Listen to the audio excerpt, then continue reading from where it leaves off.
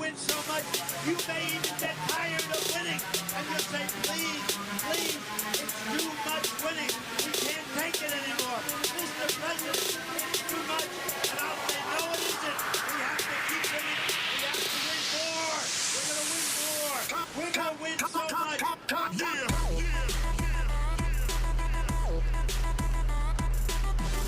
Please, please, it's too much winning. We can't take it anymore.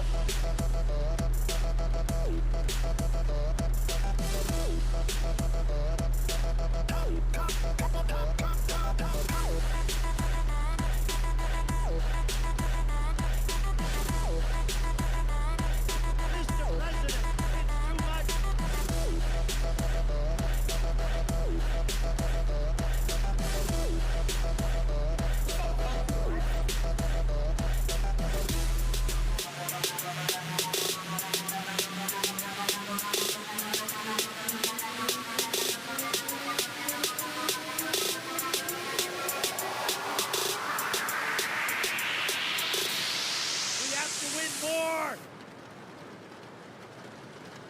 Let's run it back. You're going to win so much, you may even get tired of winning.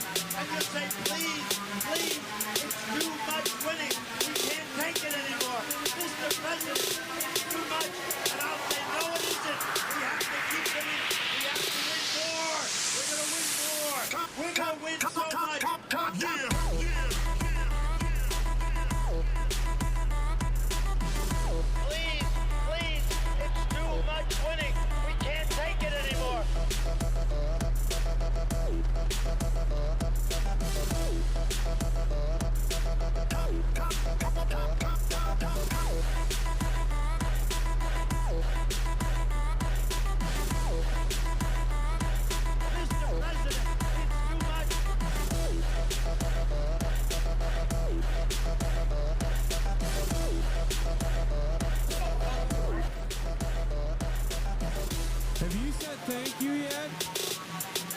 Because I'm not hearing thank you.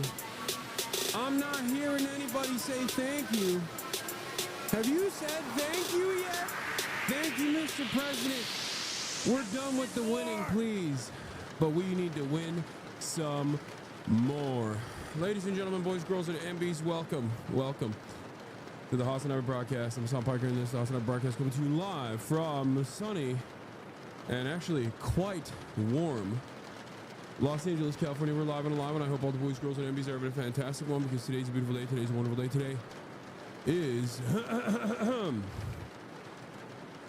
a very special day. Is it because the market's tanking, the market's crashing, and we will inevitably bring about the anti-capitalist, socialist, full luxury, automated, gay space, communist utopia, because the contradictions are finally coming to a close? Is that the reason why I'm so excited?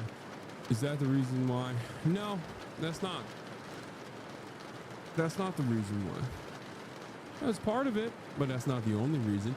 Hasan, you might say, is because, you know, we are liberating ourselves from currency and the necessity for having it, or just the debanking that's taking place by force. Is that necessarily the reason why you're excited? And I will say no. The reasons as to why I'm excited are why I'm excited every single time. It's Friday then. That's right, ladies and gentlemen. Sunday, what? It's freaking Friday. It's Liberation Friday. It's Black Friday, but not in like a cool, I'm going to go buy PlayStation 5 type of deal. It's the other Black Friday where you never get to have commodities ever again. But I digress. We will enjoy it regardless, because thank a union, thank a labor union for being able to take some time off and enjoy yourself. If you like the 5-day work week, thank a labor union. Let me tell you right now. Let me tell you. It's Financial Free Fall Friday, baby. Stock plunges day 2. Are we going into a depression? Is it a recession and then a depression? Who knows?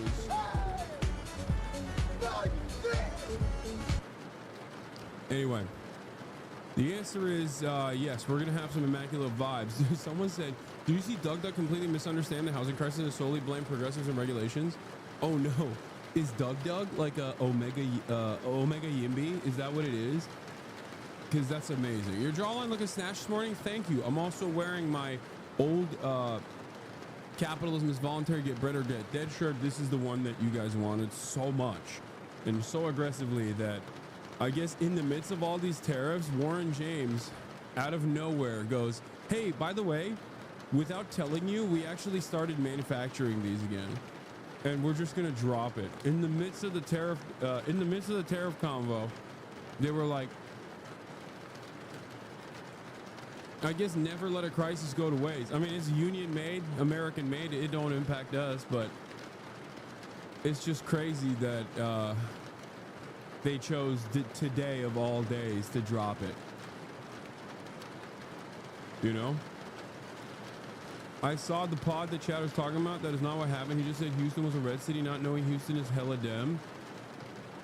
Oh, I don't know what you guys are talking about, but when I hear someone immediately blame like zoning restrictions, I mean, which are to be blamed, by the way. That's not, make no mistake. I'm not like saying that there aren't bad regulations when it comes to housing, but when I hear someone specifically talk about that and then just like keep the issue at like progressive legislation or whatever, when it comes to housing, like not solving the housing crisis, I think it freaks me out a little bit. It worries me a little bit. Anyway, Houston Mansion 713, hold it down. Hold it down. Houston, Atlanta, Vegas. Okay. Folks, I'm Hasan Parker. This is Hasanabi broadcast coming to you live from sunny California, Los Angeles, where this is part of the broadcast where I tell you about my personal news about what's going on in the world of Hasanabi Piker. Obviously, it's a very dynamic day. It is a very dynamic. He basically read the abundance book. Okay, whatever. It's a very dynamic day. It's a very crazy day. We obviously got a lot going on in the world. I'm going to be talking about all of that and more. But personal news wise, I didn't really do much last night. I didn't really do much at all. As a matter of fact, hung out with Papa And that's pretty much it. He's just been like going over all of the boxes and stuff that I have all around the house and just like going crazy mode on these boxes. He's going on a tear. He's like cleaning the house up crazy style. And before people freak out about that, yes, he is quite literally a college professor. He's done consulting work his whole life. He used to be a holdings manager. He's a fucking lobbyist for the Turkish government for one of the largest companies on the planet. And yes, he still fucking cleans my goddamn house. I don't even ask him. I'm like, Dad, you're 60. Don't do this. And he's like, no, I'm gonna do it. Okay? So before people misunderstand this concept, because you might be thinking like, you know, my dad ain't shit. He don't do nothing for me like that. This is how Turkish families are like, I think, or specifically my family. You know, they're just this is how it is. Yeah, clean your room, son. Yeah, tariff affecting Switch 2 prices. Will this radicalize the gamer population? No, because they're stupid. Gamers are stupid. They deserve less. As a matter of fact, you just gave me a fat W. Anything that makes gamers sad, I'm happy for. I'm just kidding. I know a lot of you guys like Nintendo Switch. I like Nintendo Switch. Yes. But we'll get into all of that. Also, I gotta order some stuff. I keep Googling how to become white Chinese. You will never be white Chinese. Only I get to have that honor. Okay? I'm already white Chinese, baby. My last name being Uyghur on my mother's maiden side. Like, I'm already white Chinese. There's nothing more white Chinese than a dude in Xinjiang, you know? The guy's phone is ringing like crazy. Anyway. What about Brace? I mean, technically he's an honorary, he is the honorary white Chinese guy. Like, what is this? Hasan, are tariffs going to affect the economy? Are you kidding me? No. Are tariffs, babe, you're getting shadow banned? No, I'm not. I don't know why people always say this. I do not know why people go, oh, you're shadow banned. Why am I shadow banned? It's because you couldn't find me or something today.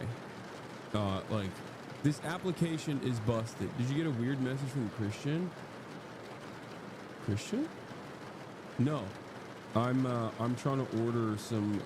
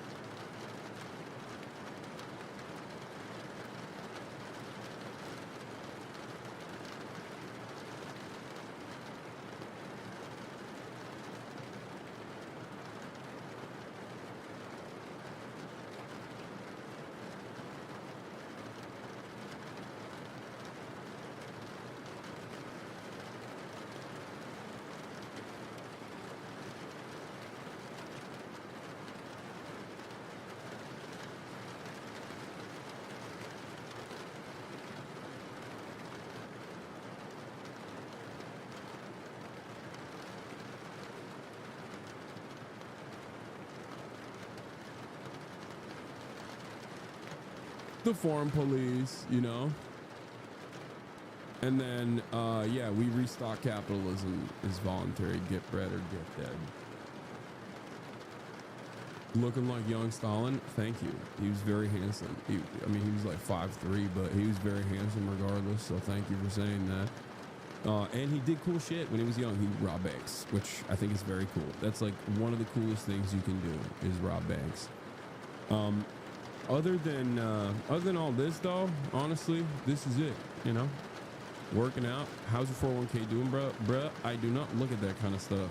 I'm gonna tell you right now. Okay.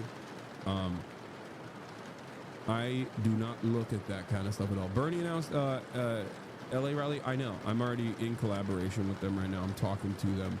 I want to do something when he's out here. Hopefully, if he has more time. I don't know. I just like, I can't in good conscience let Lex Fridman have like an 8-hour sit down with Bernie and me have like 10 minutes. You know what I mean? Like that's what I think about all the time.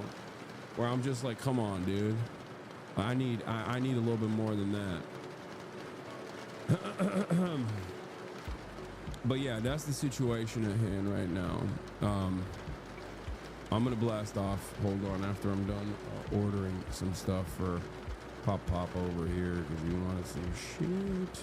Hold on. Baba, özel olarak ne istiyorsun? Clorox özel mi onlar? Ne onlar? Yoksa yani onları gösteriyorsun da all purpose mı, cleaner mı, bleach mi, ne?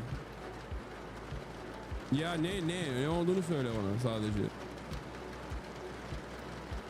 Göster. Ha, all purpose. Diğerleri de mi all purpose? Aha, bleach. Okay. Okay. Boş ver be. Tamam. Aldım.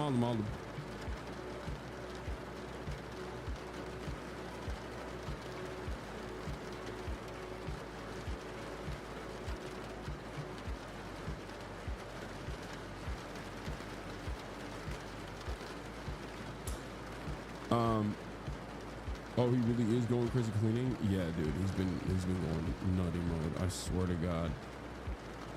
Ne istiyorsun? Ne alayım daha? It's not over. We got more. Okay. Oh, come on. Hold on. Come on.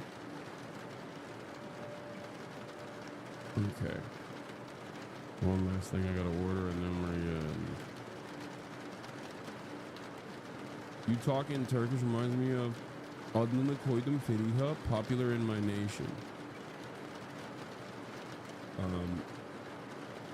Just your dad to come over and clean in my place too, please and thank you. No, I will not be asking him that. He's worried. Panic cleaning in the spring. Relatable. I mean, dude, it actually does feel like spring today, but not that much. Oh no,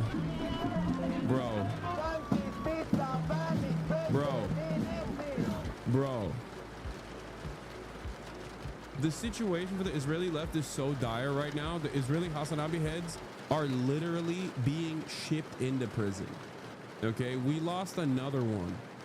How's Israel just wants my numbers to go down so bad that the fucking genocidal apartheid state has decided to basically jail all of the Hasanabi heads in here. Okay, we lost another Hasanabi head. She is now in Israeli prison for refusing to serve and becoming a conscientious objector. This is unacceptable. But yeah, all jokes aside, we'll talk about all of that. We'll talk about all of that and more.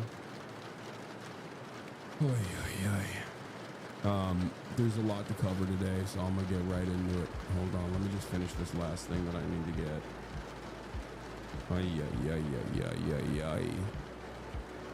But yeah, it's Friday. We'll do some fun vibes overall. We'll do fun vibes overall. That's what we'll do. Don't worry, but we got a lot of news to cover. Obviously, the crisis and the collapse of the American economy, perhaps the global economy in general. This is something that we must talk about, of course, but we'll do some fun stuff as well. I might play Kingdom Come, finally do the gay sex mission. on Kingdom Come today, because like I've played it all the way to the end basically, and now you can, I've been worried about like accidentally playing the gay sex part off stream, and if I do that off stream, then it's gay, you know what I mean? Then like I'm gay. But if I do it on stream and you guys hold my hand through the process, then it's like, oh, it's for content. It's not gay. You know what I mean? Are you going to DC, Hassan? Man, it's in the title, man. It's in the title. This is why many of you need Islam, okay? Because in the words, the first verse in the Quran is to read, okay? Is urging you to read. In the name of Allah, read, okay? That's why you need the Quran. That's why you need Islam in your life. You need to revert, bro. All of you need to revert right now. Say the Shahada. Say the Shahada right now and revert to Islam, because honestly, many of you need to learn how to read first and then start reading as well.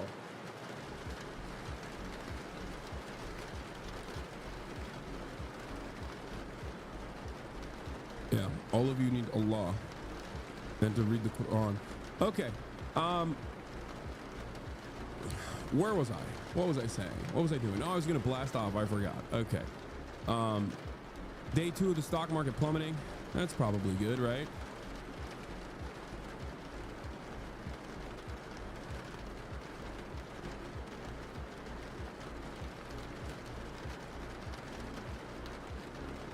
Is this good? Nintendo confirms tariff hit. Will the MAGA gamers suffer? What else? Banger video on right to return from Bad Empanada. Please stop winning. We're winning so much, Mr. President. I don't want to win any longer. TikTok stay of execution. Hey, where are you going?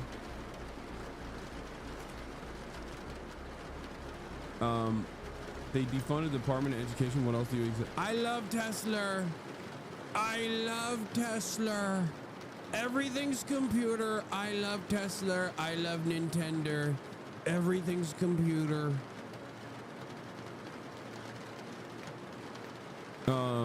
What else was I gonna say? Yeah, there's just a lot going on. Just get in now. DC tomorrow.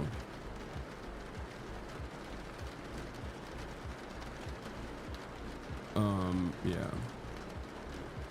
TikTok got a stay of execution for 75 days. They banned government workers from dating Chinese people. Yeah, I know. I saw that. Which is really fucked up, dude. Really messed up. It's like targeting Eric Swalwell directly. Taking the PJ, yes. My private jet that I own with my billions of dollars. I shorted the market, and I just want to say, guys, I'm sorry. You know, I had to use all of the knowledge that I have over the comings and goings. And yeah, day of liberation, I shorted the market big, okay? And yeah, maybe I made a couple billion off of that. They're calling it the big short. They're calling it the biggest short. Yeah, how else am I going to feed my crippling Quaaludes addiction? They don't even sell the good ones anymore. They don't make them anymore since the 90s. So it's like really difficult for me to get the 90s style Quaaludes. And therefore I have to make billions of dollars, and I have to do the big short. Sorry. That's right. I invested, and I invested big, and then I'm going to buy the dip. Buy the dip. Buy the dip. Ladies and gentlemen, buy the dip. That's right. I shorted the market 17% up in my 401k. Thanks. Yeah. I can't believe you shorted 500M and made $1 billion. That's right. I did do that because I got motion like that. I got motion that's worth the entirety of the ocean, if you know what I mean. Yeah, you already bought up all the Zins. There's no dip left to buy. Low key, I did go to one of my smoke shops that I go to every now and then to get like fat stacks of Zins, and they had these like, it just looked diminished. right? When I walked in and I was like, did the tariffs already start? What the fuck is going on? And he's like, nah, dude, Los Angeles County came in and, you know, we're not allowed to sell tobacco products for the month. Yeah, they got hit. They got hit by the Gestapo. Gruesome Governor Gavin Newsom of California Oblast came after one of my smoke shops where I can purchase flavored zins because he just doesn't want me to have fun, I guess. I guess he wants me to kill myself, and that's it. That's the reality of the matter, okay? I see you, Gavin. You don't want me on your podcast. You want to take away my fucking zins. This is a personal slight against me. God damn it, we're living in California. What the hell is going on? Everyone, what the hell's going on? The people must rise up in arms against the gruesome governor of California Oblast, gruesome Governor Gavin Newsom, because we need our zins back. Okay, we need. Look at your friend. What is this? Okay, big hater Gavin with the hair helmet. One of my boys' shops got raided for the same thing a bit ago. Lol. Yeah, it's messed up, dude. It's messed up. It's messed up. Anyway, you know what else is messed up? The economy. You know what else is also messed up on top of the economy? The fact that gamers are not going to be able to get their treats, specifically Nintendo.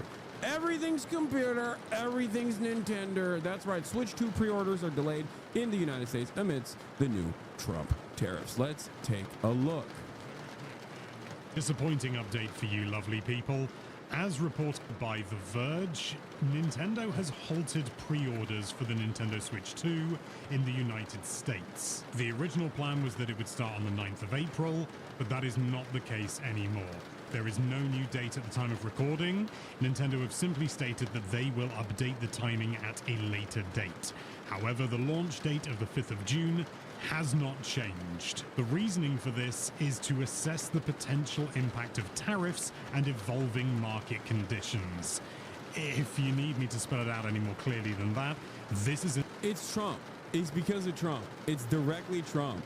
And it's so undeniably Donald Trump's insane actions that, like, gamers cannot even point the finger at Brandon, which is the saddest part of this, because normally, at the very least, you could be like, oh, this is somehow Brandon's fault.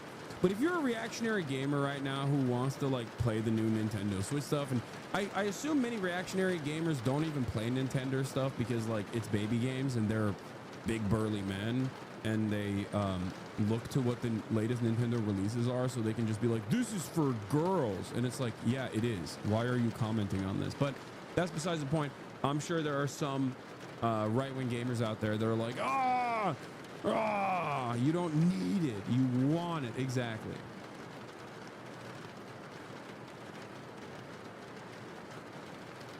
So, for me, I'm a Steam Deck boy anyway. And would you say it's safe to visit America right now? British Muslim woman? I don't know. I don't want to say anything. But yeah, for all the Christian gamers out there that want to play family-friendly games and stuff, get wrecked. You're not going to be able to do that, and it is directly because of Denalde.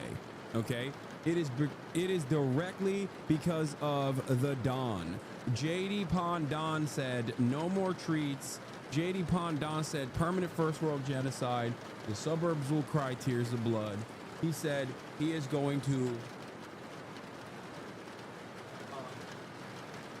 He is going to disrupt the commodity production piece by piece and rebuild it in the most spectacular fashion. He's going to do it all. That's my GOAT. That's my king. No more games, no more treats, ladies and gentlemen. In response to the recent tariffs that have been put in place by the US government. What this boils down to is because of these recent tariffs, the Nintendo Switch 2 may not launch at the previously listed price of $449.99. Nintendo had also previously announced that the Switch 2 would be able to pre-order from their own website starting on the 8th of May, but it is not clear whether this date has been affected or not. We'll have a full list of sources in the description down below if you want to read more into this. For now, though, I'll leave. Yeah, JD Pondon, Degrowth Don, you don't need the treats, you fucking treat Larites Don. He is he is Maoist. He's a Maoist third worldist, and that's what it is. He said, no more free trade. Free trade is not so free. After all, it's called unequal exchange. And that's right. For far too long, we have toiled. We have exploited the global south. We will put an end to this. We will exploit our own labor class instead. No more labor aristocracy. The American soil will be toiled by the peasantry. That's right, I'm bringing the peasants back. Although America never had peasants, we're bringing it back. I looked at all the countries with peasants and I saw they've done wonderful things. I love my big, beautiful peasants. Leave you to it. Cheers. Yeah, political power grows out of the barrel of a tariff. Never forget, the suburbs surround the cities.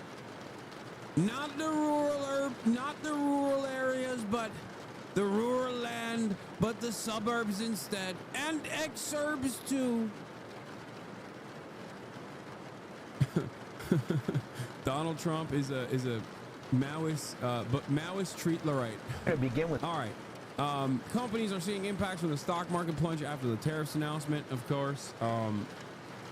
Welcome to DC. Our food is better than LA's food. That is an insane statement. I have been to DC. DC, I feel like, is notorious for having... what? DC is notorious for having the worst food out of, like, all of the major cities. That's crazy. Like, you could say that about Chicago, right? Chicago, higher density of Michelin star restaurants than Los Angeles. You could say that about New York. That's competitive. But it's crazy to... It's just funny to think, like, DC has any stay here. Any say in, like, the food game. All right. With fallout from President Trump's trade war, his tariffs sent shockwaves through the market. Stocks had their biggest one-day loss in 5 years. It's been since the pandemic. More than $3 trillion of value was wiped out. The worst one-day losses for the S&P and 500 and the NASDAQ since 2020. Of course, concerns are growing about the impact on businesses and consumers. Trevor Alt is on Wall Street with the latest. Good morning, Trevor. Good morning, George. And this harsh drop in the markets is only fueling fears of a potential recession.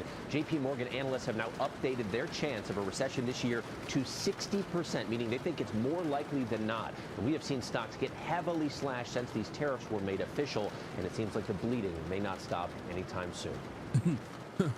Please, Mr. President, the bleeding is too much. I will say you will keep bleeding. You'll say so much winning. You'll say, Mr. President, please, no more winning. I'll say, no, we're gonna keep winning. This morning, the widespread fallout from President Trump's sweeping tariffs. The stock market losing $2.5 trillion in value Thursday. Bro, by the way, look, I'm not one of these, like, anarchist style lefties, Tariffs. okay? The stock market. But the money is so fake. I'm sorry. I'm done with this whole bullshit, okay? It's so fucking made up. Dude. It is money is the most made up thing. Money, throughout the history of mankind, money has never been as made up as it is right now. Okay? $2.5 trillion in value wiped out overnight, and your day is the same. If money was real, if this was real, people would be killing themselves. People would be literally grabbing the pitchforks to murder one another with pitchforks.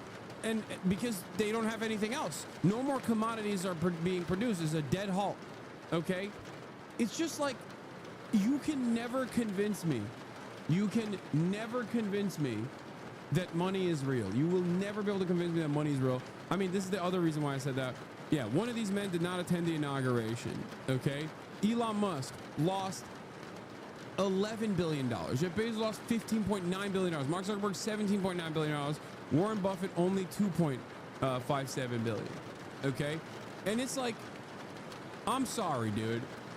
that's just nothing. That's not real. We need to stop this. We need to stop.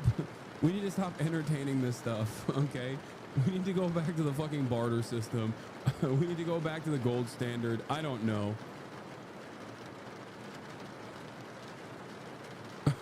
It's just something different. Okay.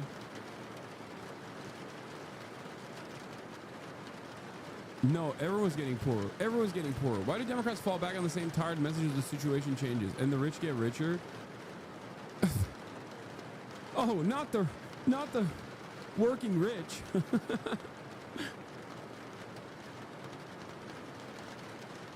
To the many investors coming into the United States and investing massive amounts of money, my policies will never change. This is a great time to get rich, richer than ever before. Yeah. And Chuck Schumer said, and the rich get richer. And Josh Barrow said, no. It's a fire sale for billionaires. What are these people smoking? Not yet.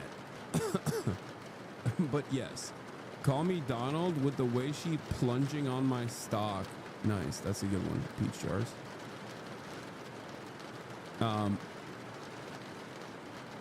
Yeah, I suspect that Chuck Schumer is talking about, yes, the tax cuts that are incoming, or even the fact that like this presents an opportunity for wealthy people who will now consolidate even further, engage in even further consolidation of wealth. So this is the best edit yet. I watched this. Yeah, I watched this earlier. You may even get tired of winning. You say, please, it's too much winning. We can't take it anymore. Mr. President, it's too much.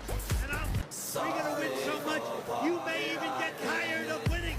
And you say, please, it's too much winning. But it was also yo, low key, a lot of you guys in this chat, okay, are middle class, you're working a fucking job, you're not at the age where you're even like thinking about your retirement, but you're looking at your 401k and it's like bleeding, right? This also kind of goes back to the idea that I'm talking about here, about money being fake, where it's like your life was already shit and now your future is shit, right? Like in the future, you suspect it'll be more shit. That's the only thing that changed. Like your life as of this moment has not gotten significantly worse. It probably will as a consequence of people's purchasing power diminishing, and then companies engaging in layoffs, and which will then obviously make the situation even less manageable. All of these things are slated to happen in the future, but it's like there's not even a bank run taking place. You know what I mean? Like it's just all designed in a way where this shit is freaking fake, dude. I woke up and jacked off exactly the same as last week. Is consolidation of wealth really what's happening? I feel like there's easier ways for the president of America to do that.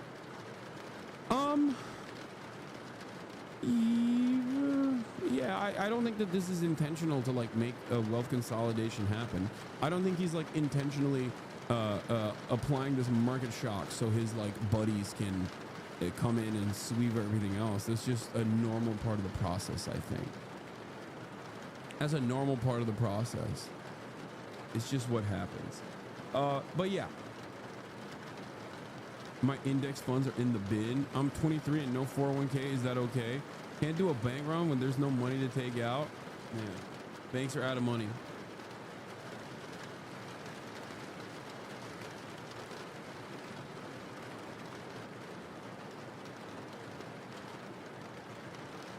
The comments here had me really sad the other day. What is this? Something is very wrong with America. Elderly servers in her 70s and she can hardly walk. The table next to this woman asked why she was still working, and she said she only makes $910 a month on Social Security, and she has to still work because her bills exceed $910 a month. Yeah, let's help her retire. $250,000 raised so far. Yeah, this is it, dude. This is the future. The future is like one lucky member of the peasant class, one lucky member of the peasantry will get the rest of the peasantry to raise funds so they can actually retire in a normal, with like normal finances, as opposed to a government-funded initiative that will allow everyone to have that same opportunity. It's fantastic. We can feel good about it too. Yeah, the GoFundMe-fication of social safety nets is crazy.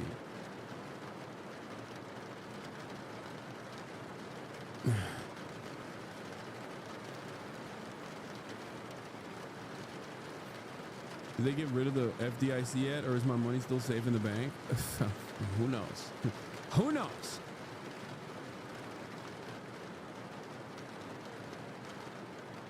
Well, yeah, things are not great, to say the least. I mean, this is the Hamas logo, okay? The New York Stock Exchange is Hamas. Donald Trump is Hamas, okay? Ironically, he did a BDS on Israel. He is doing Hamas shit. He is doing Hamas to the American stock market, the America stock market. Losing $2.5 trillion in value Thursday. Yeah, 6% is the latest number that we're at. As of 6 minutes ago, SPX index down almost 6%. Holy baloney. God damn. You're seemingly in a good mood today. The vibes are immaculate, brother. Yeah. I'm just doing me. I'm focusing on me shit. You know what I mean? It's just, that's part of it. You know, I'm working out. The weather is nice. I have to maintain a positive, cheerful attitude. The worst single-day plunge since the pandemic lockdowns 5 years ago. Multinational corporations with manufacturing in Asia, like Apple, tumbling more than 9%. Dell, Best Buy, and Nike dropping around 15% or more. And now, as more tariffs are set to go into effect at midnight, many companies are already I think there's reeling. something very funny about Donald Trump getting his experts to compile this like 200-page foreign trade barriers, estimation report, and then not using those foreign trade barriers that were calculated in the actual calculation, because the actual calculation is much simpler. Which also is a story from Washington Post. Scoop from Jeff Stein. President Trump personally selected the now widely mocked formula for determining the country's specific tariffs from a menu of options, multiple sources say. Numerous Trump aides at NEC, CEA, Commerce, USTR had 4 weeks been working, crafting country-specific tariffs that took into account a broad range of tariff and non-tariff barriers. Several sources said more sophisticated approaches had been developed. It's actually not that hard to develop a more sophisticated approach. Doing nothing would probably be a more sophisticated approach to, as opposed to what Trump did. So, like literally, if they were just like, "Hey, Mr. President, how about we don't do anything?" If that was the approach that he took, that would be more sophisticated. They didn't do that. They took the least sophisticated route, which is all of those trade barriers that are in that booklet are irrelevant to the calculation here. The calculation here is entirely done by looking at the deficit, okay? Looking at the trade deficit and deciding on the arbitrary designation of how much tariffs these countries have applied to us. Oh, I'm sorry, do you not want to purchase our F-150s because they don't fit in your fucking roads? Guess what, dude? Sucks to suck. You're not buying enough from us. Okay, Madagascar. Why are you not getting our gas cars? That's a trade deficit. That's a tariff. We've decided a trade deficit is a tariff. And that's precisely how we're going to operate going forward. Okay? Yeah, Madagascar. How about gas cars? Okay, specifically Ford. Okay, or Chevy, or one of them.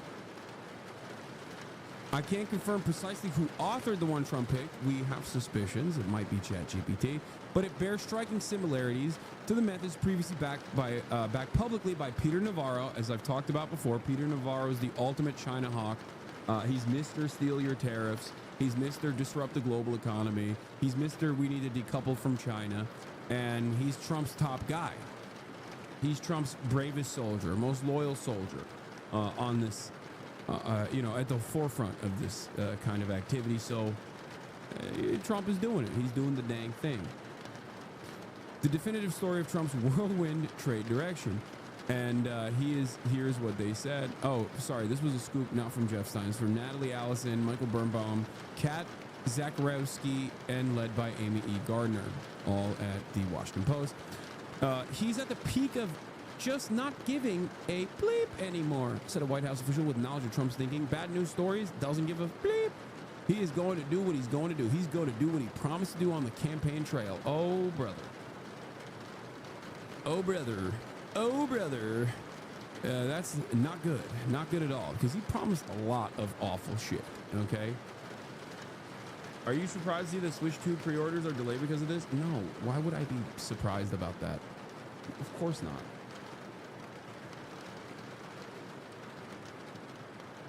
The random Twitter user who figured this out an hour after the announcement and you doubt it is vindicated? Absolutely. I apologize to that Twitter user. It just... I still was operating on the old boundaries and the old ways of thinking, which is that sounds entirely too simple-minded. And I'm sorry, that 2 days ago,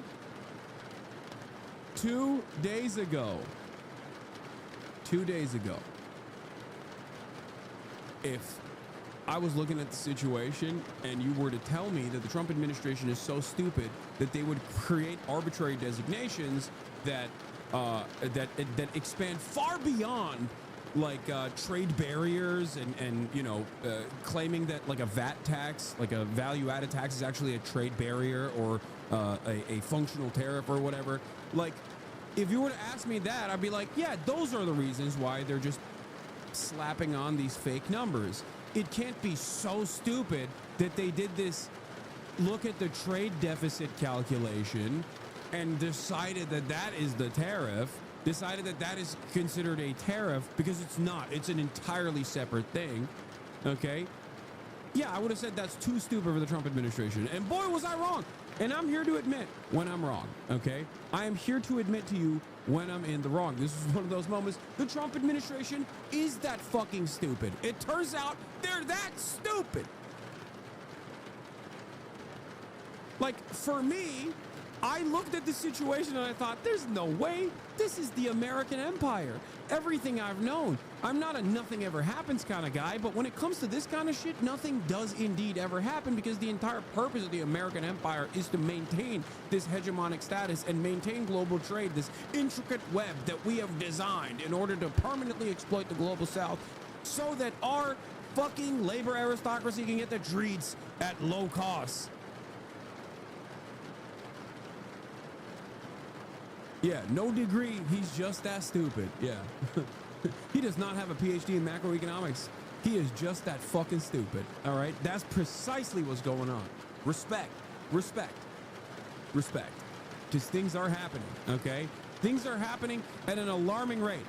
Things are happening so goddamn hard that the nothing ever happens guys are going, oh my God, things are finally happening. Holy fuck, we were so wrong. Now, the reason why they're saying that is because, as I maintain this position, things are happening all the fucking time, all around the world. It just never comes back here. It never comes back here to happen to you in your neighborhood. It doesn't hurt the suburbs of Connecticut. Things don't happen there. Things are happening in Guatemala. Things are happening in Yemen. Things are happening in Gaza. It's just things are not happening in, you know, Idaho. And finally, things are happening in Idaho, it seems. And yeah, interesting stuff. Very cool, very interesting, cool zone shit that's going on in the United States of America. Holy baloney. Affected midnight, many companies are already reeling. Restoration Hardware stock plummeted 40%. The CEO reacting in real time on an earnings call. Oh, really? Oh, okay. I just looked at the screen. No, is this good? Oh, really? Oh, okay. I just looked at the screen. I hadn't looked at it. You know, it got hit when I think the tariff came out. Economic anxieties are also rippling through the auto industry, now facing... Dude. The photos coming from the New York Stock Exchange floor yesterday are insane. there is a little bit of catharsis here. I'm sorry. Like, there is a moment of vindication, I think, for people like myself, because we look at like how heavily financialized our global marketplace is, and the ramifications of that are so severe. So when you look at like all the loyal peons that have upheld this system, and you watch them in shock, in true utter horror, that like one singular baboon-brained dipshit can just destroy everything for them in ways that they never could have comprehended, coming from not left field but right field. All of a sudden there's like a moment of catharsis, like where you're like, well, you know, how about you guys feel this a little bit? You know what I mean? How about you fucking feel this pain a little bit? Because for the average American, this is a daily part of the problem. Now, of course, the way that the stock market works, obviously the gains are privatized and the losses are socialized. So like, you're fucked way harder than everybody else. Make no mistake. But I think like, it's almost like a Luigi Mangione moment. I feel like Donald Trump is the Luigi Mangione of finance a little bit, where he just basically domed the stock market, and Americans were like, well, yeah, my 401k is done, but also like there's a little bit of catharsis, I think. Like, I don't know, maybe I'm reading it incorrectly, maybe I'm wrong, but at least like amongst normie people that I talk to, it does kind of feel like everything is really messed up, isn't it, huh? Oh well, because their shit is already fucked. You know what I mean?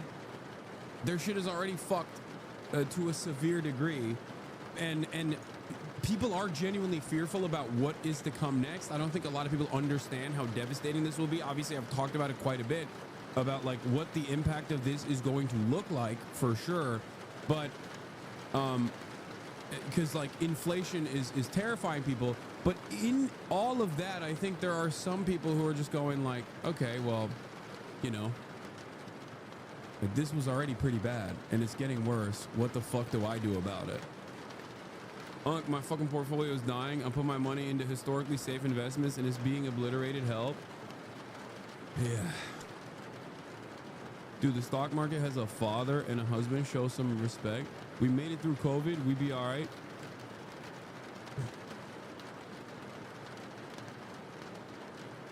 Like, it is such a wild set of circumstances that has unfolded. It is such a wild situation ahead of us that the New York Times is talking about maybe these international manufacturing hubs will actually lower their prices to make sure that the American public doesn't eat too much of that cost. There will always be a price increase. Tariffs means automatic price increases, but maybe the suffering will be a little bit less. Maybe the suffering will be a little bit less. Now, the other side of the story is that if you want to fix that trade deficit, if you're the United States of America and you're the consumption engine of the global economy, it's going to be quite difficult for you to turn that around. Like, what are you supposed to do? What are the people of Madagascar supposed to do? What are the people in Cambodia supposed to do? Are they supposed to just like purchase whatever the fuck we make here? Like, I don't understand. That's truly a thing that I'm having a hard time coming to terms with, because like it seems like he wants to, one, bring manufacturing back to the United States of America without actually fucking building the infrastructure to do that, which is psychotic. It's not gonna fucking happen.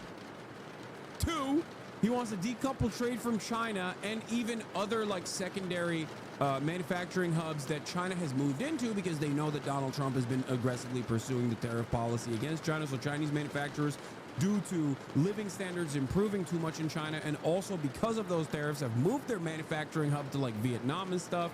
And they are fucking Vietnam over as a consequence of that as well. America's doing that.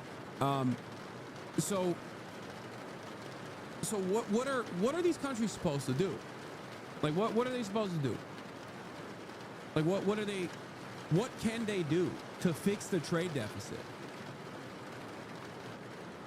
Because as it stands, we don't have the manufacturing power. We do not have the manufacturing power right now. So even if for Donald Trump, in his perfect vision, for Donald Trump's perfect vision to become reality, America would need to overnight open up endless factories, facilities with incredible amounts of foreign capital and investment coming in, right? And not like Hyundai facilities, because like Hyundai has opened up facilities, but they're not technically made in America. So like he wants to take that out as well. Like he wants all of these other companies to basically go away, to not be able to sell to the United States of America. And then he wants those countries to purchase from us. But we don't have supplies. We don't have the facilities. We don't have the infrastructure as it stands. So even if you fucking built the infrastructure overnight, which is impossible, it's physically impossible, it's not gonna fucking happen, then what? Then what? We just start manufacturing all this stuff and they have to buy it at our price point? Like, how that expectation is so stupid. Everything that I'm talking about would require, at least in the most expeditious manner, Chinese style, command economy, central planning style, eminent domain shit, moving the labor force around aggressively without any sort of political repercussions.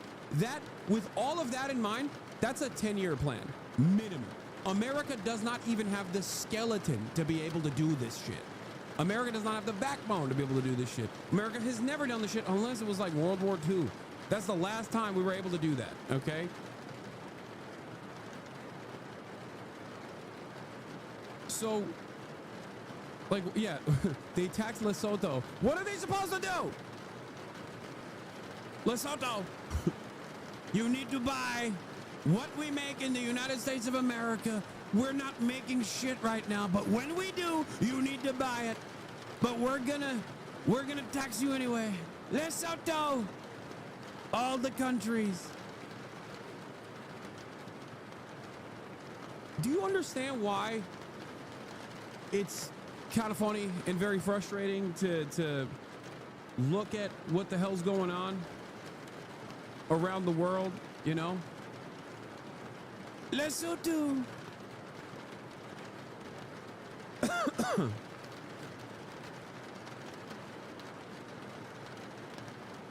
We don't have the industrial base as it stands.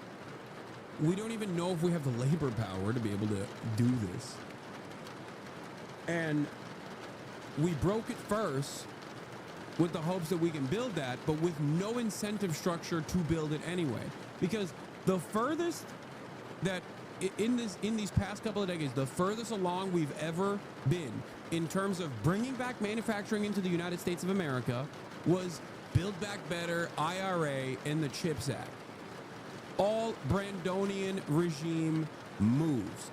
And that was a day late and $1 too short to begin with, because that was done within the confines of neoliberalism. Trump is not even doing that. Trump is not even doing that at all. He's just breaking it with no intention, seemingly, of fixing it at all in the aftermath.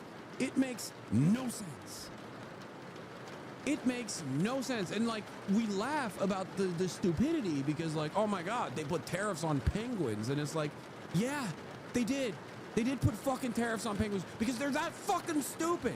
It just, and not only are they that stupid, they're not even trying to shelter you from their stupidity. They're like, yeah, we're this fucking stupid. What are you gonna do about it? Yeah, I'm the dumbest guy you know. I'm the biggest dumbass you've ever met. And what the fuck are you gonna do about it? All the other dumbasses voted for me and I'm gonna fucking do this shit. Sucks to suck. That's the situation in front of us right now. That's where we're at. Okay, let's do a little bit of hogwash because I want to see some of these. I want to see some of these hogs defend the tariffs. Okay. People understood the tariffs that President Trump is implementing. I wish more people knew what kind of freedom that's going to give the American people. Woo! President Trump is trying to use these tariffs to get rid of taxes. And I'm telling you guys, he is very smart.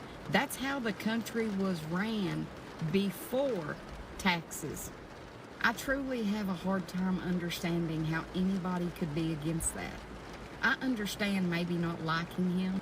I like that this is somehow good for her. Like, in her mind, she thinks this is good for her. Oh my God, we are so stupid. Oh my God. That is the scariest part of this equation. The scariest part of the complete collapse of the global economy, outside of all of that, is the idea that Donald Trump is going to somehow make up a shortfall for gutting income taxes in its fucking entirety, okay, which is like the last remaining progressive form of taxation that doesn't overwhelmingly burden individuals in the working poor, in the working class, as opposed to the wealthiest people in society. That's the one type of progressive taxation that remains, and it's already far too little in comparison to what it should be at, okay? And these people are going, hell yeah, no more taxes. It's going to be so much better. It's like, listen to me. Listen to me very carefully, okay? Tariffs will not be able to make up for the lack of income taxes. Part of the reason why it won't be able to is because, let's say, 30% of your salary is back in your pocket, okay? None of the programs that it funds at the state level will exist anymore. How do you build the fucking roads? How do you pay for the school? How do you pay for anything?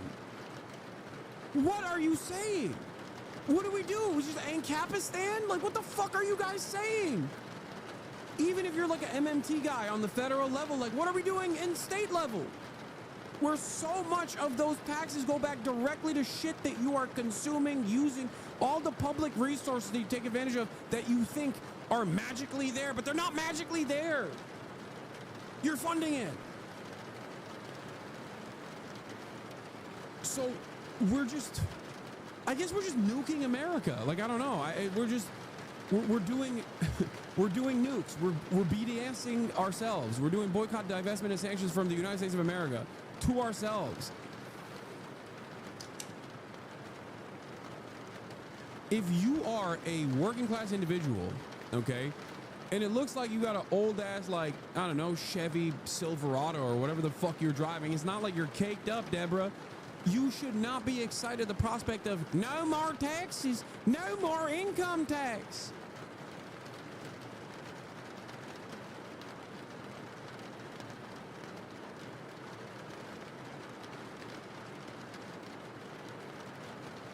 Oh.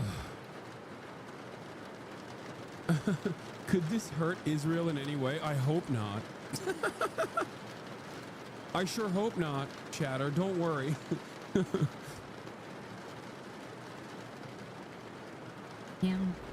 But who could be against getting rid of taxes? Who is against having more money in your pocket? The only people that could be against that are the people who has truly never paid taxes. Before you complain... Brilliant. Yeah. Yeah. Only people... Well, let me tell you, okay? Listen, Deborah. I pay more taxes living in the communist nation state of California than you have in your entire life. I pay more taxes in 1 year than you do in your entire life. You've paid in your entire fucking life. Let me tell you something, okay? Let me tell you something. As someone who does that, it is my patriotic duty to do so, even though most of it still goes to Israel. Not most of it, but you know what I mean. Even though a lot of it goes to the police force, which is the domestic military force, and a lot of it goes to military R&D. I understand that even if in the margins there's like some of the funds that finally go to the fucking schools, then it's worth it. And I wish we could restructure the way that we do our expenditures, both at the state level, both at the local level, and certainly at the federal level. But beyond that, even if a little bit of that is going back, like, it's good. That's a good thing. Okay? It's a good thing. Oh. God damn, dude. People are fucking crazy. and talk about how terrible it is, give him the opportunity to show you. I hope all you guys are having a wonderful day. It's a beautiful day here in the state of Kentucky. God. You're in Kentucky. You're in a 1997 Ford Explorer. You're never going to be able to get a new car, by the way. It's just not happening for you. And you're like, hell yeah, I love that we're not getting our taxes. Donald Trump's going to take my taxes away. Oh my God. Oh no. We are so freaking cooked, dude. We are cooked. We're cooked. Are we destined to cycle the same shit? Did this kind of disinformation occur prior to the Great Depression? Never at this like rapid clip, because there was just no way to misinform one another this fast and this successfully. 25% tariffs on of course imported Ben cars Sharpino and is going to be fucking against the tariffs. He's a classical libertarian. parts. Stellantis, the maker of Jeep, Chrysler, and Ram, announcing they're pausing production at some plants in Canada and Mexico, and also temporarily laying off 900 workers in Indiana and Michigan. In Kentucky. Oh yeah, this is the other side of it. Like when you're pummeling companies like Hyundai and stuff, who have you know, built manufacturing plants and things like that in the United States of America to hire you know, members of the U.S. workforce in an effort to get a better deal overall, to be able to enter the American marketplace overall, like, and you cut away directly at their profit margins, like they're gonna pull out. They're not gonna be like, all right, time to open up new factories. They're gonna be like, okay, well, we don't have the money. We are no longer competitive in this marketplace. So then what do you think happens? Well, then they get fired and then those factories close. So there is a likelihood that this leads to more layoffs, not less, even in the interim. Kentucky dairy farmer Terry Rowlett is bracing for his cost to jump. A lot of the equipment that we use, they come in from overseas, so that increase the amount we have to pay for our parts and so forth for our dairy. And a manager of this wine import business in San Francisco states it plainly. It's the American importer that pays the tariff, and that is an additional cost. Also, for months, we've been saying that. For a year. Since Donald Trump started talking about tariffs, I have been saying this over and over again. Tariffs are not a tax that the government, that the foreign entity pays for. Tariffs are a tax that the importer pays for, which then gets carried over to the consumer, meaning the price of your goods by the time you receive it will be higher as a direct consequence of said tariffs. I've been saying this every single fucking day, it seems like, for the past year, since Donald Trump came out and was like, tariffs are my favorite word. It's the best word in the English language. I've been explaining it over and over again. And it feels like conservatives have just not thought about this at all. Where like they don't even either hear it, they never encounter it, or when they hear this argument, they turn around and go, you're gay, libtard, shut the fuck up. You don't know what you're talking about. Tariffs are gonna make America great. Like, until the moment comes and they actually experience it, people have no way of conceptualizing information that they're receiving. This is a real crisis in education in this country. It's a real crisis of critical thinking in this fucking country. Yeah, I fucking warned you, bro, dude. I told you, bro. A critical analysis of capitalist production by Karl Marx. Edited by Frederick Engels.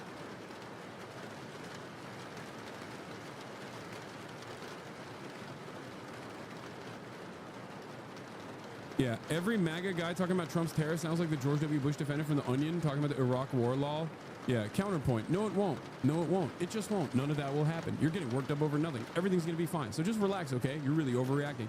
And it's really funny because I saw what I think it was Jack Posobiec's alt account and wokeness or whatever tweet about the tariffs in the funniest way possible, where even he had to concede that it's bad. Like, it's bad, but he can't fully say it's bad. So he had to turn around and fucking be like, well, you know, if it's not bad. Oh, here it is. 55,000 likes, by the way. If these tariffs end up working, nobody will ever trust the experts again. Dog, you never trusted the experts. And it's fine not to trust the experts. I don't trust the experts either. Okay? But like, you don't have to be an expert to recognize that this shit is just completely busted because you're feeling it right now. And the very fact that you're feeling it right now is the reason why you said if these tariffs end up working. As in, you also are aware that it is not working and there is a likelihood that it won't work. It is fucking awesome, okay? It is hilarious. Now, the experts have been wrong on a lot of basic predictions, okay? Of course they have been. Well, there are some experts that are not wrong, usually in the overall trend lines, like profit margins, profit rates, and their tendency to decline, for example, and what kind of consequences that might have for the political economy of the global, of the entire global web of countries cooperating with one another, constantly doing war with one another, imperialism being the final state of capitalism, that sort of thing. Those guys were right. Those experts were right. They were so fucking right. I will say that every day of the week. But yeah, our like the very narrow focus of maintaining this capitalist framework, like the experts that work within the confines of capitalist thinking, capitalist thought, capitalist dogma, if you will, yes, they're wrong all the fucking time. But having said that, in terms of the immediate impacts of tariffs, they're not wrong. They're not wrong, and Trump does have the capacity to prove them wrong. But the issue is, in order to try and prove them wrong, you would actually have to do China shit, okay?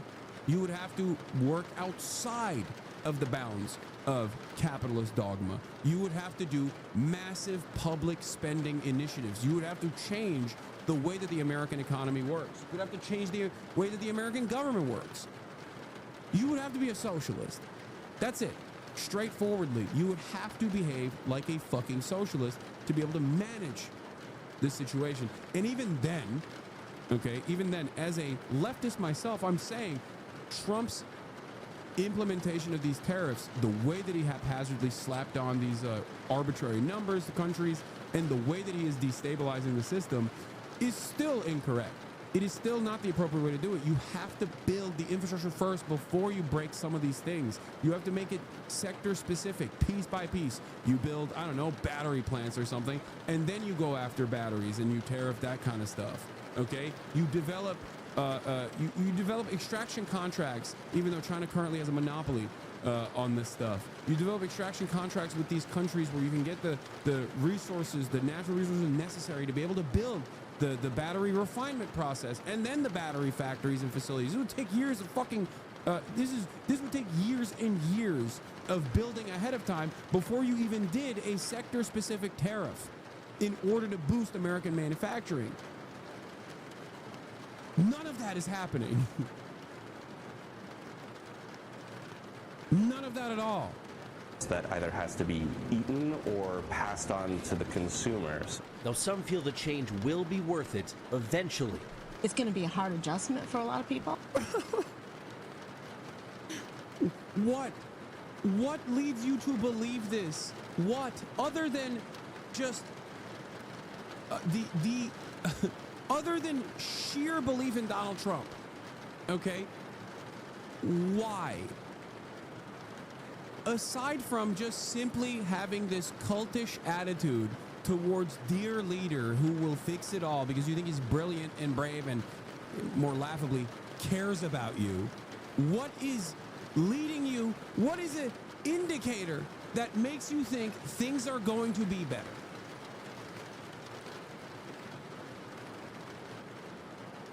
Just blind faith placed upon a fucking billionaire asshole born with a silver spoon who has demonstrably never cared about anyone but himself.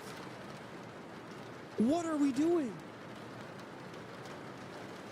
God damn, I'm jealous though. On the other side, I'm jealous because one, like I've said, tariffs in and of itself, not necessarily something I'm against. Trade protectionism, not something I'm against. I free trade and the way that it is designed is bad for the global south, and it's bad for the United States of America and the American manufacturing capabilities, as we've seen over the course of the past couple of decades. So I look to all of this, and I look to what fucking Trump is doing with envy, with resentment first and anger, but then also with envy, because he gets to do this shit, and he gets to do it in the wrong direction, not even in the right direction, and it pisses me off.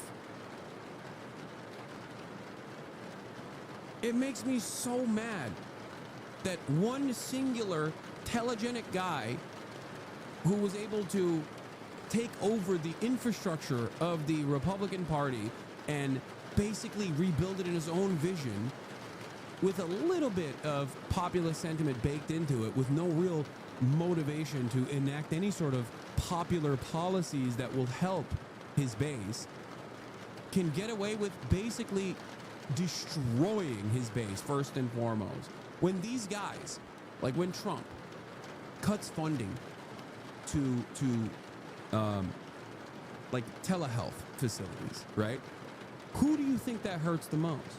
It hurts poor people, yes, but it hurts people in rural areas the most. When they talk about changing the funding mechanism for the USPS, for the U.S. Postal Service, who do you think gets fucked over in that process? They privatize the U.S. Postal Service. Who do you think doesn't get their medicine? Rural people, his fucking base. He is directly killing his base first and foremost. Same shit happened in COVID. Who died during COVID at an alarming rate? People in fucking red states that didn't believe that it was real because they said, our dear leader said it's not real. I don't care. It's not real to me, damn it. I'm never wearing a mask. No face stopper for me. Fuck you. Oh, now I'm dead. I'm never taking the vaccine. Now I'm dead. It is alarming. Oh, but I believe in Trump. And we are starting to see other nations respond to these tariffs. This morning, China has now announced in retaliation they'll be imposing an additional... Trump supporters just don't care. My stepdad got laid off as a welder in Trump's first term because of the tariffs, and his dumbass voted for him again, and still has stickers and signs everywhere. Rural Ohio moment and a type 1 diabetic son. Jesus Christ, dude.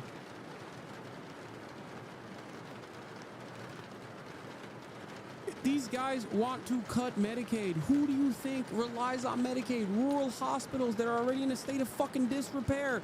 That's who relies on Medicaid. He actively is killing. He is like Pol Pot, but instead of people wearing glasses, he's just fucking killing his fans. Even these tariffs, the first industry that goes down with the tariffs is the fucking Trump MAGA merch stores. Okay? His diehard loyalists. It's fucking insane. And they don't recognize it. And the worst part is, we don't do outreach in these communities anyway. And we have no motion in these communities anyway because the Democrats can't go there and talk to them like real fucking people and be like, hey, have you noticed that shit is getting really bad for you specifically? Perhaps it's because this guy doesn't care about you, and here's how we're going to fix it. They can't even do that. They can't do that because their solution is tax cuts to the tune of $25,000 for small businesses that work in underserved neighborhoods if you were an HBCU graduate. It's like, fucking what are we doing? Like, the Democrats have dropped the ball so fucking consistently in the process that, like, these guys will just still go with the guy who's like, I hate you, I'm gonna kill you, you're gonna die 1,000 deaths. Everything you know you will lose. And these guys go, hell yeah, Mr. President, I would rather do that than fucking vote for the gay party. Additional 34% tariff on all... HVAC, Trump's big sector, is fucked to death right now, dude. Dude, look at my earlier message. I'm in the industry. Yeah, my HVAC Hasanabi heads. Hasan, today was my last day of working in the HVAC business. Everything was on fire today. They had to cancel 40 pallets of heat pumps from China. Prices are going up 75% for HVAC equipment. Luckily, I got a union job as a train conductor 2 weeks ago. Hell yeah, brother. Hell yeah, brother.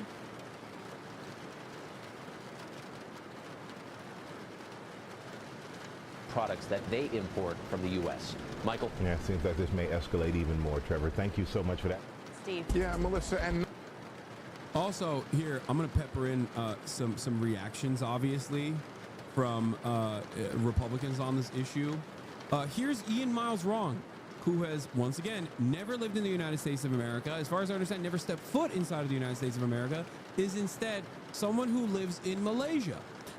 You might not recognize that though from the way he's going to talk about the Trump cuts. The Trump tariffs. Let's take a look. Wait, hold on. I'm going to start it again because I fucked up the audio. I like Trump. I think we need to know how they calculated these things and be like, oh yeah, America first. Like, we have to be educated on this. The public needs to understand why they're going to be paying more for products in certain countries. Like, why are Nike shoes going to go up by like 50%? If all Nike shoes are made in Vietnam, then the price will effectively be going up by what? 46%? So you'll be effectively paying 50% more for your shoes, for your Nikes. That's insane. This means that Americans are going to have less purchasing power, if anything. If stuff is just more expensive, then your money's worth less. I like Trump. I think we need to know how to... When he says, I think we need, I'm thinking to myself, like, what do you mean we? Because you don't live in America. You've never lived in America. You're not an American citizen. And as far as I understand, you've never stepped foot inside of the United States of America. Are you talking about the tariffs placed upon Malaysia? Is that what you're saying? Where, like, the impact on this? When he says we, he's talking about Malaysians. He's talking about the Malaysian population and the Malaysian industry. I think that's what he's talking about, right? Because you're not American. You don't live in America. I don't think this will impact you in the ways that you think it'll impact you, at least. But yeah, here, let's hear... let's take a look at what happened on CNBC earlier as well. I want to see what they're saying. I've been listening to the last 10 minutes of this show. I cannot believe what I'm listening to. I heard your last guest say if the economy shrinks, that's good. If the stock market goes down, that's good. If the housing market crashes, that's good. If there's a trade war, that's good. When did the capital class get taken over by degrowther protectionists seeking 19th century autarky? Okay, but Derek, let me just jump in for a second, because if there's one refrain we've heard from millennials over the past several years, it's that the dream is gone. They can't afford a house. Groceries are too expensive. It's only the first chapter of abundance. It's apparently the first chapter of your book. So aren't you a little surprised to hear the globalists, the pro-stock market types who are supposed to be at fault for all of this, now reading out of your book and saying we're bringing prices back down? They're crashing the economy. That's very, very different than making housing affordable. If you want affordable housing, you need a job. If you crash... Okay, here's where I disagree with Derek. Mr. Abundance, okay? He wrote the Abundance book alongside Ezra Klein. No, I think that the housing market does need to go down, and that will be a tumultuous period.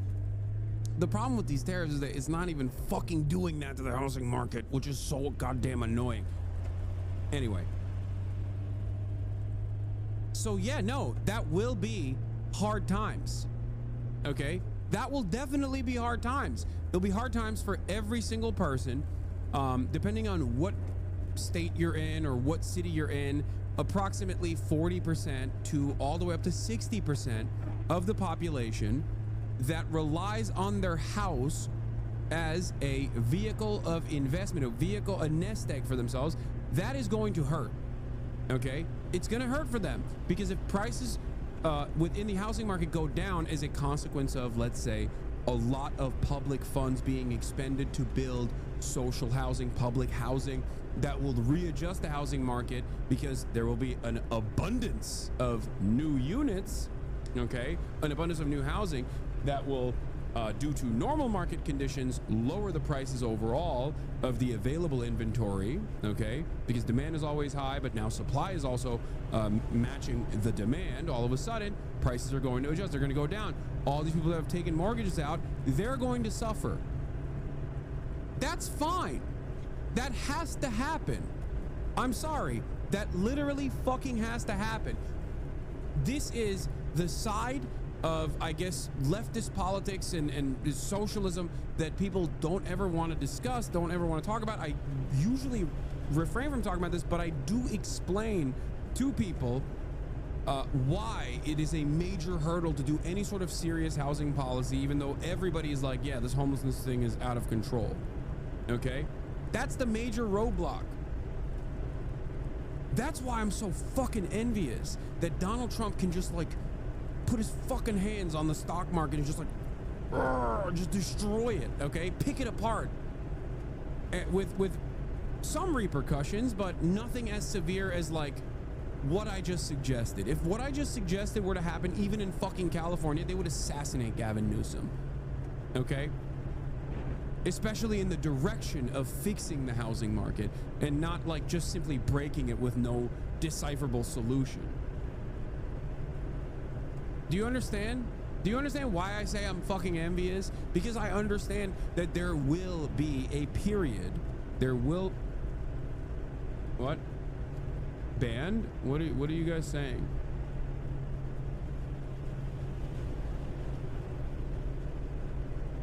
What? Why are you saying banned? No, I'm saying they would assassinate Gavin Newsom if he did something like this. That's not ban worthy, okay? Calm down.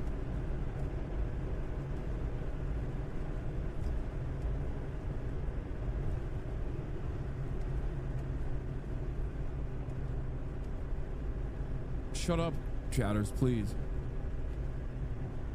Anyway. It's a hypothetical. I'm not saying that you should do this or whatever. There's not even a you should there in the same way that I phrased it with Rick Scott. Calm down.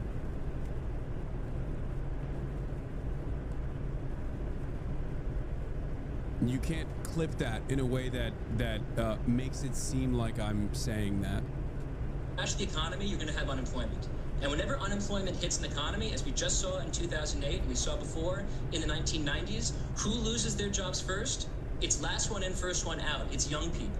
So if your job or if your plan is to crash the economy in the short term for the purpose of helping young people afford a house, you have got it totally backward. Young people need jobs, they need money, and then they need a plan to make housing affordable. Right? Donald Trump could have come into office and said, what I want to do is to make the construction of housing affordable. That means the inputs to housing. Instead, he slaps a 25% tariff. Yeah, absolutely unreal CNBC segment of DK Tom trying to patiently explain the difference between housing prices falling due to global demand crash, and housing prices falling due to supply side reforms.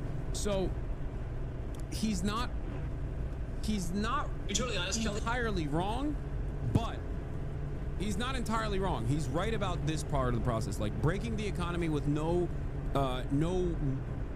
real reason in an inexplicable fashion is not even going to fucking crash the housing market, ironically enough.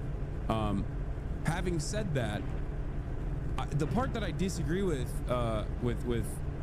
Derek Thompson on is that if you were to do a very specific policy, even in a place like California, or even in fucking Los Angeles, not even the entire state of California, but just in Los Angeles, there would be a period where housing prices would inevitably go down, which would hurt a lot of people because of the way that we have designed our finances. Because every American that owns a house, myself included, even though I don't see this as a vehicle of investment, right? I don't see this as a vehicle of investment at all, but I still had to take out a mortgage to purchase it, right? Because it's fucking impossible to buy a house with just straight cash.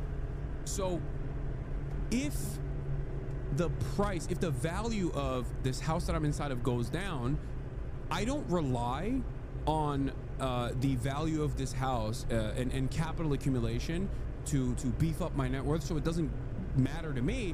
But for someone who's like 60 years old and has a house and they've taken out a second mortgage on it, all of a sudden they're paying a mortgage on something. They're paying a mortgage on a house that the value has diminished on, so they can't even fucking sell it off. So their net worth went down, right? That certainly is a instance where people will get very frustrated, and that has to happen. That literally has to happen. You cannot solve the housing market without lowering housing prices. The abundance agenda does not explain this side of the process. The abundance agenda does not I'm not using it as a vehicle of investment, but that's exactly what it is, whether or not your motives are there. Exactly. That's my point. That's my point. That's my point. That you're making my point for me. Like, I don't give a shit if my housing prices go down. I want them to go down. I want this house to be fucking worth half the price that it actually is, because that would mean that the housing market is fucking crashing, but also that means that houses will become more affordable in the process. Do you understand my point? And the only way to do that is through the government interfering in the normal market, okay? You have to do that. There is no other way out of this. Deregulation, dezoning, sure. Dezoning, especially when it comes to like single family units, that's fine. That is a necessity, absolutely. Okay, there's a finite amount of space. There's a finite amount of land, and there's a lot of demand, right?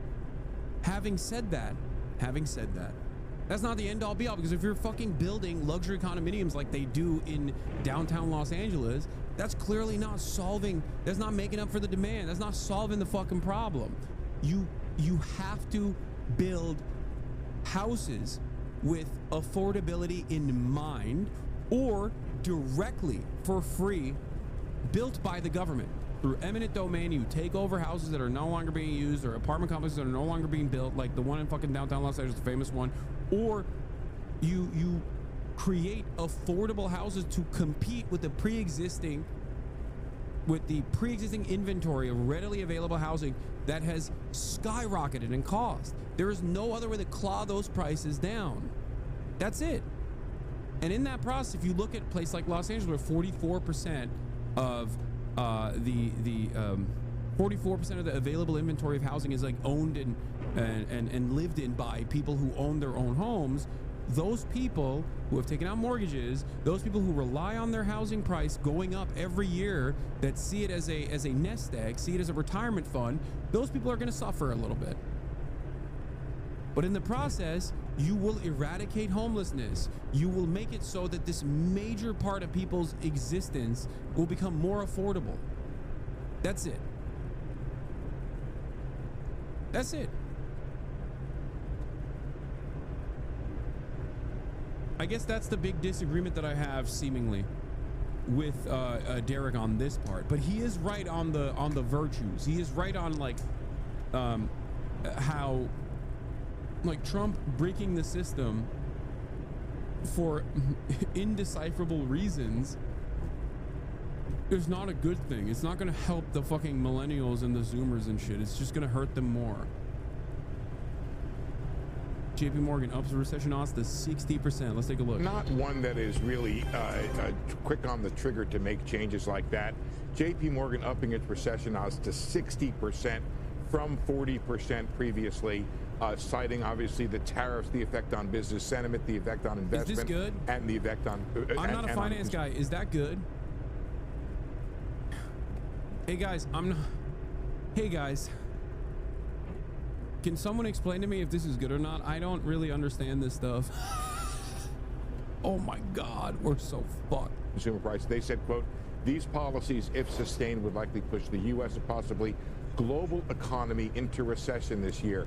And if I could shift gears, Melissa, we just got an email from, or a study from the Cato Institute. What they did is they looked at the tariffs that the White House says countries charged us versus the actual tariffs they charge. Take a look. Vietnam, they said that President Trump said it's 90%. It's actually 5.1% for an 85% difference. We'll go down the list. Taiwan, Switzerland, which is known to not charge almost any tariffs at all. 61% the White House said. It's actually 1.7. Dude, this is so funny. It's just like, this is pure stupidity. And they can get away with this because people are dumb. That's it. And by the way, Vietnam's charging 5.1% tariffs. They said they would lower it to 0. It don't matter, because the White House tariff rate has nothing to do with the actual tariffs being freaking charged by the country, and everything to do with trade deficits. As in, they want significantly poorer country. Okay. On its face, I'm gonna repeat this one more time. Trump wants to use tariffs as a mechanism to punish countries for the trade deficits. As in, he wants significantly poorer nations to purchase American goods at reasonable levels that where there's like some sort of trade parity, except American goods are more costly, and on top of that, we don't even have the manufacturing base to produce the necessary demand. So it literally doesn't make sense at any point of this conversation, because one, American goods, if produced here and then shipped overseas to like Vietnam, are going to be significantly more expensive than shit that they produce domestically. Okay? Two, we don't even have the industrial base to become the manufacturing hub of the planet, let alone overnight. We certainly don't. And last but not least, the shit that we produce here does not even suit the demand of their markets. The greatest example of this are fucking cars, okay? The greatest example of this is vehicles. We literally do not produce vehicles that these guys could even use on their roads. These guys could even use on their fucking crowded city streets. Like, in order for this to work, Europe would have to change the commercial driver's license necessity that you need for to be able to drive the basic model of the most popular vehicle in the United States of America, a Ford F-150. The RAV4, the Toyota RAV4 actually beat the F-150 in the most sold car, most popular car in America last year. But outside of that, year over year, the Ford F-150 pickup truck that has become ginormous, okay, in because of the CAFE standards, to avoid the CAFE standards, that car is the most popular car in the United States of America. That's the car that we produce the most, okay? In order for Europeans to be able to drive this car, they would need to change the driver's license restrictions. You need a CDL to be able to drive a fucking Ford F-150. You would also need to change the way that these cities work, because there is significantly less car reliance to begin with in many European capitals where a lot of the people live because they have public transit. And on top of that, it just simply wouldn't fit on the fucking roads. So what is the argument here? Sorry, we're gonna tariff you. We're gonna tariff you until you're dead. You have to buy our F-150. The child mutilator must be every European suburb. You have to build suburbs now. You have to repave your roads and drive our monstrosities. Also, gas. That's the other thing. Gas is so fucking expensive in Europe. That's another part of the process. Like, you need to drive our gas guzzlers.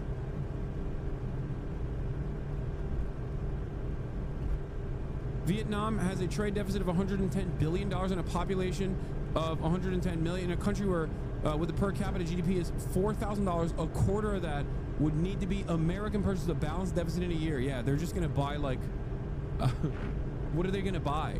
What do we even build? That's the other part of the story. It's just like, what can they buy? Weapons? What do we build in the United States of America? We build software, tech services, and we build weapons, and we build cars.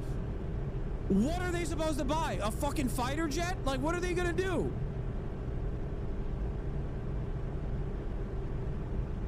What are they gonna do? Harley Davidsons? That's everyone has to drive Harley Davidsons, which is the gas guzzling giant of the motorcycle world. Everything we buy, everything we build is a gas guzzler in comparison to the relative sector and the domestic manufactured competitor. You must buy it. Everything is Tesla.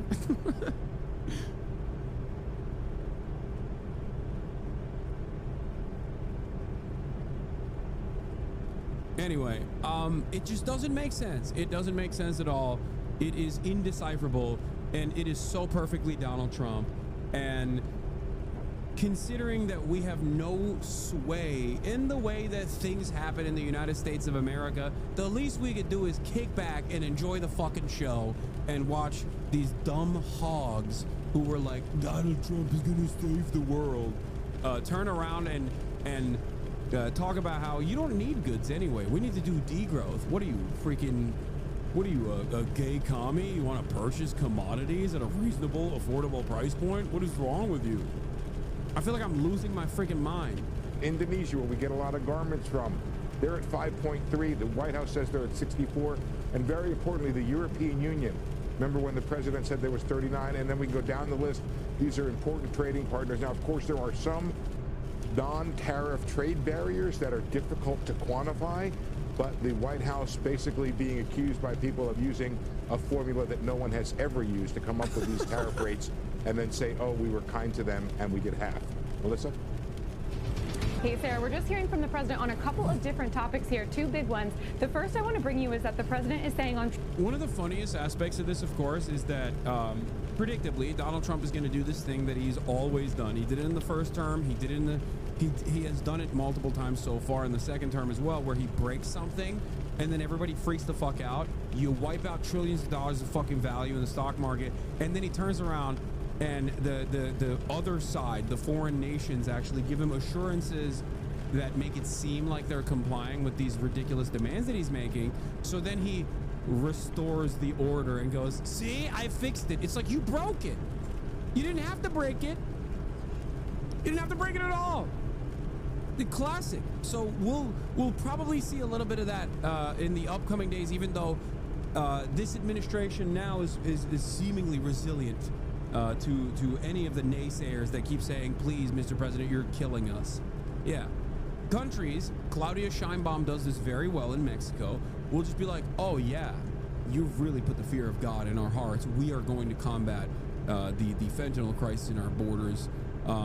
And they don't even do anything new. Like, they have already been combating the fentanyl crisis, and they just basically go, see, we did it. You did it. You did it, sir. You forced our hand. And then Trump goes back and goes, see, major W, no more tariffs on Mexico. That's it. Nothing changed in the process except for a period of instability born out of Donald Trump's stupid fucking mouth. Nothing changed at all. Everybody has to act like the glorious president is doing stuff virtually all of the other countries are held hostage by this madman. And it's so funny where they just have to be like, yes, Mr. President, you scared us so hard. You put the fear of God in our hearts, and we are complying. Like, Vietnam goes from 5% tariffs to 0% tariffs, and Trump's like, major victory. Major victory. Okay, so it's not about the trade deficit then. So it's not even for the reasons that you have, the hidden reasons that you wanted to do this. What is it for then? Nothing. True Social. He just had a very productive call with the General Secretary of the Communist Party of Vietnam on the tariffs, saying that this man told him that Vietnam wants to cut their tariffs down to 0 if they are able to make an agreement with the U.S. Trump says that he replied by thanking him on behalf of the U.S. and saying he looked forward to a meeting in the near future. So no definite moves happening there, but it does show that the president is taking calls. This is the first confirmation we have that the president has spoken to another world leader since these tariffs were put in place. This is while he's down in Florida. They say this call has been happening. And it also suggests, Sarah, that in a shift from what we were hearing from administration officials yesterday, this could be a negotiation for this administration. They could be open to deals now, despite what we were hearing at first. And remember, Vietnam got one of the highest tariff rates on Wednesday at 46%, also a country that's a big deal when it comes to transshipment out of China, trying to avoid the Chinese tariffs. A lot of companies have gone to Vietnam. So very interesting there if we could get a deal or see a deal with the Vietnamese. I also want to flag that just in the last 2 minutes, the president also posted on Truth Social about the Federal Reserve just ahead of Powell's speech. The president says this would be a perfect time for Fed Chairman Jerome Powell to cut interest rates. He is always late, but he could now change his image, and quickly. He says energy prices are down, interest rates are down, inflation are down. So cut interest rates, Jerome. and stop playing politics. Obviously, it's not anything new, but given the context here, we know the Fed isn't meeting officially for a policy meeting until May, but it does come just ahead of that speech. We will see if the Fed chairman addresses it later today. Guys? U.S. stocks are tumbling for the second day. The Dow is already down 1,000 points after dropping almost 1,700 points yesterday. This comes amid President Trump's escalating trade war and despite a stronger than expected new job. Come on, Jerome. Come on, Jerome. Do it. Jobs report just out this morning. Also affecting the markets this morning, retaliation from China. Beijing announced it's responding to the White House's sweeping tariffs with 34% new tariffs of its own against the United States. Let's go live right now to New York and CNN business and politics correspondent Vanessa Yurkevich, who's standing by. Vanessa, you're watching all of this. Break it down for us. First of all, start with the jobs report that came out this morning. Yeah, well, this jobs report, better than expected jobs report, may have softened the opening on Wall Street just a little bit. But look at stocks right now. Look at where markets are really tumbling this morning as investors are pricing in really the worst case scenario, a trade war escalation. They are looking for some sense that the administration is willing to negotiate with countries. That does not seem to be the case. Investors telling me that their trust has been just completely eroded as this trade war escalates. As you mentioned, 5 hours, 800,000 views. Dude, media's cooking. Though a bright spot, the jobs report, better than expected numbers in March. Hiring picked up 228,000. That's more than 100,000, or about 100,000 more than expected. And the 5 minutes until the markets close. I don't know anything about the economy. Red is good, right?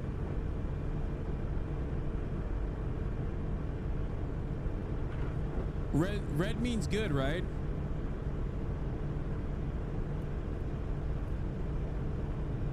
It's good that the S&P 500 is down 6%. Dow 30 down 5.5. NASDAQ down almost 6% as well. Yeah, in Chinese culture, red is a lucky color. Okay. Yeah, I don't know anything. I'm just going off feelings right now, and it feels like red is a good feeling. Red is a good color, I think, for the stock market. Unemployment rate ticking up to about 4.2%, just slightly from 4.1%. But really, as investors are telling me, this is ancient news at this point. This is looking backwards in March. Really, everything changed on April 2nd when President Trump announced these universal tariffs. And Wall Street was waiting for retaliation from major trading partners. And we heard from China just this morning a 34% tariff on all U.S. exports going into China. That's about 143. Now, the thing with that, I guess like the only thing there is that, ironically enough, Donald Trump wants to make up for the trade deficit, let's say, if that is his true purpose here, because I don't even know what he's fucking doing or why he's doing it. But let's say he wants these countries to purchase more American goods, right? Even though I don't even know what we would sell them. We buy a lot more from China than they buy from us. So when they actually slap tariffs like this, it's not as impactful as it's supposed to be for China, right? So, I mean, it will still hurt, make no mistake, but it's not that. I guess that's what Donald Trump is trying to do here. I guess that's what he's gonna fix it with. Trump posted his TikTok video that he says are his plans. American Papa Bear. Trump is crashing the stock market by 20% this month. Trump is playing chess while everyone else is playing checkers. American Papa Bear. Trump truthed American Papa Bear a Twitter link implying this is his goal. Month, but he's doing it on purpose. And this is why Warren Buffett just said Trump is making the best economic moves he's seen in over 50 years. Now, here's the secret game he's playing, and it could make you rich. So why is he doing this? to push cash into treasuries, which forces the Fed to slash interest rates in May, and those lower rates give the Fed the ability to refinance trillions of debt very inexpensively. It also weakens the dollar and drops mortgage rates. Now, it's a wild chess move, but it's working. Now, you're probably wondering, what about his tariffs? Well, I'll tell you, it's a genius play. It actually forces companies to build here to dodge them. It also forces farmers to sell more of their products here in the U.S. to bring grocery prices way down. We've already seen this with eggs. Now, remember,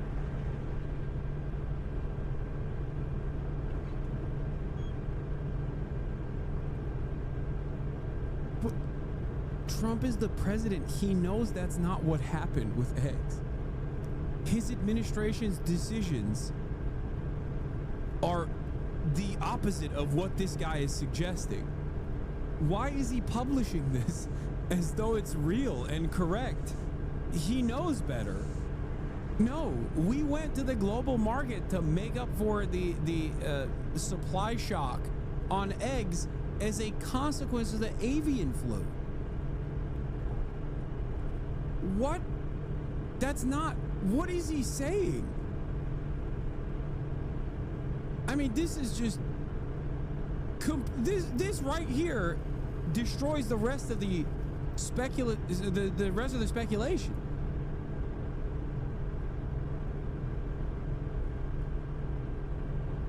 remember, 94% of all stocks are owned only by 8% of Americans. So Trump, he's taking from the rich short term and handing it to the middle class through lower prices.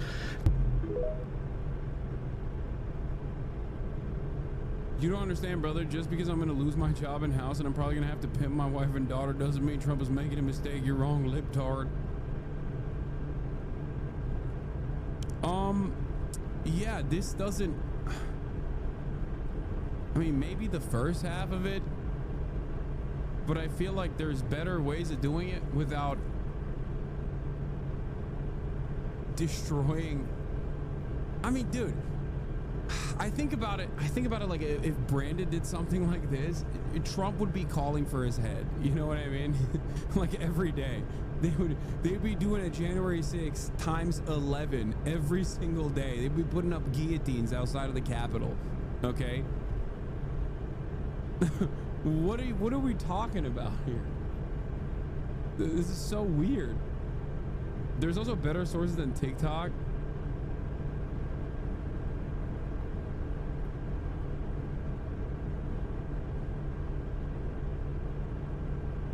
Buffett denies social media rumors after Trump shares wild claim that investors back president crashing the market. Not that I want to defend him, but wait, you don't want to defend Warren Buffett? Is that what you're saying? Or you don't want to defend? Because wait, so this TikTok guy was wrong? Warren Buffett didn't say that? The video's narrated then falsely states, and this is why Warren Buffett just said Trump is making the best economic moves he's seen in over 50 years. The president shared a link to an X post from the account America Papa Bear, self-described Trumper to the end. The X post itself appears to be a repost of a weeks-old TikTok video from the user WNNSA11. The video has been shared more than 2,000 times on True Social. Buffett, 94, didn't single out any specific post, but his conglomerate Berkshire Hathaway outright rejected all comments claimed to be made by him. There are reports currently circulating on social media, including Twitter, Facebook, and TikTok, regarding comments allegedly made by Warren E. Buffett. All such reports are false, the company said in a statement on Friday. CNBC's Becky Quick spoke to Buffett Friday about this statement, and he said he wanted to knock down misinformation in an age where false rumors... Oh my God, blip. Dow drops 2,200 points Friday. S&P loses 10% in 2 days as Trump's tariff market rout deepens. It's awesome that the President of the United States of America is signing off on a random TikTok that a random Trump supporter on Twitter recycled, and he's like, yep, that's right, this is my secret agenda. And it's not, and it's filled to the brim with misinformation.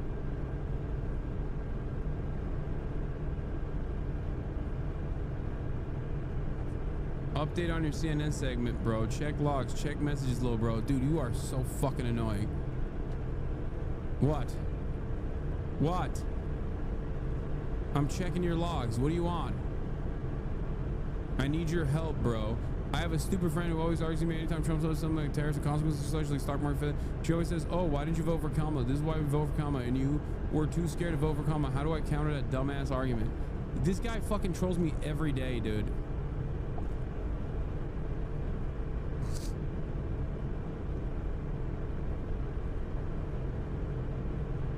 This is not an update. One sec, let me type it out. I'm on mobile with my girlfriend at Chick-fil-A. I don't believe anything that you're saying.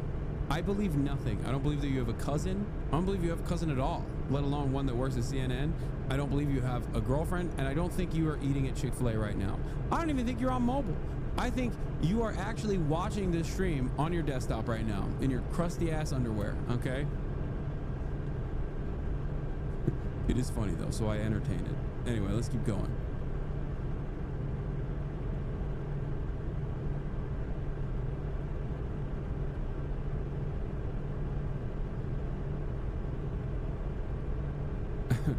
No, you see, this is 5D chess plays happening, okay? Trump is expertly crashing the economy. It's actually good. It's actually good that the economy is crashing. Monday's about to be a freaking bloodbath. Breaking, the S&P 500 ends the week down 9.1 and its largest weekly drop since March 2020, erasing $4 trillion in market cap. Today marked the S&P 500 and Nasdaq's worst day since March 2020. Amazing. Amazing. $1 billion worth of goods every single year. Things like chemicals, computers, Is this chatter joking? We got a wholesome space for Cory Booker. Why the fuck are progressives allergic to radical ideas? We need to rally behind him ASAP. He's the only one standing between us and fascism. Hashtag resist. Hashtag Booker 2028. Cory Booker for president. Hashtag resist. Cory Booker is my favorite socialist. Any libs? The way he isn't scared to wear the yellow Israel pin is so brave. Hashtag resist. Cory Booker better. Cory Booker is single-handedly saving USPS and free speech. If you don't support Cory Booker, you're racist. Hashtag resist. Cory Booker filibuster made me cry. Brave, brave man. Cory Booker protests for 25 hours. Hashtag resist. Hashtag lead by example. Hashtag anti-racist. Y'all are racist. Hashtag Cory Booker 2028. This guy's awesome. Chatter, you're funny. You're funny. Cory isn't scared to stand by Israel with his pin. Brave. Nobody else is doing this.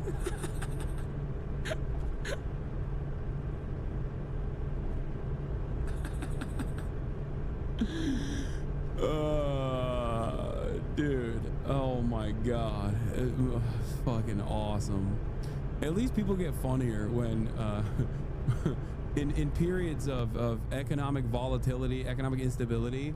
People do have a tendency to get funnier, so there's that. Maybe content will be better overall. Culture products, which I will note already have previous tariffs on them from 2018 during President Trump's first term, and also retaliatory tariffs that went into place in chat being funny is a recession indicator. Also, constantly saying random things of recession indicators are unironically a recession indicator. March. So an escalation on that front. You also see there that's going to impact transportation and oil and gas coming out of the United States.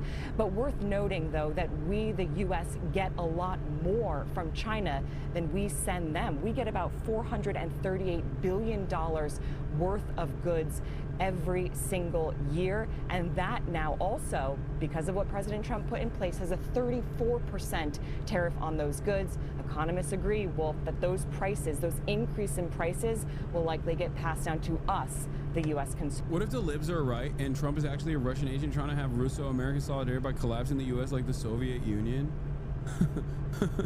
Yeah, this is Russia's revenge. Yeah, Krasnov, Agent Krasnov, code word Krasnov, has activated shock doctrine, capitalist shock doctrine in American empire. Suka blyat. America will see what destabilization looks like. We are finally doing it. Moscow sends its regards, comrade. consumers. As we prepare to chat about what the markets are doing, Donald Trump is actually on social media calling out China and saying that they played it wrong, quote, and that they panicked in response to his tariffs. But, you know, all of this obviously evident in the... This tweet is funny. Oh, that's funny. Pre-orders for Nintendo Switch 2 in the US will not start April 9th in order to assess the potential impact on tariffs and the evolving market conditions. $399, $659.99.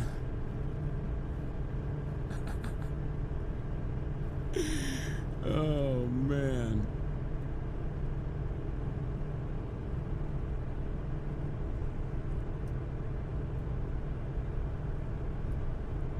In typical American fashion, we've outdone the USSR again, collapsing in an even stupider and dramatic way.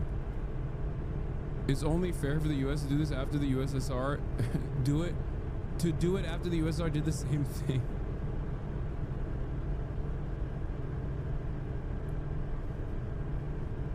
Bro, I'm a Slav. Your accent, where is it? Oh, it is pretty awesome. It is pretty funny, I must admit, that while all of this global collapse is happening, Trump is out fucking golfing. He just doesn't even care about the aesthetics anymore. He doesn't even care to make it seem like he gives a shit about anything. He is so in his nonchalant era that he doesn't even care about the optics anymore. He's like, yeah, what are you gonna do about it? It's the equivalent of walking around to the White House in a fucking bathrobe with your dick hanging out, you know? Yeah, he's like, yeah, collapse the global economy. Now I'm golfing. What are you gonna do about it? Yeah, I hate my followers. I hate all the people that voted for me. I hope you all eat shit and die. Believe it. Global stock markets, which have tanked since that China announcement just a couple of hours ago. The message we just had from the President of the United States just goes to show there is a lot of ego involved, and you do question how far tit for tat goes. Looking at global markets, let's have a check in. Dow Jones is down, I think it was 1,100 points so far today. It was down 1,600 yesterday. And we're seeing the steepest losses in stocks like Apple, Qualcomm, Tesla, Caterpillar, Nvidia. These are companies with big exposure to China. So you're starting to see some real pain for big American companies. And of course, that will impact portfolios for all sorts of investors and consumers, your average person in the United States. So we have the pain there. We're having steep losses in Europe as well. No retaliation from Europe yet. We're expecting to see more retaliation from other nations next week once all of this has been processed. But, you know, we saw Xetra DAX down around 4% before it came on air, FTSE 100, similar sort of levels, and the CAC. And that follows on from steep losses in Asia. So really another day of absolutely steep losses across the board. And I think at times like these, when many are wondering what qualifies as a stock market crash, and are we getting anywhere close to that? I was having this conversation with my team. When is it a plunge? When is it? What is a stock market crash to begin with? You know, what is it really? Also a recession indicator. The tank, and when is it a crash? You'll be thrilled to know we're nowhere near a crash yet. We have been tiptoeing towards tank in some markets, for instance, the Xetra DAX and the FTSE MIB in Italy, which is down more than 5%. We're not at a crash yet, but you have to consider the losses we've also had. Yeah, what's Donald Trump doing right now? This is what he's doing. He's aura farming, okay? I said, not gonna lie, he's moving like a man who knows there won't be elections anymore. He's moving not like a real G, silent like lasagna, okay? He's moving around loud. He's moving around bigly. He's moving around in ways where he's like, yup, don't care.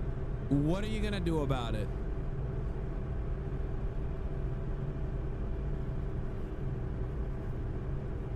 Not just today and yesterday, but in recent weeks and recent months, as all the uncertainty, all the threats of tariffs has added up and really taken, you know, we're talking billions of dollars off stock markets. And looking at today, I had a note from Deutsche Bank that said the market is doing one thing, pricing in a global recession. And if this remains the way things are going, and if we see more retaliation, that is where we are headed. Yeah, is there any way to avoid that at this point? Has the rot set in? Would there be anything that could reverse the markets in that direction at this point? Negotiation and the US president backing down at this stage. All right, Anna, thank you. Well, we have a panel of economists here to dissect. He is moving like Erdogan. Erdogan, sorry. Erdogan, also known as Erdogan, okay? He is. He's Turkifying America at a rapid clip, dude. It is uncomfortable to watch. It's fucked up. This CNN analyst Rana is in New York, and economics professor Ha-Joon Chang joins us from London. Great to see you both. Rana, I want to go to you first because we were talking about Donald. Guys, I want to point out something that maybe some of you might have missed here in all of this chaos. We're only 3 months in. Okay? This is month 3 of Burger Reich. Month 3. It's fucking insane. Donald Trump being on social media there. Well, he's also been mentioning a couple of other things that I want to raise. He's been saying in the past now that his policies will never change and that this is a great time to get rich, richer than ever before. What do you make of those comments in this moment of chaos? You know, there's 2 ways to look at this. The first way, and the scarier way, frankly, is that he's just shooting from the hip. There really is no global strategy here. And this is Donald Trump and his ego, as we've just spoken about. And I think that you can make a strong case about that. He doesn't, you know, assuming there's no coup in the U.S., he doesn't have a chance to get reelected. And so he may be less concerned about global markets this time around and U.S. stock markets than he was before. It may be about power and ego. The other case, the more sort of... It's so funny trying to read the tea leaves here because it's like, it's incomprehensible. It's incomprehensible in many different directions because, like, it's coming from the right party. It's coming from the Republican Party. So it makes it even crazier. It's coming from a billionaire who has always maintained corporate profits above anything else. Part of the reason why the wealthy backed him, right? And it's not only chaotic, it is for no discernible purpose. And even on top of that, the fact that it's happening, the fact that it is these decisions are being made by the right-wing reactionary administration that is supposed to hail stock market gains as like the ultimate North Star makes this even dumber. There's no, I don't know. I can only try to understand why Donald Trump is doing the things that he's doing. But I think anyone that tells you with 100% certainty why he's doing this shit is lying to you, okay? There is a strategy here, Case, is that he really feels, and I know many on his team. Like, ultimately, there's a couple top-line agenda items for the Trump administration that he carried over from the first administration, from the first term as well, and that is, no matter what happens, like, these guys are massive China hawks, and this has been the American foreign policy since Obama, right? And Democrats have a different method of dealing with China. I think, like, Democrats want to do free trade around China and basically carve out, special economic zones in the Indo-Pacific region. You got the Trans-Pacific Partnership, things of that nature. Donald Trump has a different approach, but ultimately the direction is against China. They see China growing, they see China rising, and they want to combat it. They want to decouple our over-reliance from China being the manufacturing hub of the planet. And I think that hasn't really changed. Like, Obama did this, Trump did this the first term, Joe Biden continued it, and now Trump is doing it again. There are some differences in the methods, of course, that much is clear, because I don't think that, like, any Democratic administration would behave this way. or even other Republican administrations, I don't think would behave this way either, in a way that like shocks the stock market in this spectacular of a fashion. But the goals are still the same. That is the number one top line approach here. That I am certain on. We want to decouple from China. We want to, no matter how painful it is, as a matter of national security, we want to no longer have this over-reliance on Chinese manufacturing. That is one thing that I can at least point to.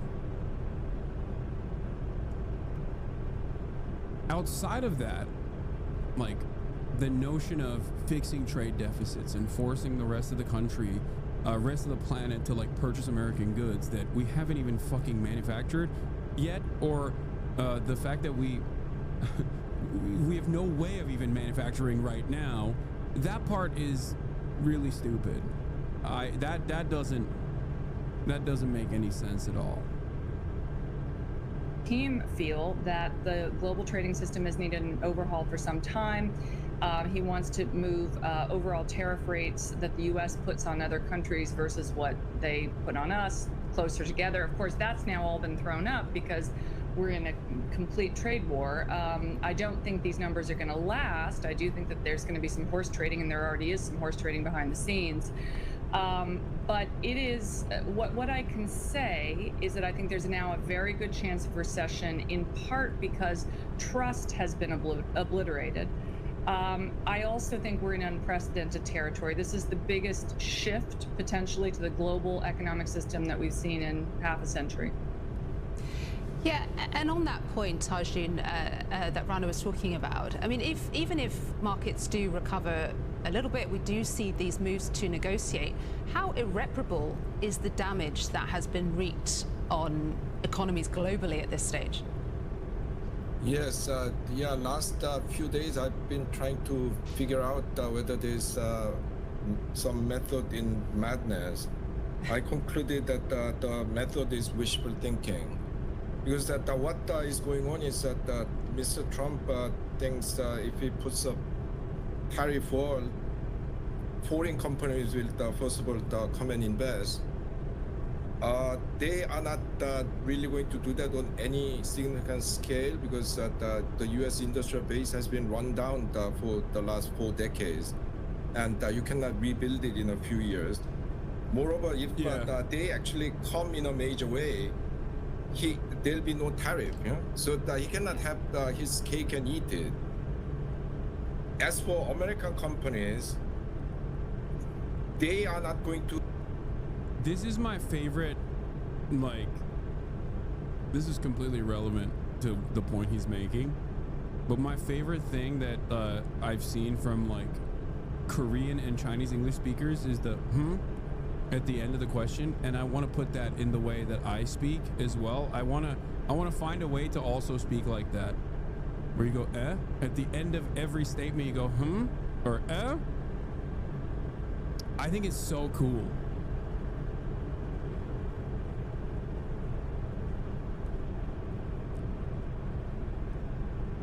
Fucking China, boo. You will never be Chinese. I'm literally white Chinese. Shut up, dude. Shut up. Don't make me sing Red Sun in the Sky again in perfect Mandarin. White boy, white Chinese sings Red Sun in the Sky in perfect Mandarin, shocks the world, okay? I do also say that. I already do that. I say okay, but I should go I say okay, or you understand? But instead, I want to switch it to after I'm done with every statement, I want to go with a That's right. The one true Asian. This Hasan guy is not only a top she says, this Hasan guy is not only a fake socialist, but a racist xenophobe as well. It's gonna be real funny.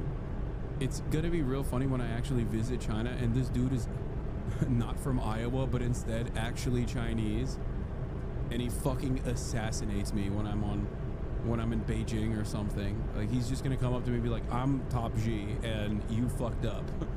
I was being entirely sincere. This wasn't a long bit that I was doing in your chat. I actually despise you. I do truly believe that you are racist and xenophobic. Billy, comment sections are praising your knowledge of China. Let's fucking go. It's happening. Oh, my dream, dude. It's becoming a reality. To invest on any large scale, because you know, the American financial system in the last few decades have become really parasitic and has been working as a mechanism to suck out the profit from corporations. So in the last 25 years, 90 to 95% of corporate profits have been given to the shareholders in the form of excessively high dividends and stock buybacks. And American companies do not have money to invest. So unless he does something about the financial system as well, all this extra profit generated for American companies by tariffs will be just leaking out of the system. So I'm afraid that it's all based on wishful thinking. And most critically, in the last couple of days, the United States has basically given up on being a country based on the rule of law. You know, South Korea, my native country, signed a free trade agreement with the United States about 15, 20 years ago. And now that we are getting 25% tariff. So now who's going to take American commitment seriously? Yeah, in many ways, it's a realignment of world order that's happening here, Rana. And it was interesting to see China's Vice Commerce Minister come out earlier and say he wants to work with the EU to oppose protectionism, unilateral bullying. I mean, how expansive are the moves we're going to see here for realignment globally among trading blocs? Huge. It's going to be huge. And this is... It really is an Guy writes incredible econ books that are very accessible and Marxist. Wait, what the fuck? I went on a date with a woman on the left? No, you didn't. What is happening today? Why is everyone 1 degree removed from CNN today in my chat? What's fucking going on? What? Some of you guys have hooked up with the anchors. Others have cousins that are apparently CNN producers. What is going on? Why is everybody lying? And also, why are you lying in this direction? Like, what? You don't even get clout for saying that you're related to CNN in some degree. Opportunity for China. It's kind of, in some ways, it's China's game to lose now. And yeah. These children want to work. Oh yeah, this is what I was talking about. He goes. These people want to employ them. What is your problem? It's not like that these people kidnap these children, use them as a slave labor. Huh? Yes. So actually in the 19th century, a lot of respectable people were in favor of child labor. Today, I do not know any person who says we need to bring back child labor to make America a truly free market economy. Excuse me, they are doing that, by the way. So Ha Jun-chang is wrong. America is literally doing that.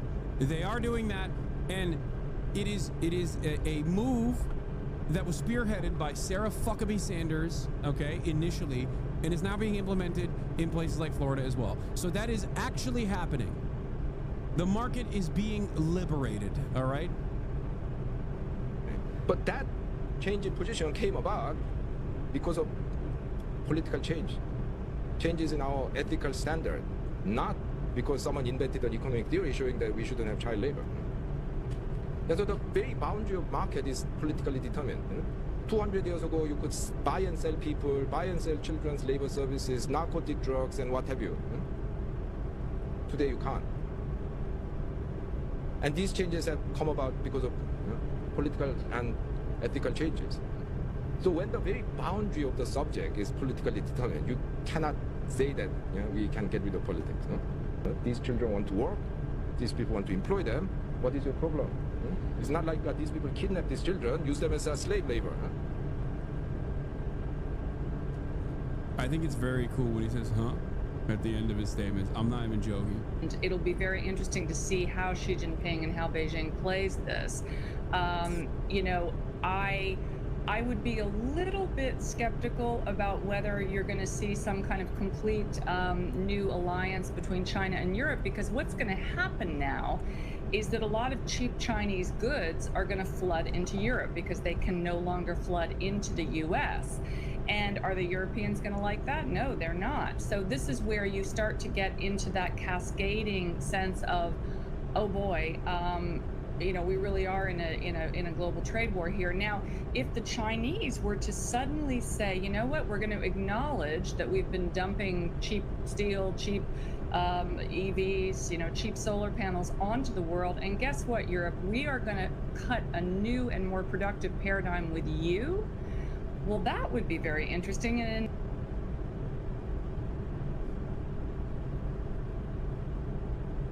dude, the European Union is so cooked.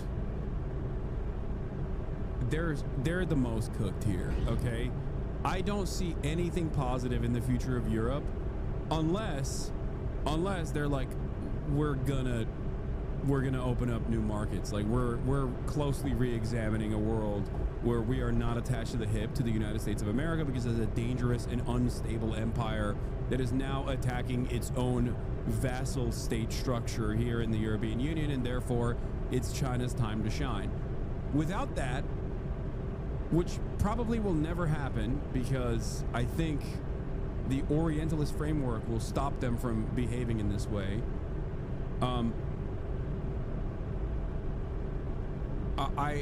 Without that, they're cooked. They're stuck between a rock and a hard place. And they just only become poorer and poorer.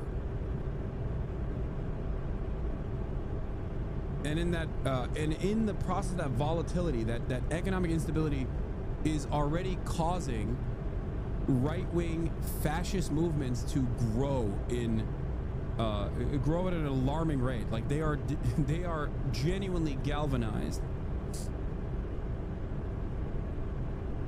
How can you be so monstrous? What are you doing? What are you spamming? What are you fucking spamming? Why are you spamming? How can you be so monstrous as a YouTube short? Calm down. Take some time off.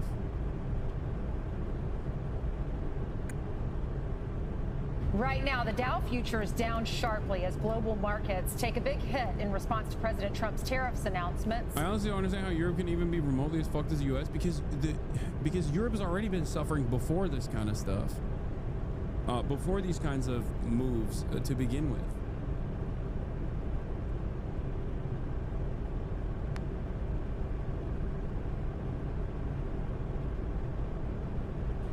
Just moments ago, China announced plans to implement 34% retaliatory, thank you, tariffs on U.S. goods starting April.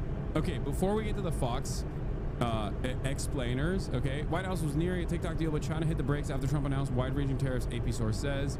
Before we do that, let's get to Benny Johnson, because I want to hear from the real Americans. I want to hear from the Americans of impact, the Americans of note, the Americans of notoriety, brilliant Americans. What is Benny Johnson saying about these tariffs? Let's take a look. This is just the reality of life. Like, were you young and dumb? How much money did you lose? Everyone loses money. Everyone loses money. It costs you nothing. In fact, it builds quite a bit of character. In fact,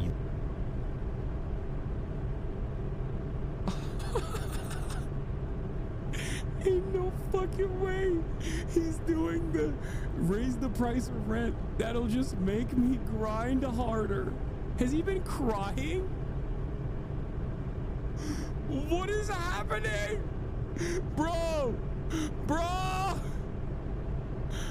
Oh! You learn a lot of lessons, actually, by losing. Losing your character costs you everything. Losing your country costs you everything. There are things you can't get back. The government can print money, and it will, sadly. It's just a reality. It's fugazi. It's just so there's a boom and a bust every 10 years, and it's been that way since the invention of modern markets in the 1600s. The Dutch crash of 1649. You ever heard of it? It's just the way that it works. It's the way that like monetary policy has always worked. There's going to be ups and downs, especially as the table gets. Oh my God. Yeah, look at the Great Depression. It just happens. It just happens, and it's fine, and it's okay. You shouldn't say that unimaginable pain that comes out of that is anything but a character building moment. It's just simply an opportunity for you to learn how to make water soup. That builds character. Ketchup sandwiches, a character building operation. Think about that. That's right. Let's reset. If you lose the character of your country, if your town gets hollowed out. Amazing to think people like this have friends that don't say, "What are you talking about, dude?" Well, he doesn't have any friends. Just dick appointments. Give me that photo of that town, man. Give me the photo of that town in West Virginia. Your town gets hollowed out, and your entire neighborhood gets addicted to opioids, and your steel mill shuts down, and your farmers can't grow crops, and there's no more cattle ranchers, there's no more cowboys, there's no more fishers, there's no more workers. Hyperinflation, period of inflation incoming, a entire generation of war veterans that have no jobs, okay, and no economic prospects. The erosion of due process and other civil liberties, a process in which you are expeditiously denaturalizing and removing people from their citizenship status. Welcome back, Adolf Hitler. This is what's going on. Okay? Welcome back, zestier Adolf Hitler. Straight up.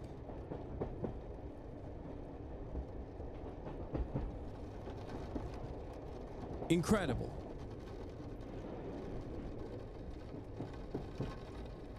Hitler was zesty. Yeah, Trump is. I'm saying Hitler was zesty. Trump is even zestier than Adolf. And we're completely and totally dependent upon slave labor peasants across Asia to make every good Adolf Hitler and service and pharmaceutical. Then you've actually lost your country, and then we are the slaves. There you go. This is West Virginia. And it's so sad that this was a factory that provided thousands of honest, good-hearted, steel-working jobs. Dude, it's kind of funny that virtually every single person that has funded Benny Johnson is more responsible for that photo than anyone else that he's talking about here. Like, the people that directly fund Benny Johnson so he can implement this right-wing project are straightforwardly the only people in American society that are responsible for this. More so than even the Democrats and the Republican politicians. Okay? And certainly a lot more responsibility falls on their hands than fucking random Malaysian and Chinese people. Okay? It's not the Vietnamese government. It's not the Chinese government that did this. It is the people that he is tasked with defending that did this. His entire purpose on planet Earth is to sit there and make the remaining fans of his, the Benny Johnson heads out there, not recognize that reality by reshifting their attention to trans people or undocumented migrants or woke or whatever the new hot thing is to get mad about. That is literally all he does. That is what all Republicans do. That's what Democrats do as well, in a different way. But this is this right here, what you're watching right here in and of itself is also repurposing that same propaganda for our fellow countrymen. And it was ripped. The guts of it got ripped out and shipped by people like Mitch McConnell so that they could make a couple extra points in their portfolio. People like Mitch McConnell, brother, you are serving the same masters. You're a part of the same party.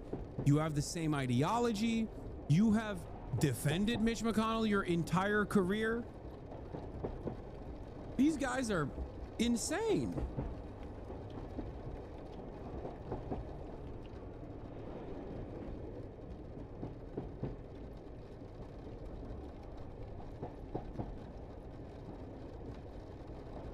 Hold on. To get stock swaps with Pan-Asian countries. And they sold out their countrymen, and I call that traitorism, actually. I think that's the definition of a traitor. You can lose money. You can lose points in your portfolio. It costs you absolutely nothing. You won't miss them when you're dead. Nobody ever had their net worth carved onto their tombstone. Like, rip Benny Johnson out of this equation and put like Jason Unruhe in his stead, and the argument doesn't even need to change. It's who he is that makes this ridiculous, because what he's saying is not ridiculous. What he's not saying, on the other hand, what he's omitting is the part that is disingenuous. Okay? Because yes, Mitch McConnell is responsible for this. Yes, the Democrats are responsible for this, but they did this at the behest of capital. Okay? That is the major problem here. Benny Johnson, who has defended those masters and has defended those interests his entire career, is now making a heel turn because he's playing catch up and trying to defend Donald Trump's decisions.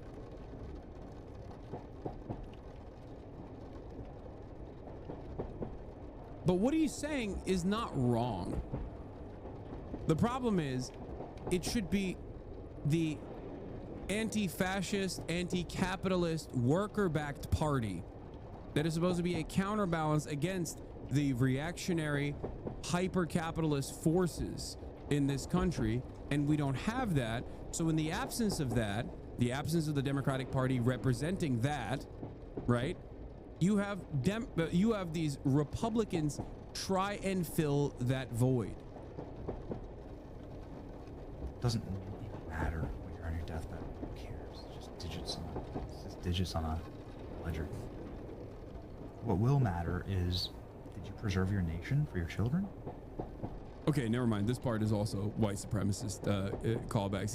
He said what really matters is, did you preserve your nation for your children? It's missing. He's doing 13 words, not 14. You know what I mean? Just one word missing from that.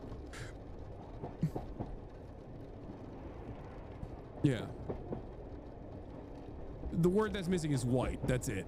That's the famous 14 words that he's doing a callback to without saying white. Did you view your country as something more than just an economic zone and tax cattle and slaves to China? Put that up, President Trump. No crying in the casino. Is it really? I don't care. It's too good. Final point I'll make on this is, who's the slave and who's the master? He's like, we must remember the dialectic. The bourgeois capital-owning class has designed our political economy to suit their purpose. This inherent contradiction will inevitably get to a point where it's unmanageable. I'm Benny Johnson, and I approve. You know, if your pharmaceutical and automobile and phone, all the wires in your home, every electronic in your home, if everything that you use in your life is wholly and totally built by a foreign power that hates you, then you're the slave. You've always thought of America as the master of the world, or as like an empire. It's not. Not if we are totally dependent and on our knees before these third world goblin dictatorships. So it's time for a total reset. It's time for them to know who's boss. These guys went from the Great Reset is happening by the World Economic Forum to the Great Reset is happening and it's good. And it's time for us to be the master once again. That's the point of this country, actually, to be the master of our own destinies. Wow. A somber tone from Benny Johnson. Very different attitude, very different approach. Now let's look at the other side of the Republican Party, who hasn't forgotten who pays their checks. Ben Shapiro. Ben Shapiro is having a moment where he will go back to his classical liberal ways, okay? Ben Shapiro has not forgotten where his bread is buttered, and he is also ideologically consistent, and he's not going to play catch up and try to defend Donald Trump's indefensible policies, at least now. He will in a couple months. He will. But for the time being, he's going to be like, this is stupid. This is incredibly dumb. I hate it. And the reason why he's doing that is because he is a real free trade guy. He does believe in it. Just like the Rand Pauls of the world believe in it. Just like the former Republican Party actively believed in it and defended these policies because they understood that this was truly beneficial for the capital owning class, even if it completely gutted the American manufacturing capabilities, the American labor force. It was fine because profits were sky high. President Trump declared that profits were sky high, and they never thought that China would be able to take advantage of the situation with redistributive policies, with even development, with rapid expansion, with rapid urbanization. They never thought that China would be able to improve its material realities and not only be a competitive force, but one that could even dominate the United States of America in the global marketplace. That is precisely the reason why these guys entertain the notion of moving manufacturing overseas, specifically to China, the Genghis Gambit, without little care or consideration for what that might do to the United States of America, because they didn't give a shit. They never gave a shit about their countrymen. was in fact Liberation Day, his giant tariff policy that he just dropped on the market unilaterally, probably unconstitutionally. Trump's reciprocal tariffs impose hundreds of billions of dollars in new taxes on Americans, be the largest tax increase since the Revenue Act of 1968. One of the biggest tax increases on American consumers in the history of America. And it's going to cost American consumers, it will cost American producers who use inputs from other countries. The Dow Jones Industrial Average plummeted immediately more than 1,000 points. The S&P 500 plummeted more than 3%. The NASDAQ plummeted almost 4.5%. There are real-world implications for this sort of stuff. Trade wars are, in fact, not good and not easy to win, particularly if you don't actually have a plan. It is predicated on a bad idea of how international trade works. A fundamental misunderstanding of trade deficits. Trade deficits are they're an accounting procedure. Trade deficits have pretty much nothing to do with the health of an economy. I can name you a period in American history where there was a fairly large surplus in America's balance of trade. The entire Great Depression.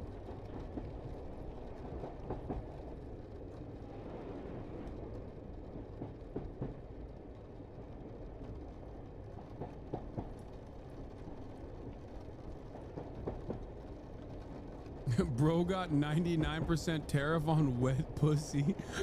Oh no! Oh, that's insane. That's an insane statement, chatter. It's correct, but you shouldn't say it. All right, now let's get back to Fox News and how they're coping. Roll 10. So senior White House correspondent Jackie Heinrich is watching all this. She's a little seasick, and she joins us now. Jackie, tell us the latest. And you have your own landscaper issues, it sounds like. I do. I do. You know, Brian, this market reaction was a shock to everyone, really, except for President Trump, who likened it to a scheduled medical procedure to treat a sick patient. I think it's going very well. It was an operation, like when a patient gets operated on, and it's a big thing. I said this would exactly be the way it is. We have $6 or $7 trillion coming into our country, and we've never seen anything like it. The markets are going to boom, the stock is going to boom, the country is going to boom. And his administration is echoing that line, even as the impacts keep coming. This morning, China announcing retaliatory tariffs of 34% effective April 10th. That, by the way, is exactly the kind of countermeasure that Treasury Secretary said would prompt escalation from the U.S., repeatedly warning against it. The president's aides maintain this strategy will work and the fallout will be short, despite recession warnings from some economists. This will be a short time of uncertainty, and then we'll move back to the prosperity that this president has envisioned, that he is so bold and so willing to fight for. And I couldn't be more proud and stand next to him. The new golden age of prosperity will move in. Now, there are some signs that the president's prescription might work. General Motors announcing plans to boost production of light-duty trucks in the U.S., announcing that it is hiring several hundred temporary workers as the auto industry... It might work.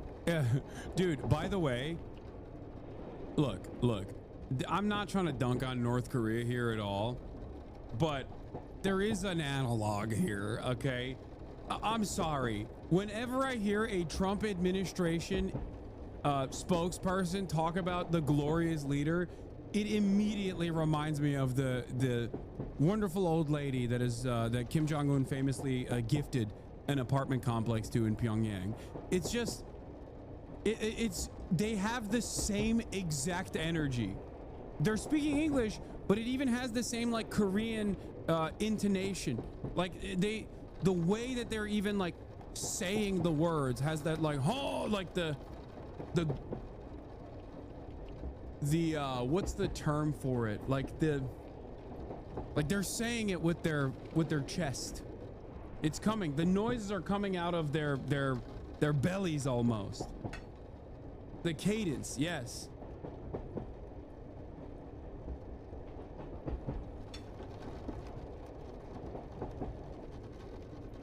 It's awesome. Yeah, bravado, gusto, those are good words as well. Thank you. Also grapples with sector-specific tariffs.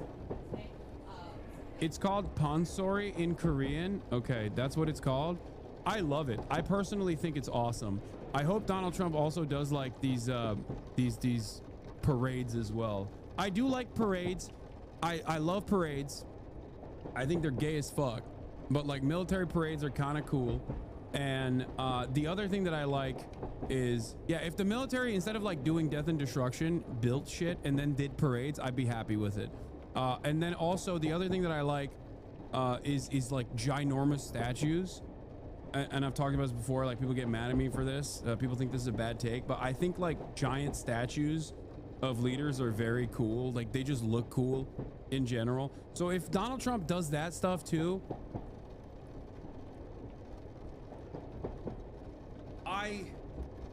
I want that. Like I want that. And then they'll, given that he's a real MAGA communist, they'll also embalm him as well when after his passing. No, I don't like air shows. Air shows are not cool. Parades are cool because like it's right there in front of you. It's more, it's like something you can immediately see. I feel like air shows are not as cool. I don't really think about it in the same way.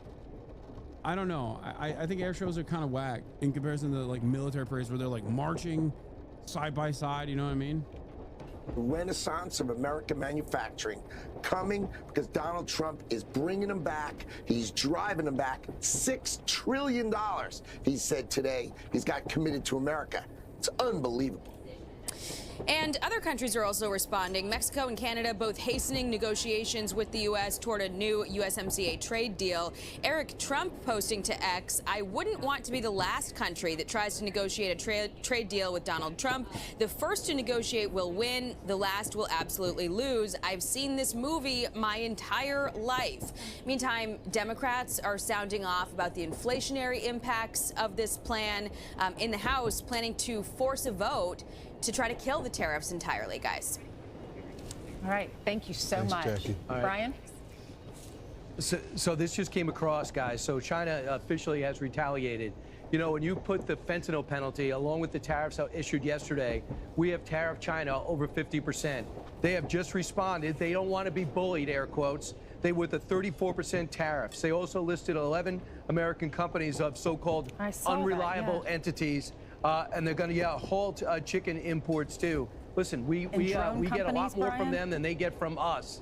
Yeah, and drone companies, which a lot of it's going to hurt the defense industry too, because a lot of the parts that we use, sadly and astoundingly, that our Pentagon uses are from parts and materials that we get from China.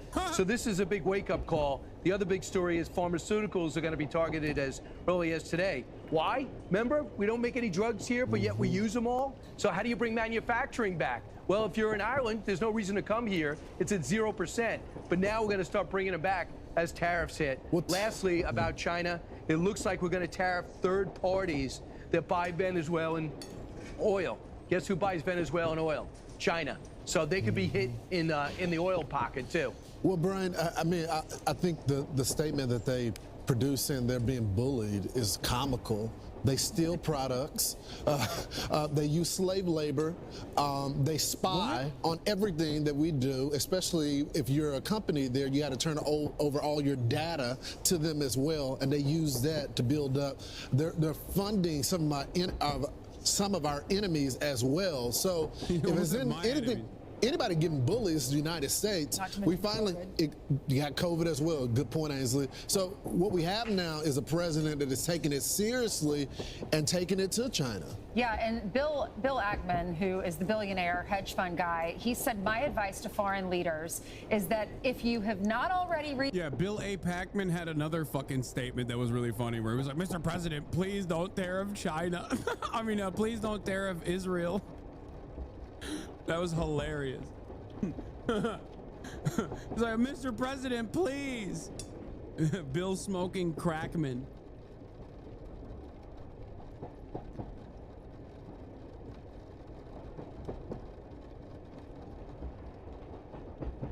Hilarious. Get fucked, Bill.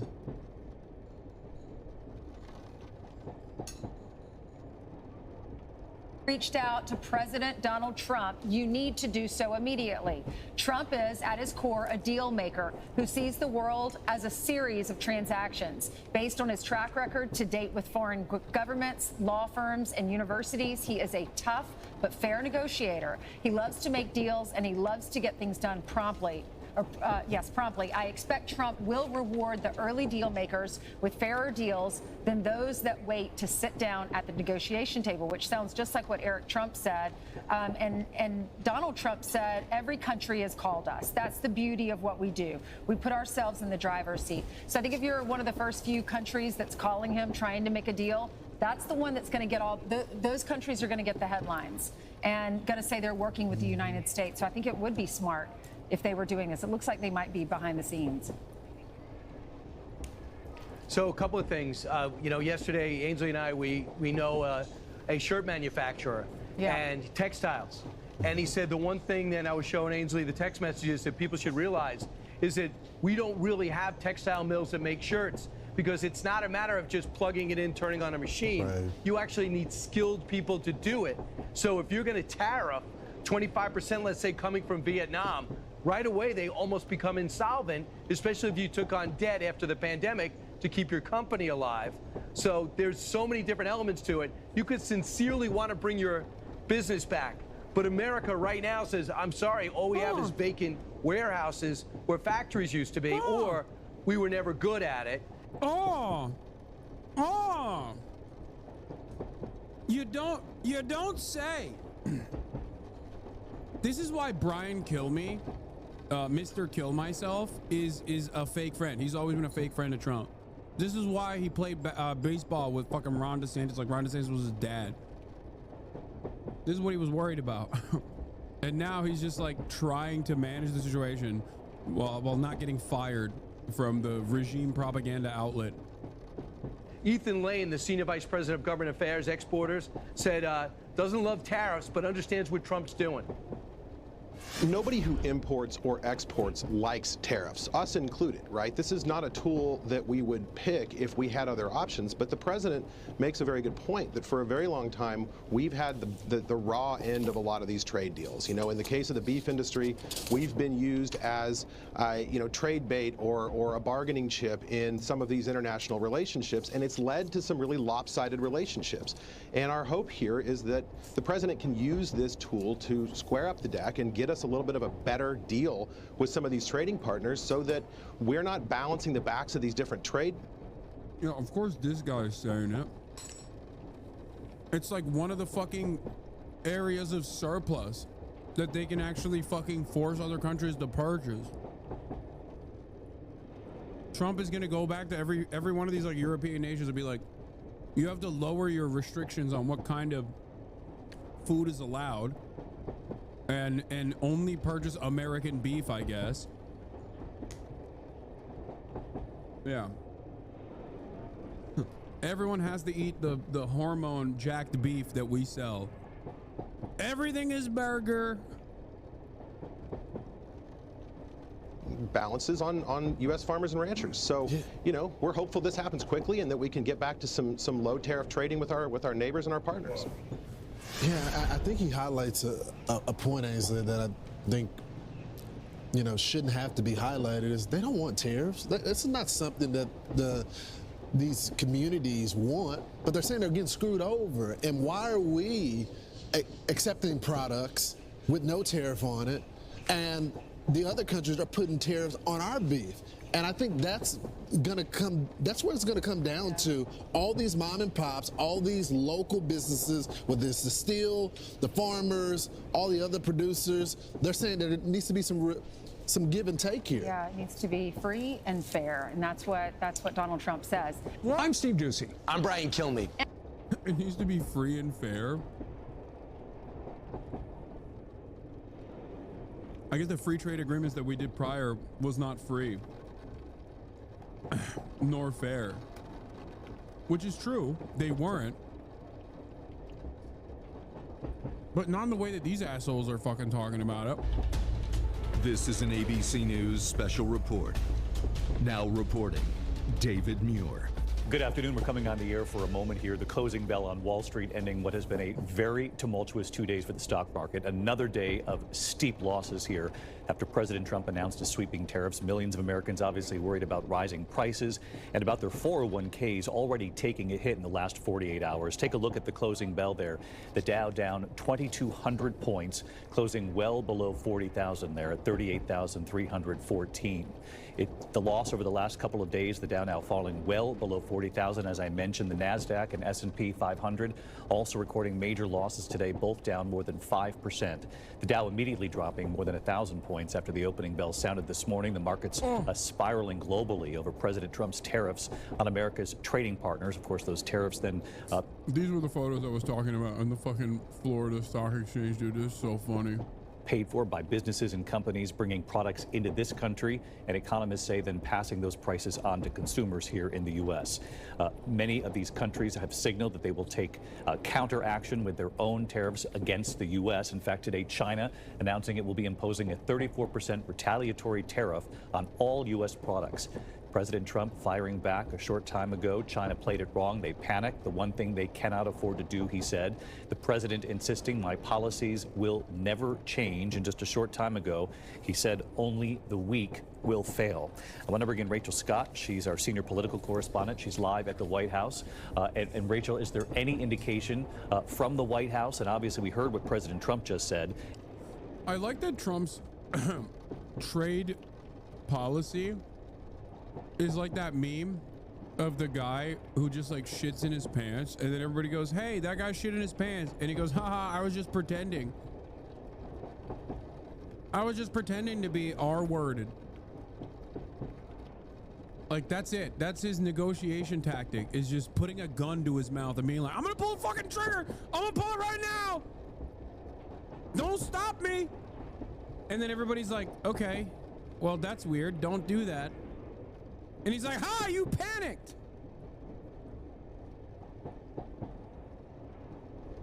Just pure troll.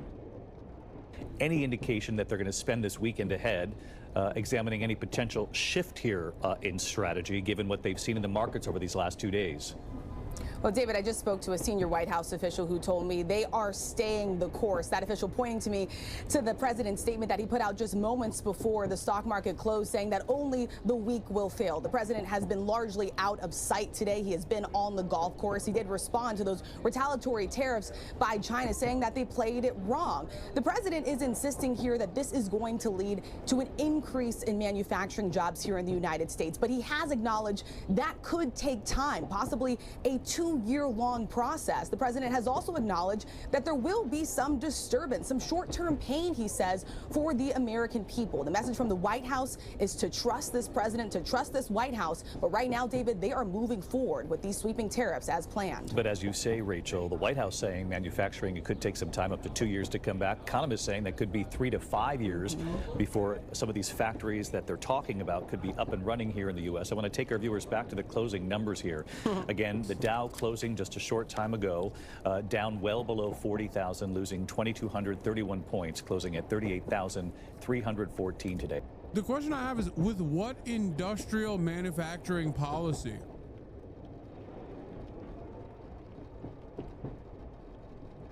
Two years, 5 years, how about 10 years?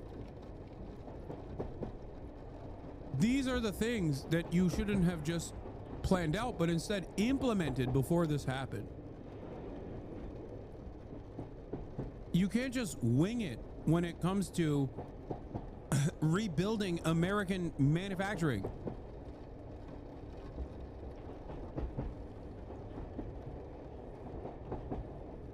It's so stupid. Oh, it's so stupid, but so deserved for how stupid of a country we are, how belligerent we have behaved around the global stage in perpetuity.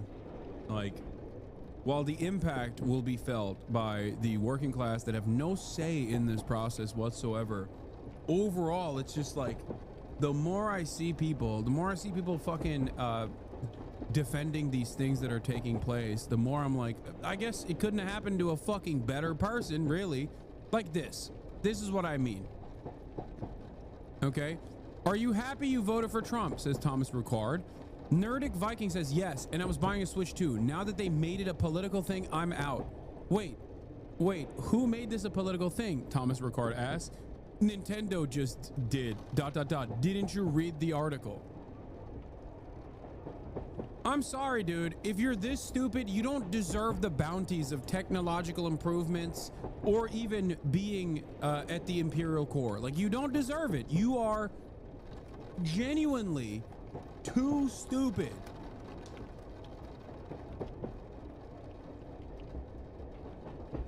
It makes me despise my fellow Americans to the very core.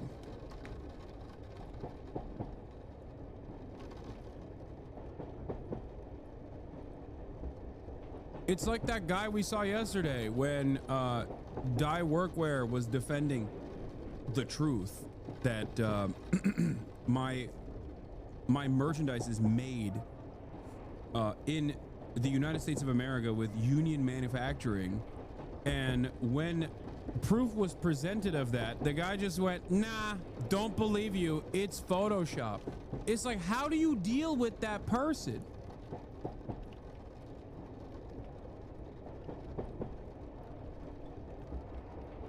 How do you fucking deal with a person whose brain is so goddamn smooth? Like, it's impossible.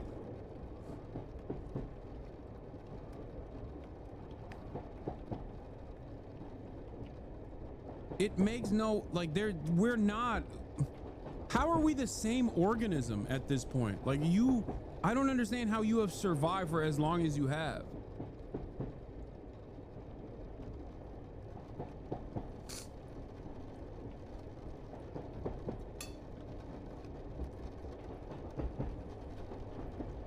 Our coverage will continue. ABC News Live, abcnews.com. And for many of you, your local news is standing by. I'll be back with the entire team for World News Tonight.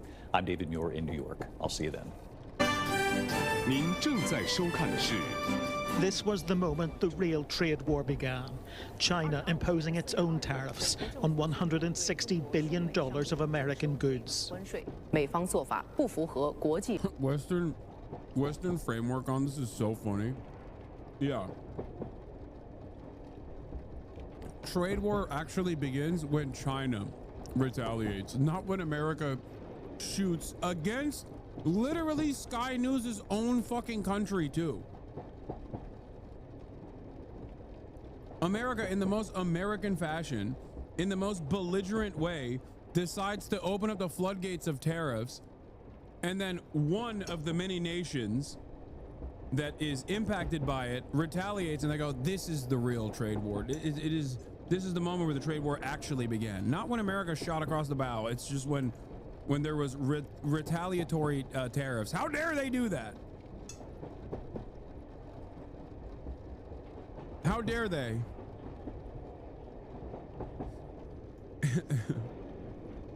It's like, if they hadn't retaliated at all, it would be really funny to watch the coverage in like Western news being like, and things coming in from China in the United States of America are now infinitely more expensive.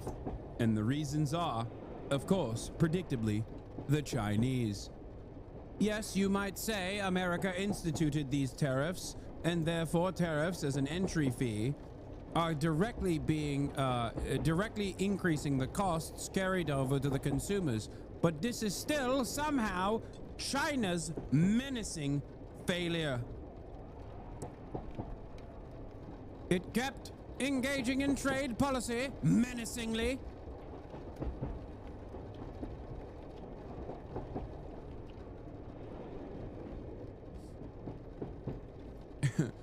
Maybe my brain is a little broken, but like it reminds me of the Ethan Klein dynamic where he's like, Hasan, I'm going to sue you.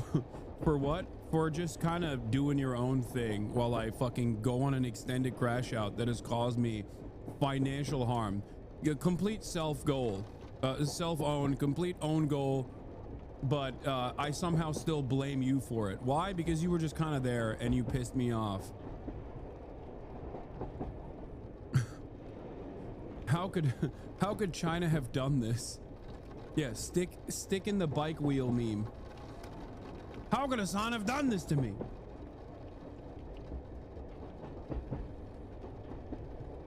The US practice is not in line with the rules of international trade and is a typical unilateral bullying practice. 霸凌做法。 As China hit back, Trump hit the golf course, away from the White House, but still furiously posting. China played it wrong and panicked, he wrote. Hang tough, he urged Americans. But as Wall Street opened, stocks turned red again, plunging too in Europe and the UK.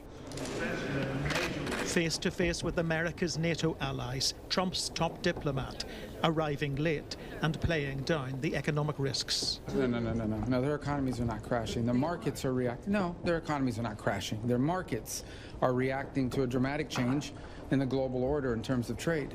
And so what happens is pretty straightforward. If you're a company and you make a bunch of your products in China, and all of a sudden shareholders or people that play the stock market realize that it's going to cost a lot more to produce in China, your stock is going to go down. Warnings, though, from the man. I like that he just walked. I like that he walked through the steps of like a market crash, but used more words to describe it.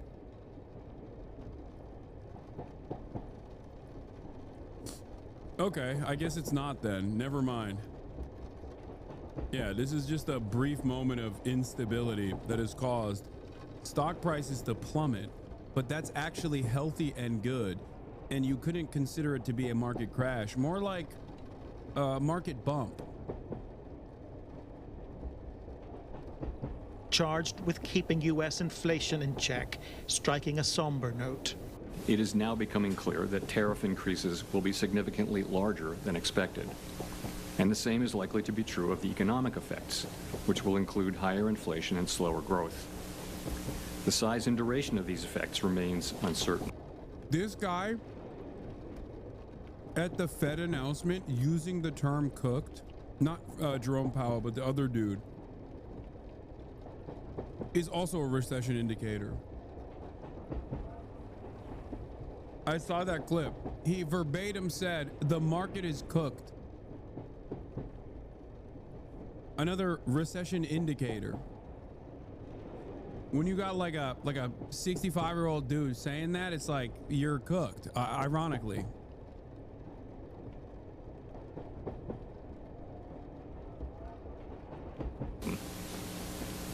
While tariffs are highly likely to generate at least a temporary rise in inflation, it's also possible that the effects could be more persistent.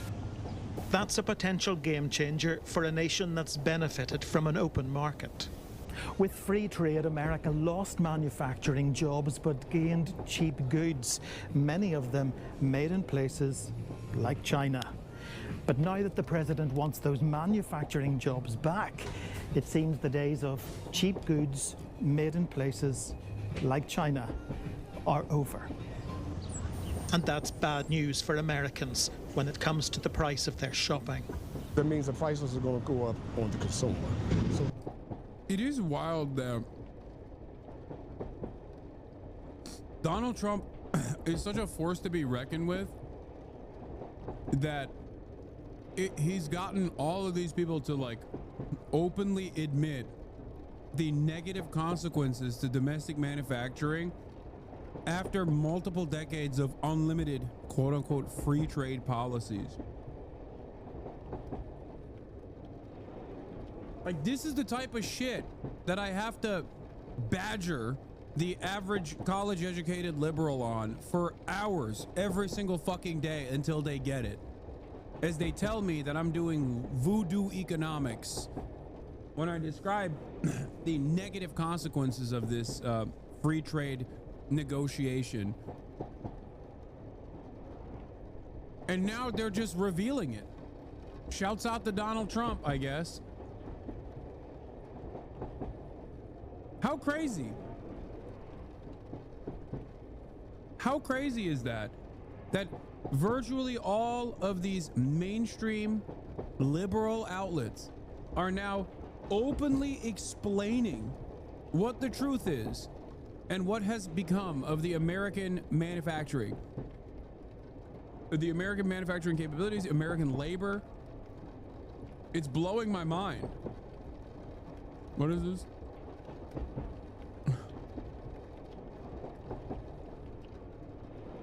They're saying shit like this on Fox now?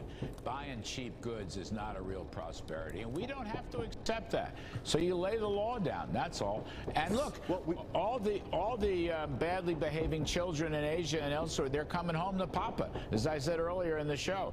They're all on the phone, you know, begging for mercy. There will be a lot of deals made in the next week or two or three.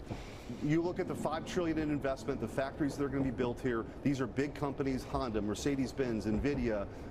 You've got all these, Apple. They're going to be building things here in this country. Long term, that's a recipe for success, to reindustrialize. Most of the world, we've deindustrialized because it went somewhere else. This is what we want. That doesn't even make sense.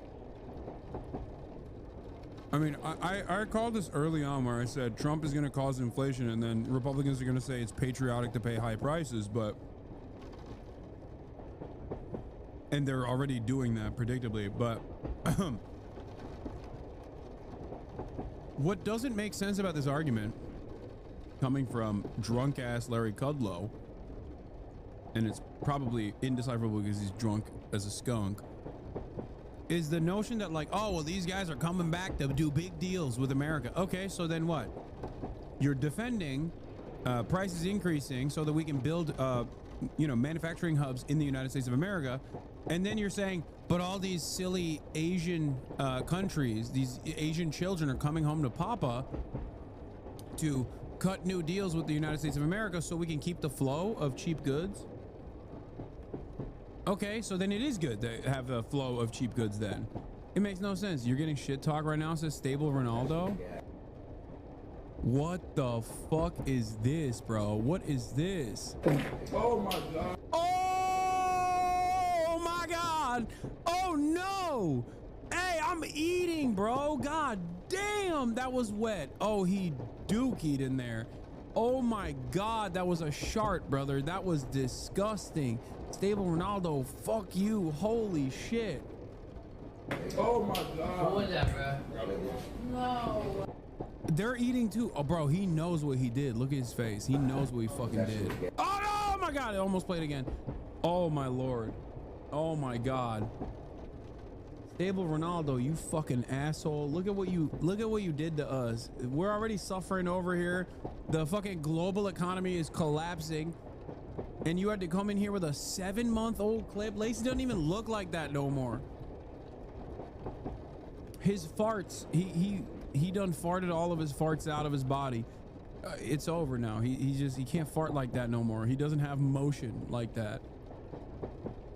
Akash from Flagrant after market crash. I didn't vote for Trump. Oh, that's amazing. Are you happy that the U.S. stock market is crashing?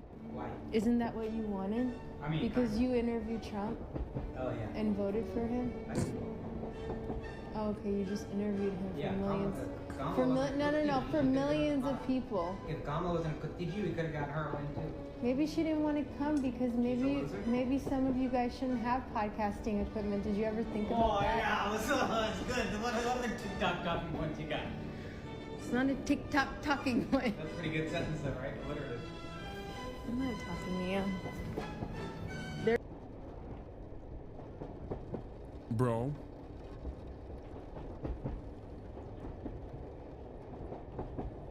Akash, how the fuck is he the luckiest man on the planet? You're already lucky as fuck to be able to make like millions of dollars just shooting the shit with your buddies with a podcast. But I know this is like the only person that he's ever been with. They've been, because I remember watching a video. I remember watching a video of him talking about like his relationship with his wife, and it is crazy. Like, no disrespect to Akash, but holy fuck, his wife is so out of his league. How did the luckiest man on the planet? He has the heavens mandate, dude. Says you rewatching his content making millions, shaking my head. Yeah, that's why I said we're very fortunate. It's arranged, didn't do anything. Bro, he could have been arranged to something totally different, okay? This man, I didn't know it was like this at home, bro. I'm sorry. This is crazy. Yeah, no shit. Yeah, if you roll high on your first try, no need to roll again. Exactly. Yeah, no shit. He's only been with one woman, bro. What the fuck? The arranged thing is fake. I don't care. I don't care how this happened. All I'm saying is this man already is in like the top 1% of luckiest people on the fucking planet by virtue of being in America, becoming a fucking successful podcaster in America. And that's his wife. That's crazy. And she's smart. She's not even like a dum-dum who she doesn't even like Donald Trump. Respect. Respect. Seriously, I don't know how the fuck, I don't know what he did. I don't know what kind of rabbit's foot he carries with him everywhere he goes, but god damn, dude. Bro, you're live, chill. Look, I'm just saying, he's a very, very fortunate, he has swung way above his pay grade on this one. This is entirely Those out of are his league. investment. And it's not even disrespectful to him. I'm just, you know, I'm glazing her. She's gorgeous, but made a mistake. Yeah, he's fine. We're going to pay. I'm extremely worried about the prices going up because it's affecting our families here in America. So yes, I'm very worried about that. So do you think the government's making a mistake? I do. So what's your message to the president? Stop it. A trade war made in America could see the world on the road to a global recession. A Trump-made one. But the president isn't changing course. David Blevins. Donald Trump's tariffs do not represent all America. Yeah, gruesome Governor Gavin Newsom, who obviously maintains the tech hub of the planet with Silicon Valley, is trying to cut side deals as the 5th largest standalone economy on the planet. Because in terms of retaliatory tariffs from the European Union. They don't buy a lot of our cars. They do buy a decent number, but they don't buy a lot of our products. But there is one thing that they do buy. It's tech. So if Europe comes down hard and in retaliatory tariffs against the United States of America, you might as well put all of the onus on California and on the Californian economy, because California is what sells a lot of this product, a lot of these services, financial services, tech services, things of that nature. It's like California and New York, and that is basically what Europe consumes and purchases from us.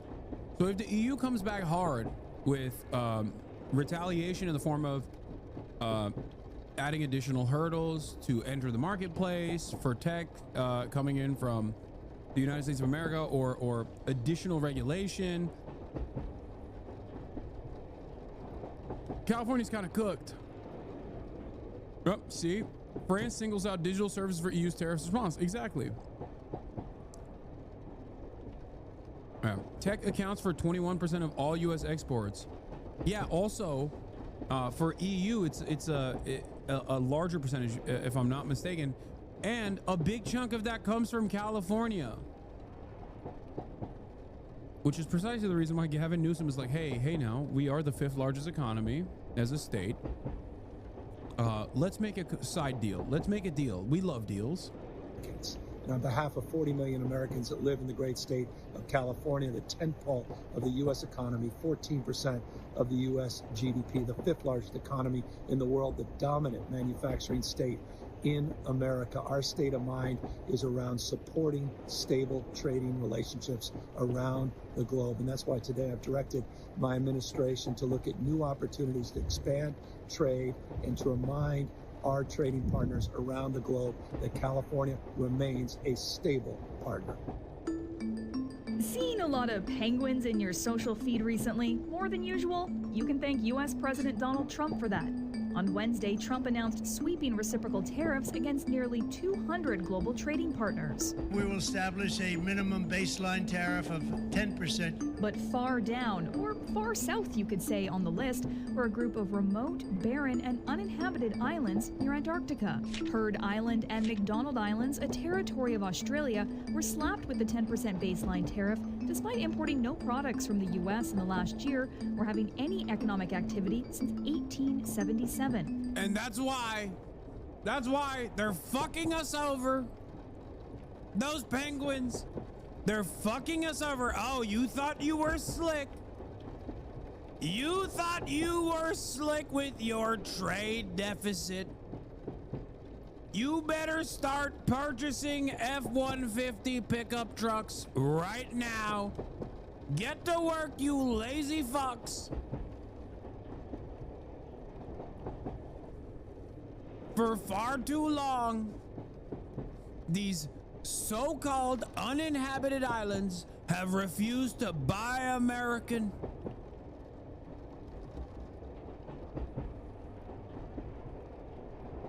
My administration has decided not purchasing a fleet of Tesla for your uninhabited island is akin to terrorism. We will take over first Greenland, then institute Danelaw on the UK once again, and last but not least, Madagascar and Club Penguin will be dominated.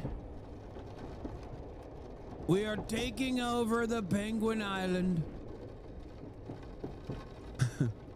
The reign of terror will end. Everything is Tesla, everything is computer. The islands also don't have any actual residents, except for these guys.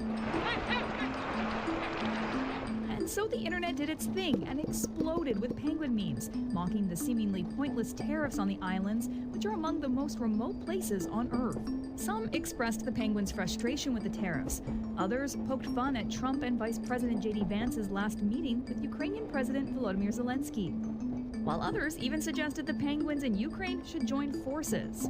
Export data from the World Bank says the U.S. imported $1.4 million worth of products from Heard Island and McDonald Islands in 2022, but it's unclear exactly what those products were. I think what happened was, whatever was the internal deliberation going on, my suspicion is that they couldn't reach an agreed conclusion. They needed something that was broad and uniform. They applied the rule and they kind of ran it over the full list of countries, and it produced a lot of these kind of nonsense numbers. But that hasn't stopped the march of the penguin memes and just adds to the general sense of confusion as to why the islands and their waddling inhabitants were targeted with tariffs.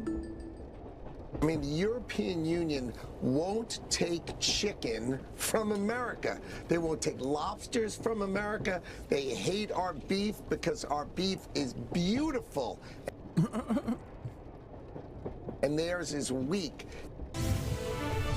Breaking news, Vice President J.D. Vance. Oh no, Jim Cramer says he was wrong to have believed Trump on tariffs. I feel like a sucker. Just saying the Trump administration is, quote, feeling good about Trump's tariffs.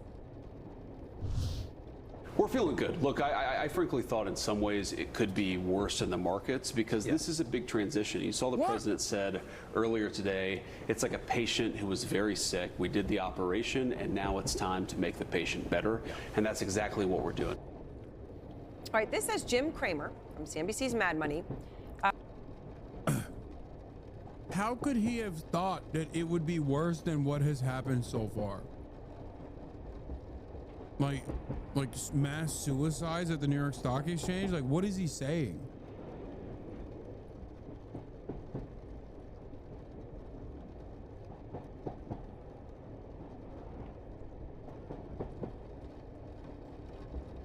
And it's just the beginning, too. Who has never been a free trader, right? So he's not just out here to go against them. He's saying the White House doesn't seem to understand what it's trying to do, and that the reciprocal tariffs are not reciprocal and could do tremendous damage. So out front now, Jim Cramer of CNBC's Mad Money and Squawk on the Street, all on CNBC, that incredible network that I will love to the day I die. Just so great to be here with you, Erin. So, and I'm so thrilled that we're able to talk. Okay, so what the heck is going on? Well, I'm let down because yes, I'm not a free trader. I'm a fair trader, always have been from the days when you worked with me at CNBC. Yep. And what I was hoping was that Remember when he was talking about? Remember when he was threatening the UAW for daring to strike against the big three, and said that Mexico is right there. Puebla. Mexico's right there. They'll move the fucking facilities to Puebla. I think that conversation in of itself should show you exactly what these guys are fucking worried about. And it kind of should show you why I am not exactly the #1 defender of free trade. Do you understand? Because when the UAW was striking against the big three auto manufacturers in the United States of America for fair contracts, this fucking asshole went on television and said they should just move the facilities down to Puebla. That's the problem. I guess you recognize the problem, but you don't think it's a problem. Coordinated thing where if you are charging us 20%, we charge you 20. Instead of a car where we're only making you pay 2.5 and you're not letting us in, we try to get things better. But right. So on a specific thing, you go, if they're 10 on a car, you go 10 on a car. But I went deep on the numbers today, and the numbers did not make any sense. And I was actually. You made. I was doing like bananas in Vietnam. You did Cramerica. Well, I just said, it's one of these things where if I'm doing 100 billion and you're letting me do 10 billion and I'm letting you do 100 billion, there was a way to be able to make it work. But the numbers that they did, and they had this ridiculous. I mean, that was the chart that they had with the mathematical equation. I mean, are you kidding me? How about just like it looked like an Einstein. I know. How about the fact that it was just wrong? Yeah. And what bothered me, Aaron, was that they really did over and over again. The president said, "Listen, it's going to be reciprocal. So you do it, we do it, and that was going to be so good." And I really believed in it. And I feel like a sucker tonight. because I am not a free trader, and I do not believe in free trade. And I was just as tough, if not tougher, than his people, but they screwed it up, and they did it a totally ill-advised way. And I was very let down as someone who really, truly believes that free trade is awful for the American working person. This is what they came up with.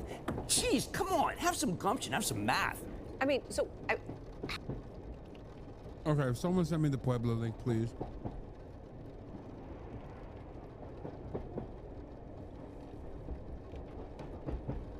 He's not a free trader, he's a fair trader.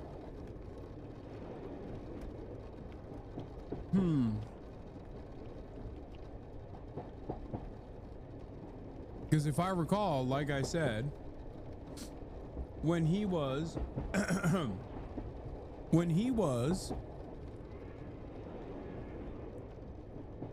talking about the UAW contract negotiations, he certainly came across like he was a fucking he certainly came across like he was a fucking free trader, I'll tell you that.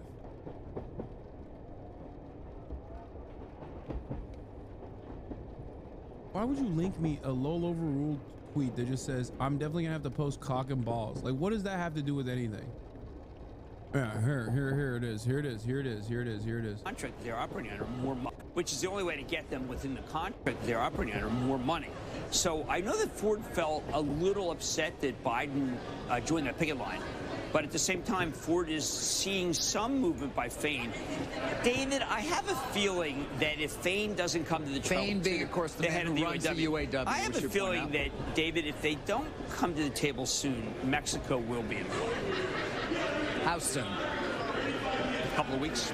And how quickly could they move manufacturing of certain things? They already have manufacturing. So what does that mean when you say Mexico's in play? Explain what you mean. So you have plants, say you have plants in Mexico. Yes. You can add on to them very easily. You can't do greenfield. I mean, it took Mercedes-Benz huge number. But if you have an existing plant, it's not as difficult to add on. That's the way you can do it. And by the way, the companies are very worried. Remember, there's a big. It's not just the 146,000 UAW workers. We're now starting to see some original equipment suppliers really get hurt. The layoffs are starting. I find the president, look, hate him or love him, joining the picket line may have been a very big mistake because that hardened Fain, hardened the UAW, which then hardened the auto companies. And until he hadn't come there, I think that there probably would have been a deal. Yeah. That was not a great move. If you wanted... That's when I knew it was indeed a great move, by the way. I already felt that way on principle, but as soon as Jim Cramer came out and was like, that was not a great move, I was like, oh, it's indeed a great move. Perhaps the best one. You know? Inverse Cramer, baby. Always and forever. Inverse Cramer undefeated. Inverse Cramer always and forever.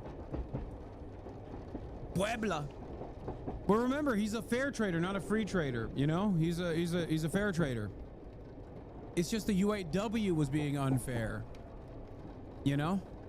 Must be identified as labor president. Workers, yeah, you're right. If you favor workers away from the UAW, it's not a great move by the president.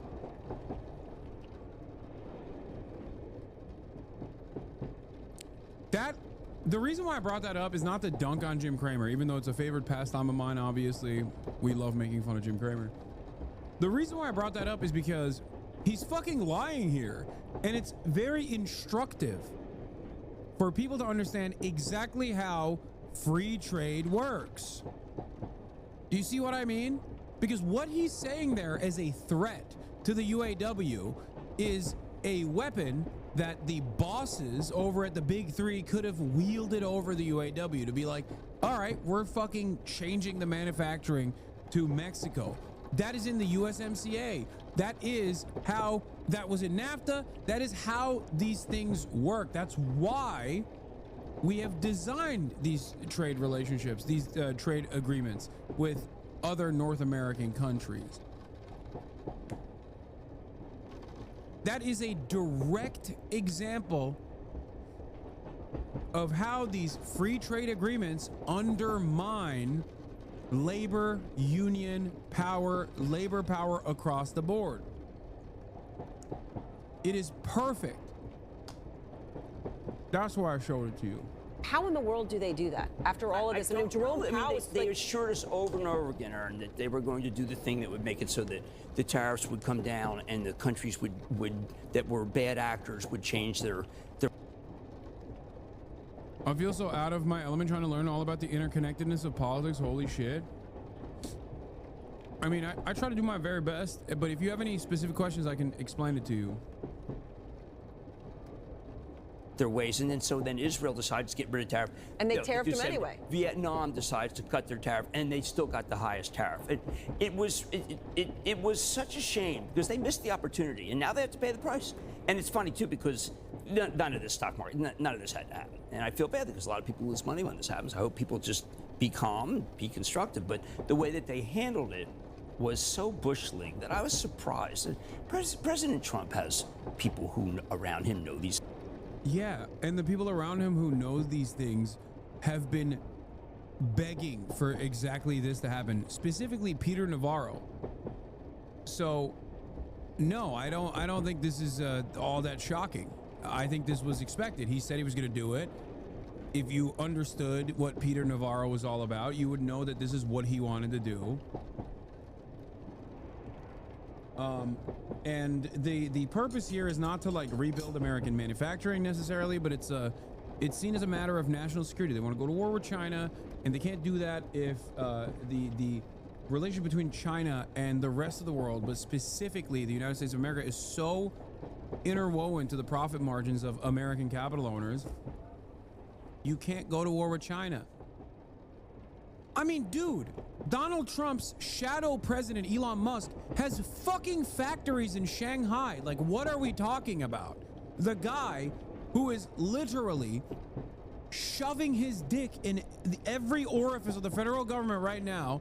Donald Trump's very own attack dog until recently, until his massive failure. Elon Musk has fucking factories in Shanghai. There is no national capitalist class. That just does not exist. These people don't care about national boundaries. Elon Musk is not even American. He's South African by way of Canada. It's just so fucking stupid not to recognize the reality that these people only care about profits, nothing else. And I'm not saying that because I'm like, oh, they should be nationalistic. I don't mean that at all. I don't want that. That's fucking stupid. But it's just like that's how deep our relationship with China goes in terms of trade.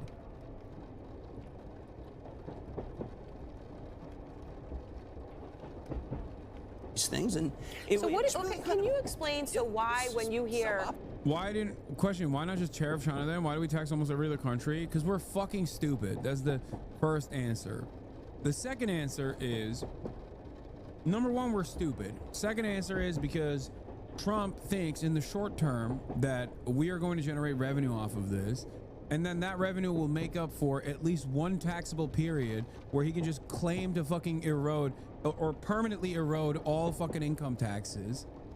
Okay, that's another reason, and it's incredibly stupid, incredibly short-sighted. It will collapse this fucking country.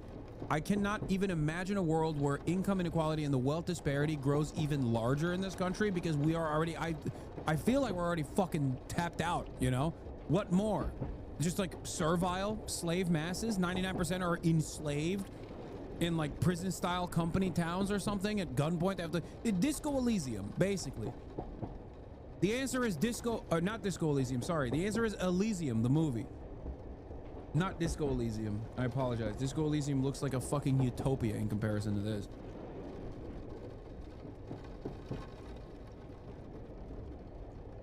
And I guess that's like the one step removed from where we're at right now with the accelerated wealth disparity. So those are the reasons why they're doing this. The reason why they're doing global tariffs also is because they have this idea that this is going to somehow force foreign companies to open up more manufacturing facilities in the United States of America, make cars in the United States of America, get more jobs for Americans, I guess. And also in return, we are going to force our product that we are not even fucking manufacturing here right now. We're going to force our product into their marketplaces regardless, without any care or consideration for their sovereignty in terms of like the domestic regulatory agencies that they have. Not only are we undermining our federal regulatory agencies here in the United States of America by way of Elon Musk, we're also forcing trade disputes with no mediator body that exists right now because of the Obama era attitude towards World Trade Organization, with no way of disputing any sort of fucking contract. Basically no way of disputing any sort of trade issues because we have starved the courts. The car argument is insanely weak. EU car makers already got most of their production for U.S. market in the U.S. No, I know. These are not my arguments. Yes, of course they're weak. I'm trying to explain to you what their perspective is. I'm not saying that this is a good argument. I disagree with what they're doing, but a chatter asked me like why they're doing this, so I'm explaining what their reasoning is, what their hidden reasons are, and what their overt open reasons are. I will also explain to you after I describe the reasons that they're stupid, as I have all day long. So every part of this argument is stupid because we don't even have the facilities. So it's stupid across the board.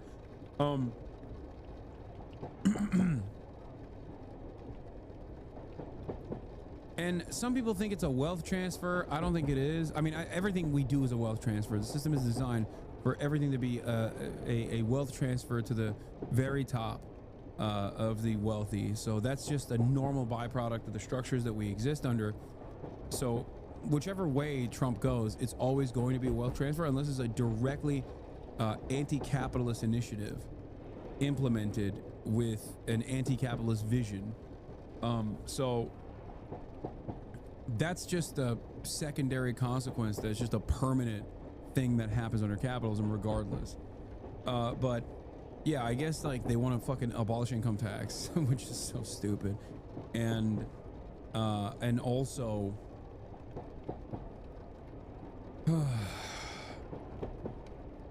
and I guess they want to rebuild like a World Trade Organization that is completely controlled by America, that like writes off China and doesn't allow China into it at all, or doesn't allow China to get the favored nations benefits, for example, like it does, which stop as it works, as it is right now. That stops countries from being able to add additional tariffs to China that they won't add to other markets. It's just one of the many things that the favored nations benefits offers countries like China. And Trump wants to stop that because he wants to sever the rest of the globe's ties with China by force in order to turn China into kind of like the USSR.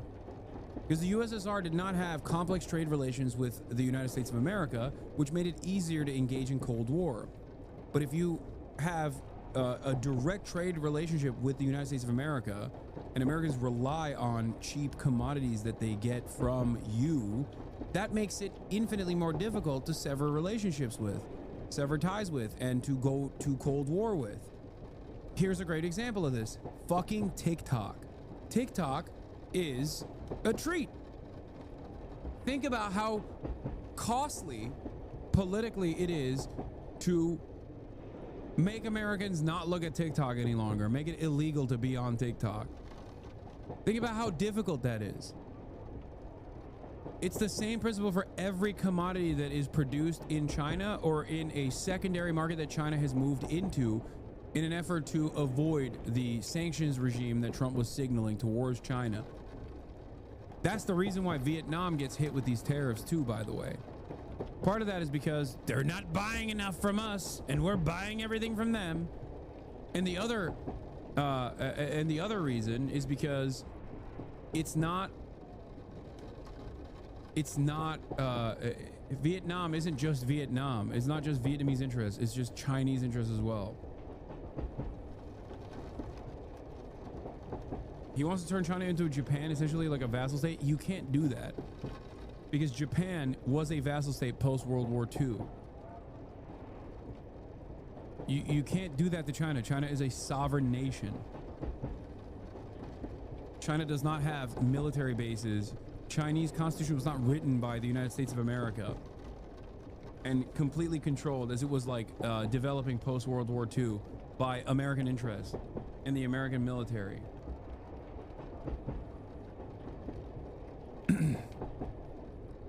Here's a Democratic pollster saying, it appears that this is the fourth worst back-to-back day for the DJIA in American history, with a two-day combined minus 8.65% loss, only trailing the 1929 crash, 1987 Black Monday, and the 2008 financial crisis.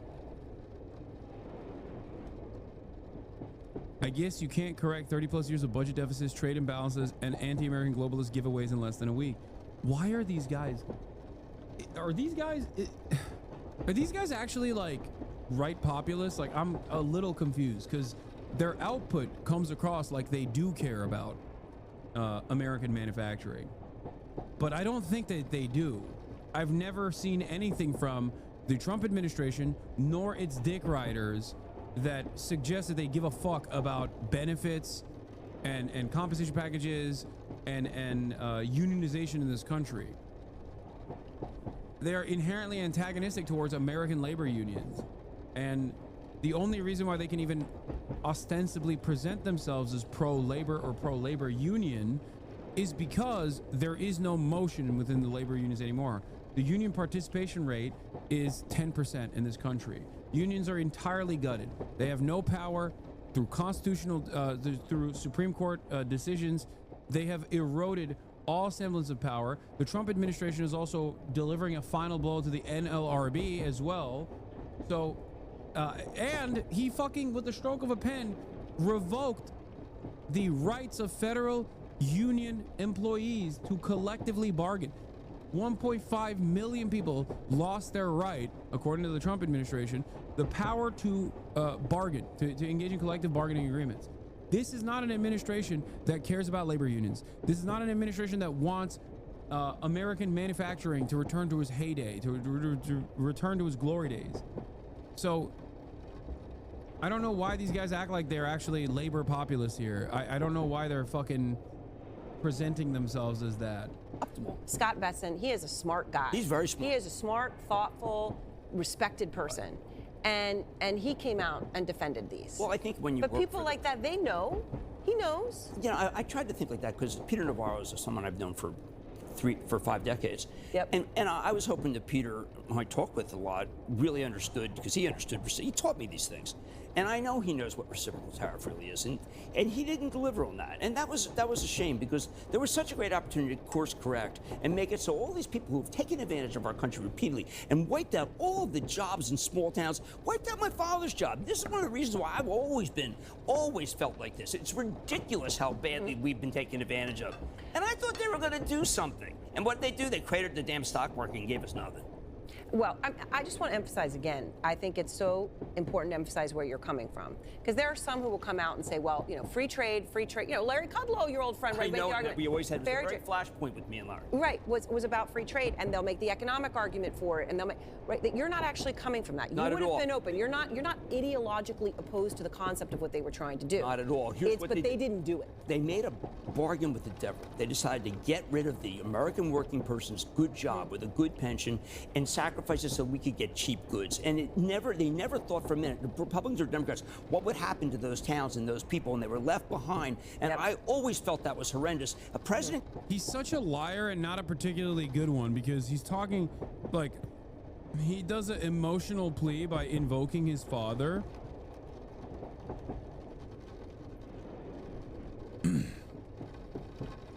And yet I am reminded of the time when he was talking about Puebla.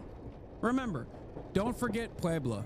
Jim Cramer certainly never forgot Puebla. Okay? So the idea that he's like in any way, shape, or form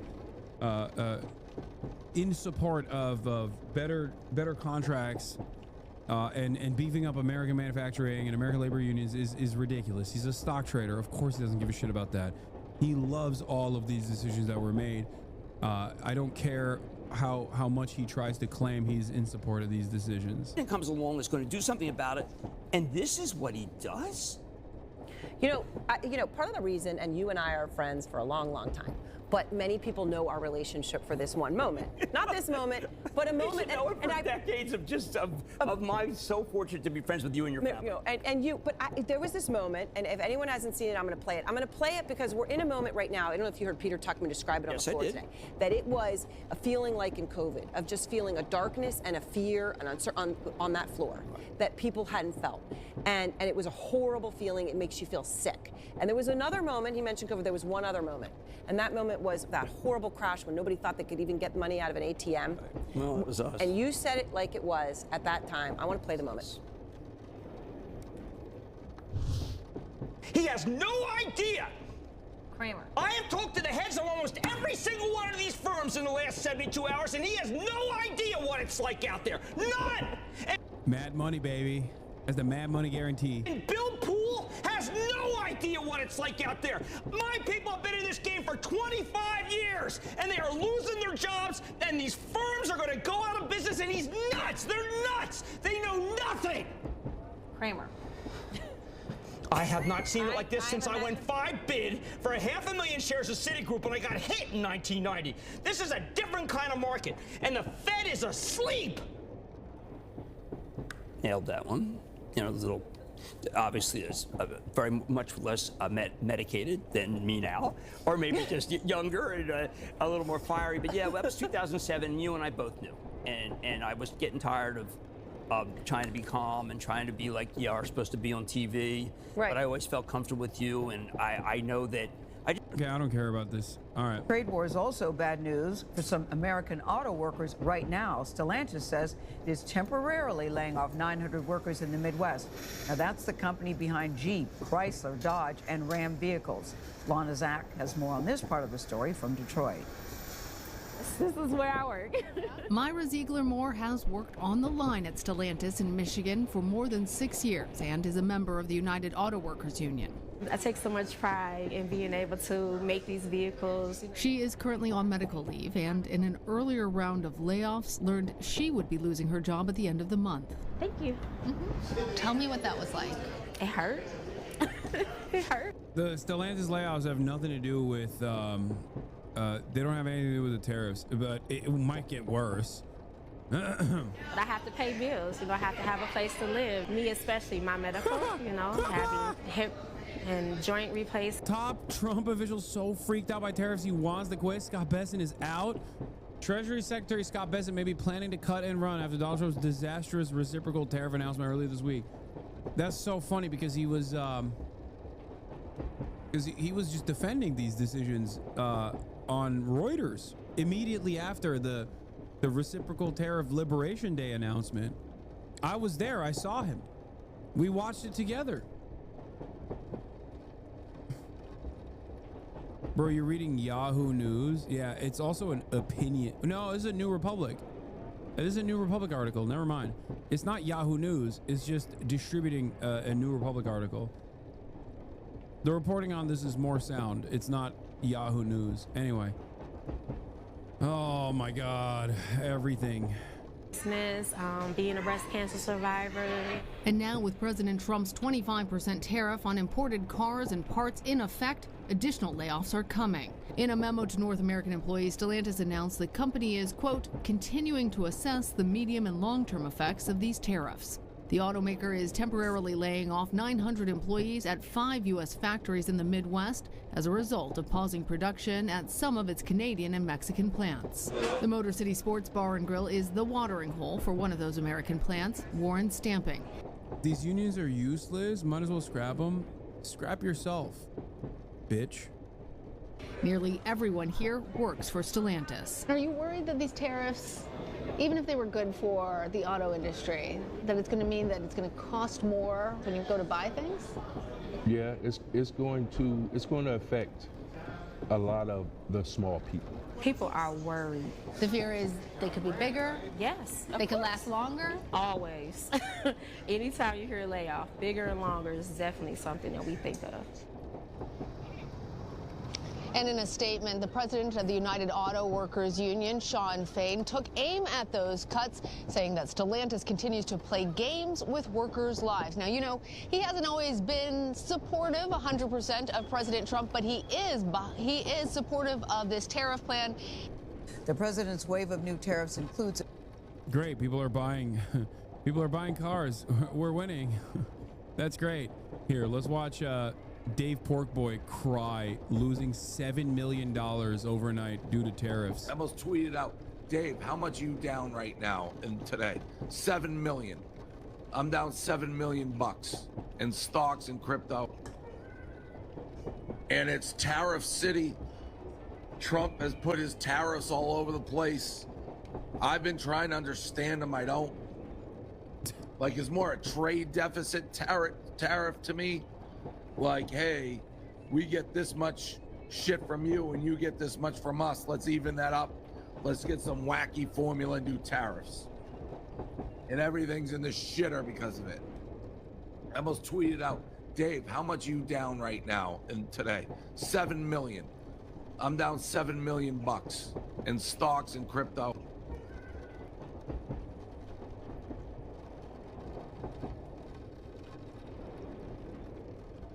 Can't make an omelet without breaking a few eggs. Yeah. Oh. Did see Cutie get hit by tariffs? What, for her Depop shop? It's a 25% hike on all imported cars, and that just kicked in overnight. Not gonna lie, this does make me feel a bit better. Yeah, this is my attitude on the matter, which is that, like, listen, everybody's getting their retirement funds wiped out, okay, across the board. It's universal. And so you might as well experience a little bit of catharsis when you watch, like, some of these actual fucking villains who champion this demise personally see repercussions. Now, percentage-wise, in totality, their repercussions are far, far greater than yours because you don't have a retirement account that can lose $7 million. Neither do I. But it's still fun, right? You might as well have a little bit of fun might as well try to enjoy the show as everything is collapsing all around. Might as well have this attitude. Exactly.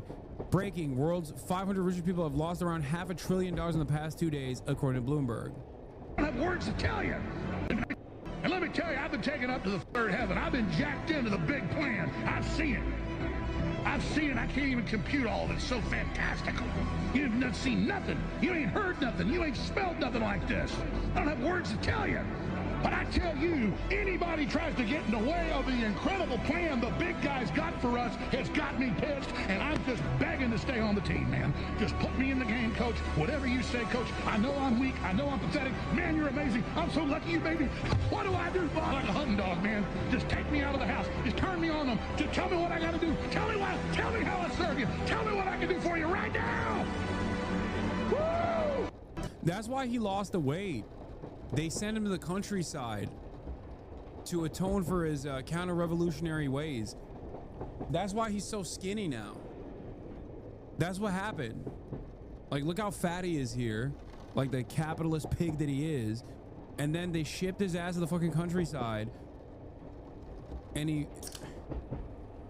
got re-educated, and now he's skinny and also a loyal servant. A loyal servant of the peasant class, a loyal servant of the workers, a loyal servant of the proletariat.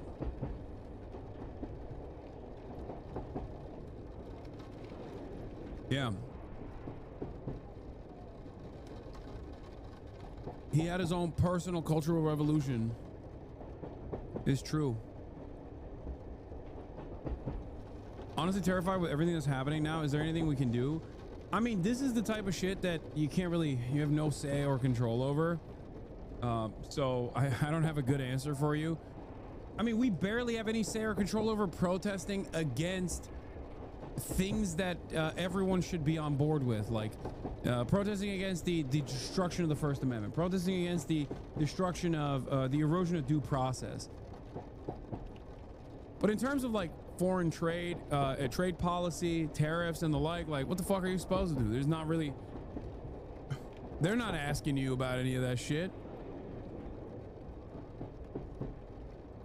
They never have.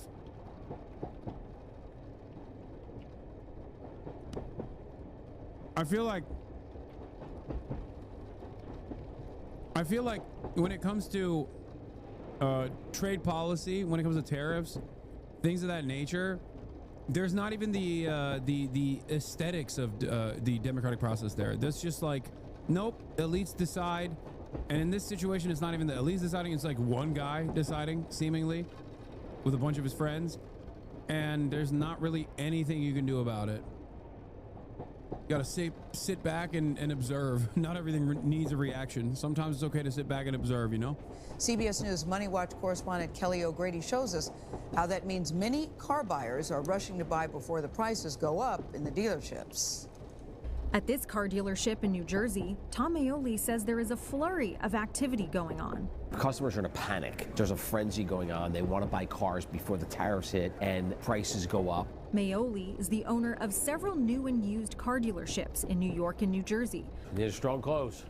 We first visited him at the end of last year. We first met back in December when tariffs were originally announced. How has your business fared since then? It's doing great. New car sales are up. Used car sales and prices are up because consumers need vehicles. But with President Trump enacting a 25% tariff on all imported cars, he expects drivers to see a big price increase. In this specific dealership, about 30% of the inventory is assembled in the U.S., but parts come from all over the world, so all of them are going to be affected by the tariffs. This is a $77,000 MSRP car, so a 25% increase on this is approximately $20,000. Aioli says there's a steady and increased number of shoppers wanting to beat the tariff deadline. I don't have anything on the ground. No. We met a couple wanting to avoid the higher prices. This was the incentive to go a little bit sooner. Aioli has stocked up on parts to keep repair prices unchanged for as long as possible. You have a rotor here and you have a disc and the brake pads are in here. Most of these parts come from Mexico and China. With the 25% tariff, what could that do to the cost of the brake? 25% increase of the car parts, and you're talking about a 25% increase of the repair. It's going to be another $500 to get your brakes repaired. More than 50% of cars sold in the U.S. last year were made in the States, but automakers still rely heavily on manufacturing plants in other countries, especially Canada and Mexico. The Trump administration hopes to incentivize more domestic production, but that will take time. You're talking 2 to 3 year cycle. So we're going to do major damage to the economy and the consumer.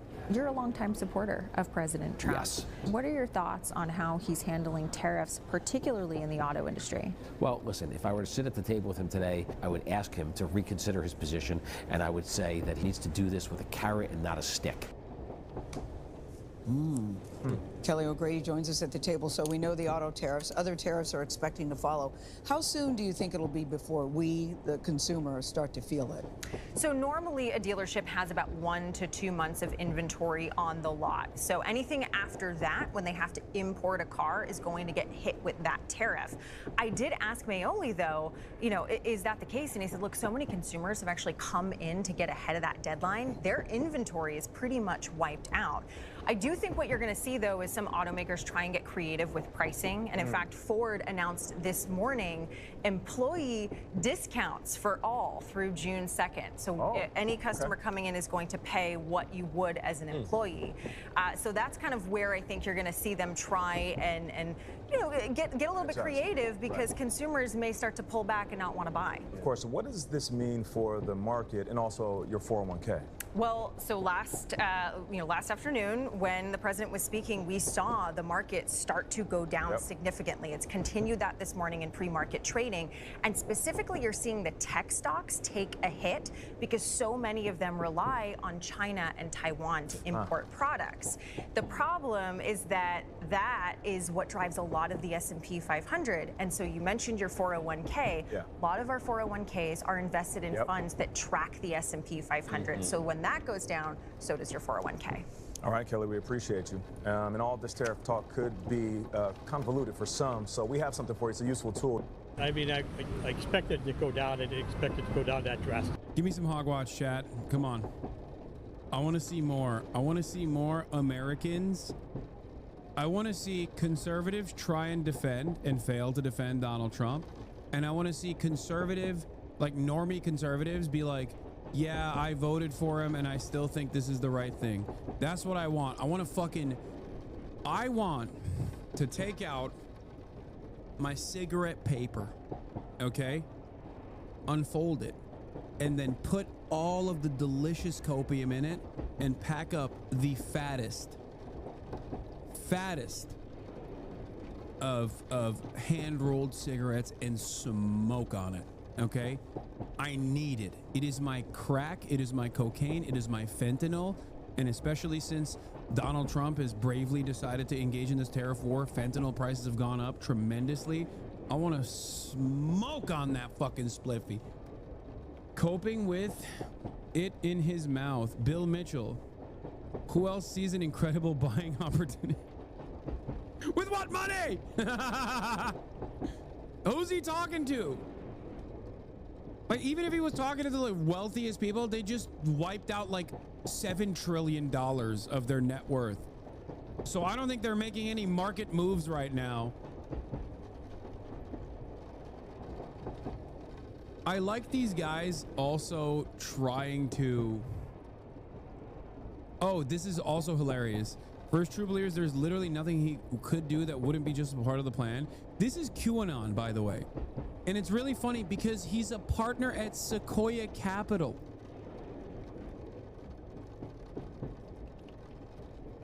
Do you understand?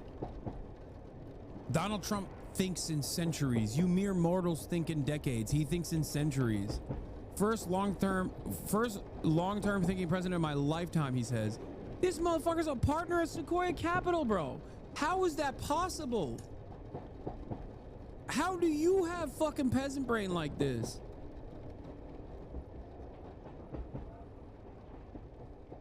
Starting the tariffs on Canada, then reversing them with a 30-day deadline, then reinstating them, then expanding them was a stroke of 7-dimensional chess. Brilliant.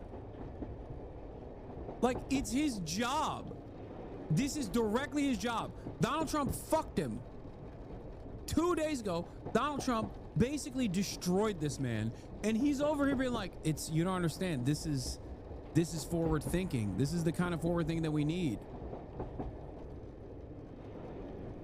Let's look at Cat Turd. He says, but tariffs don't work. Just in, UK Prime Minister Keir Starmer seeks new trade deal with the United States to remove tariffs.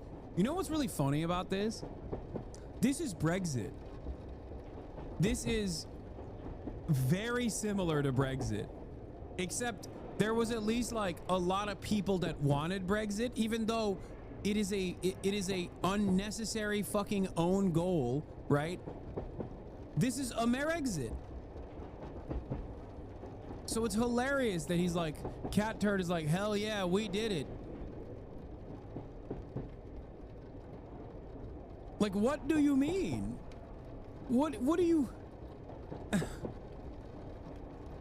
This is, I'm doing Brexit to you? No, but if you do Brexit to everyone, you're doing Brexit to yourself. You're the one who's Brexiting. Do you not understand? And it's funny because just like with Brexit, where England already had the sweetest deal with the EU, like just the sweetest fucking deal with the European Union already, and simply exiting out of that partnership meant that they would have to go back to the table and get worse deals overall. This unironically is the same thing. America designed this entire global system at the behest of capital, and now it's just doing this exit that no one asked for with seemingly no good reason. Here's the hog, opposite of that kind of pose. Yeah, bankers misquoting Lenin, sell everything. A text from the head of asset allocation at a major global bank regarding this week's news. What's the expression? There are weeks where decades happen. That could apply here. Why isn't Jay saying he's going to cut rates? Too soon to say?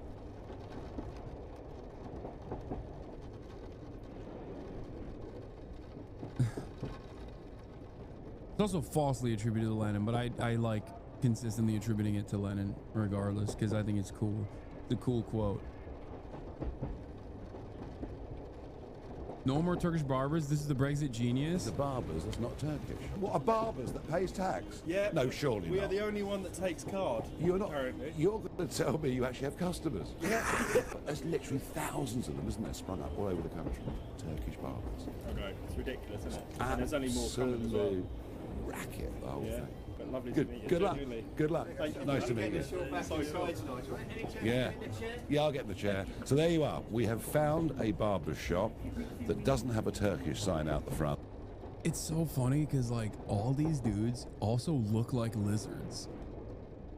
Like every single one of these guys also unironically look like fucking lizard people, which makes this whole thing even funnier because like even on the optics front they fail. Like Nigel Farage has bad teeth for a British man. Okay, that's saying something. It's like being the most pedophilic conservative on the island. Okay. Asmongold is equating the terrorist to Luigi Mangione. Amazing. I do want to know what Asmongold's take is on the tariffs. Is it based? Is it content president? Or is he reading the tea leaves and having to is he reading the tea leaves and having to reposition himself to say maybe it's not so based?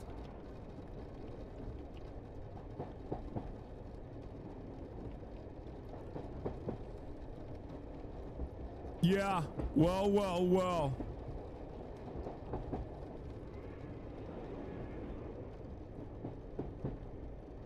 You should warn Phineas that Nigel's coming after Turkish barbers in the UK. I agree, it's fucked up. He was watching an old Bernie speech where Bernie was talking up protectionism. Yeah, it was right. It was right then. The concept in and of itself is right now. Except when Bernie makes that argument, he was trying to defend the pre-existing manufacturing capabilities of the United States of America. Bernie Sanders now probably has a different argument. Don't know what it is, but my argument back then would have been similar to Bernie Sanders's. And my argument now is that trade protectionism isn't wrong. Okay, it's not wrong. I am not a free trade defender. I don't like free trade. There's no such thing as free trade anyway. As long as inequality amongst nations exists, as long as we continue dominating the global south, there is no such thing as free trade. It's just beneficial for capital owners, and that's it. Having said that, what Trump is doing is fucking insane. It's not trade protectionism. It's just pure stupidity. It's like playing chess with a pigeon, okay? He's just knocking the board. That's all he's doing. He's like, fuck it. That actually has customers and there's no Lamborghini out the back. Isn't that unusual in modern Britain? God, the stick I've got to get for that. Yeah, he said our trade policy should benefit American workers, not just corporate CEOs. That includes targeted tariffs to stop corporations from outsourcing American jobs and factories. We do not need a blanket arbitrary sales tax that will raise prices on products that Americans need. Exactly. Because this is what Trump is doing is a blanket sales tax. It's regressive. It harms the working poor. It harms the working class in general. That's all this is. And so many people who are going to be paying the sales tax don't even understand that they're doing so. And the only reason why this is a blanket sales tax is because we don't have the competitive manufacturing, the domestic competitive manufacturing capacity. We don't have it. So people are like, okay, what am I supposed to do? All right, I'm an importer, okay? I sell t-shirts. I'm an importer. I sell car parts. Car parts not even the best example because like at least we have some capabilities here, but it's like, okay, I get coffee beans, you know? What am I supposed to do? Shit it out? Make my own coffee beans here? Like, how am I supposed to do that? You know? I bring in bananas. What am I supposed to do? Grow bananas in my fucking backyard? What am I gonna do? Vanilla.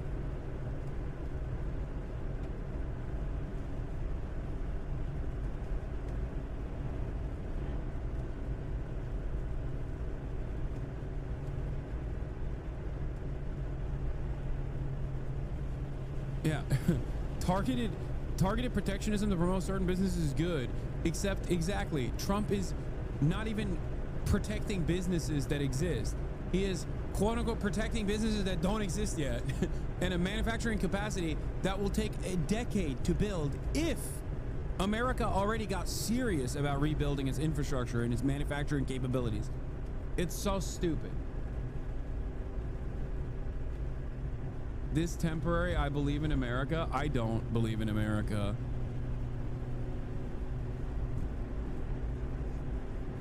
Maybe Americans will learn not to base their identity off consumption. Americans will commit suicide en masse before they do that, okay? There is no other guiding principle here. There's nothing. We have no cultural signifiers. We have no sense of community. We are increasingly more isolated. We are atomized.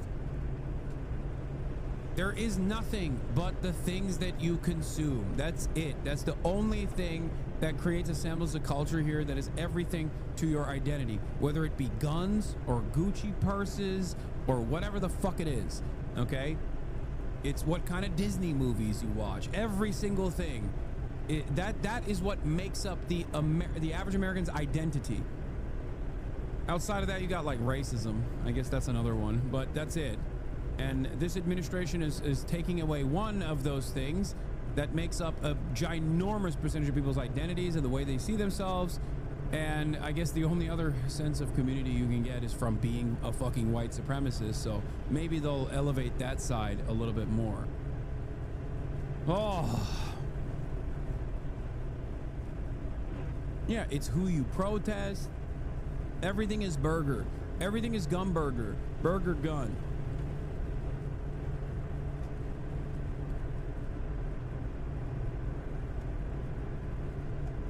From the clout Americans go into debt to obtain. I'm concerned. I mean, it's something that's over 80 years. We've had trade partners that we trusted and they trusted us. And we've lost that over the course of 2 months or a month.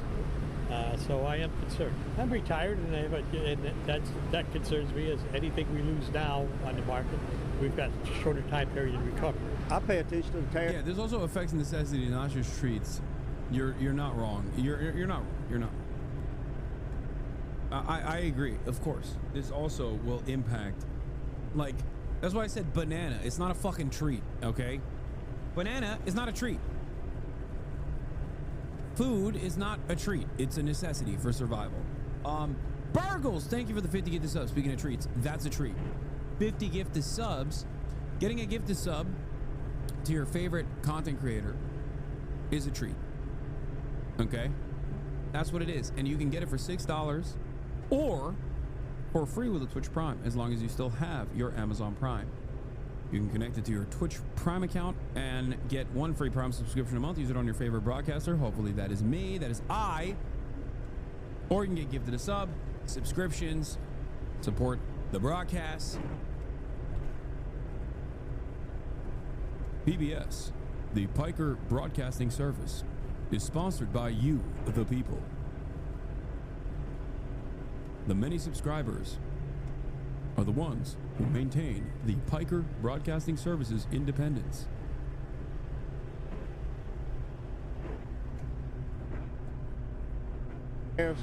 I think if they could bring more jobs to Americans, people in the United States, then I think it's great.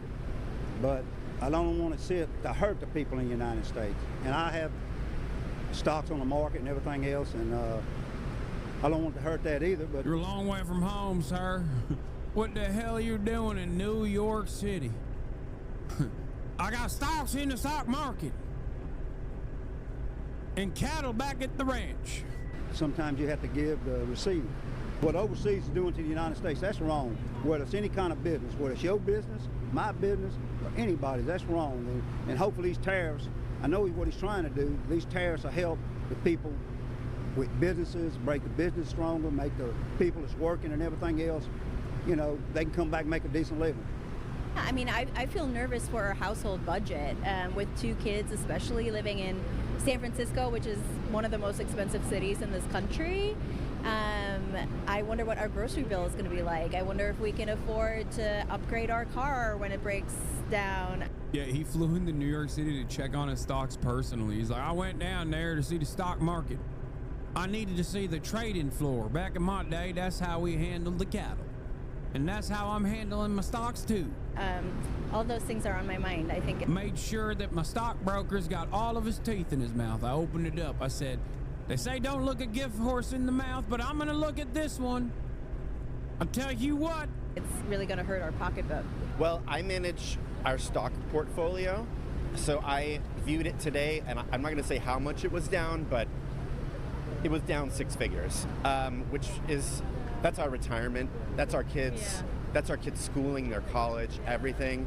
I'm super concerned that there's going to be a recession or a depression, and it's gonna hurt the investments that we spent so long creating for our family and for our future.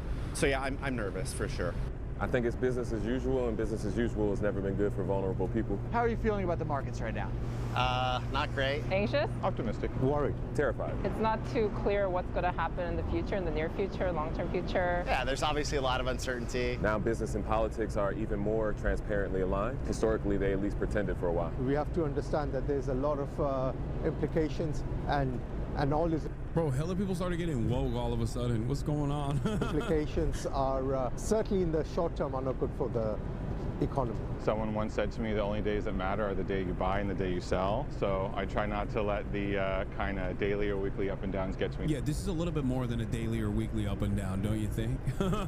Like, he's not wrong, but this is a unique situation. There's a little bit of a unique situation where it's like, you know, you can hit zero. It's fucked up. Too much. 3 months in, by the way. Just want to point that out again. Based, content, president, things are getting chaotic. Also, 3 months in. Just want to point that out again. I will keep pointing that out as every single day passes if we make it that far. But we are only 3 months in to the Burger Reich. I'm not making any big moves. Just gonna kind of wait and see how. It turns out the fucking stock market was also held together by unfettered homosexuality. We eliminate the woke, we eliminate transgender ideology, and look what happens. Planes falling out of the fucking sky. The stock market is plunging harder than the fucking planes that are plunging from out of the sky. It turns out DEI or die, ladies and gentlemen, boys, girls, and non-binaries. Every single part of American society was held together by woke. These guys went to war with woke, and look where that got us. Time to make sure every single person is trans, gay, non-binary, in a wheelchair, veteran status, if that's technically a part of DEI as well. DEIA. Women only. Women only. Plays out, but it's certainly a little disconcerting. My stocks aren't doing too well, so I don't feel good about it. I'm hoping that there's going to be some positive changes soon, and that there's some checks and regulations where the situation can be managed. I just, think about ultimately what's important to me, and it's not, the value of a particular stock or index, and that's, my family and friends, and that's what's most important. There's implications of his intentions, and there's implications of his unintended consequences. Vulnerable people were always unsafe, and now they're made even more vulnerable. He's bringing a lot of groups that historically have been safe, a lot of elites, academics, into these kind of struggles. My concern is that those folks, instead of pushing left and supporting one another, are going to instead try to make concessions, and historically that never benefits anyone. No! No! I don't regret voting for Trump. What the fuck? Wait, no. Americans react to tariff price increases. No! No! That's amazing. I don't regret voting for Trump. Donald Trump's tariffs means almost everything that is imported into the United States is expected to become more expensive, including stuff Americans really love, like beer and Macca's because Ronald McDonald Macca's in beer uses Aussie beef. No! There's something wrong with that dude's eyes, bro. I'm sorry. That is creepy. Motherfucker's eyes will light up an entire room. Don't look at me with them sweet baby blues, dude. Holy fuck. Because Ronald McDonald uses Aussie beef. No! No! You just straight look. David! Terrifying the people. Oh! You're upset about it? No! Wait, are you actually being serious? This affects the political, economic state of the world right now. No, please. Oh, no, my gosh. I need to call my mom. Wait. Oh my god. The fucking Zoomers can't be serious for a second. You know these are fucking Face Clan watchers too. Like, they are behaving exactly like fucking Ronaldo, stable Ronaldo.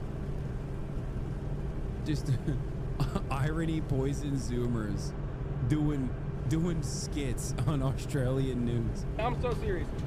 Oh my gosh, bro. Okay, maybe those boys weren't that worried about it, but think about it. Every business that sells goods imported from overseas, they're going to probably have to jack up their prices. That florist, it sells flowers from Colombia and Ecuador. Those dry cleaners there use chemicals from overseas. That kebab shop, that lamb is from Australia and New Zealand. The estimate is American families will likely have to spend as much as $4,000 US more a year. I'm out here in Sun Valley, As an Australian, we don't let this guy look at people in the street, too distracting. Yeah, that's why they shipped his ass to America. Also, I miss the Aussie boys so much. I told Alexa he has to fucking come out. He's like, finally, I've gotten in a good groove of like making videos again. And I was like, if you come to LA, I will whip you. I will whip you every day to make sure that you put fucking videos out. Los Angeles. I just met a bloke called Nick. He voted for Donald Trump. He tells me that he's now worried for his children's welfare. Things are tough already as it is with inflation and cost of living, but an extra $4,000 just out of the blue for not really anything material, just gonna be very tough. I don't regret voting for Trump. Oh my God. Oh my God, dude. It's just like, it's super basic to just be like, yeah, I did something wrong. It's okay. It just, please, for the love of Christ and all things holy, it is healthy and good to be like, I think I fucked up. It's fine. Okay? It's fine. This to me is troublesome because it shows me that these guys will never change. These guys will never, ever in a million years go, yeah, this was bad. It's like Trump is infallible, dude. But I hope he's, not gonna be so tough with this.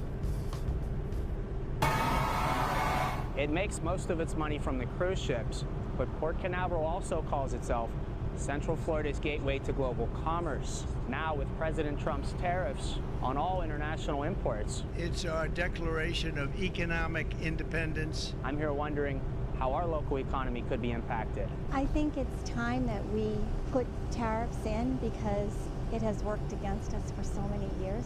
Would I say maybe in moderation? Yes, but I think ultimately it will help the United States of America. After President Trump imposed the tariffs, our reporter Mike Valenti talked to an economics professor who had a much different opinion than the local couple I met. You're making it even more expensive for people who create jobs and serve customers and who buy goods and services. Through just the first few months of the year, the port says it's already taken in a total of... I feel like I'm living in this weird, bizarre world where I'm supposed to be defending the trade protectionist actions. These guys are supposed to keep saying the same things that they're saying, but I'm supposed to be going, no, you don't understand. We built a robust network of manufacturing capabilities. It is now our time to rebuild the American labor force. It's fantastic.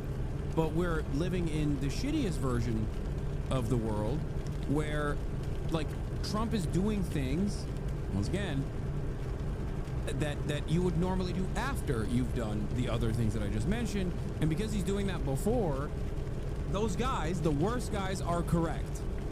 The worst guys in the world that love defending free trade are technically correct. more than 2 million tons of cargo. If you're a country seeking tariff relief, Dr. Don is ready to see you. While the market suffered from some side effects of taking... Oh my God. Oh my God. Oh my God. I hope his fucking stock portfolio is wiped out, dude. These guys are such assholes. I hope that this is like the breakaway point for so many of these conservative dick riders that watch Fox News every day and they're like, what the fuck are you talking about? The markets are suffering a little bit. Like, yeah, notice the lack of ticker. Yeah, of course, they removed the ticker from the... There's no reason to look at the stock market, famously. It's just not. Tariff medicine. President Trump was seeking phenomenal offers and ready to deal. Vietnam just got their checkup. After getting slapped with one of the highest tariff rates, all it took was one phone call. And Trump says Nam is open to having 0 tariffs. And if you believe Dr. Don's ready from 5% to 0. Operate on every country, mooching off Uncle Sam. But as usual, Democrats in the media are flatlining and taking off their shoes like a... Democrats in the media are flatlining? Bitch, you're flatlining. Anyone who's paying it... You know what's flatlining? Everyone's stocks, dumbass. We designed a system where there's no pensions, there's no social security, and therefore everyone has to rely on the fucking stock market, and it makes everybody feel like they have a say in the process when they clearly do not. Then all of a sudden, after you design the entire economy to be financialized, you turn around and you fuck the stock market, and you're like, don't look at the stocks, it's fine. Oh, Democrats are hysterical here. Come on, 30% of your 401k wiped out overnight. That's not that big of a deal. How low can it go, really? I, Greg, think it's an exciting time to be alive. We've rewired the entire world in a way we haven't seen in 100 years. And it's great. And hopefully it works out. I haven't looked at my 401k today.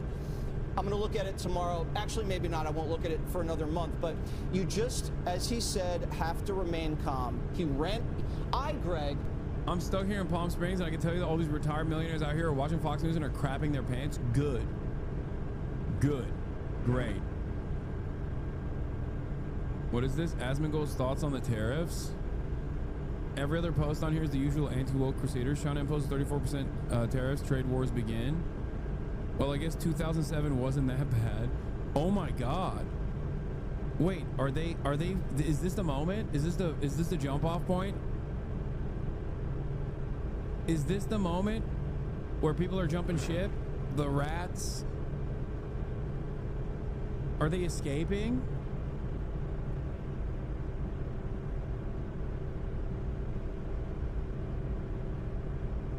I told you, the one thing that Americans care about, they're so fucking selfish. They're so hopped up on hyper individualism and American exceptionalism that you hit them in their fucking pocketbook and they will scream, dude. You take away their treats, they will fucking scream. No, they are not. Lamau, what is this? Will tariffs make the U.S. better or worse? 57% better. Okay, I don't. That's...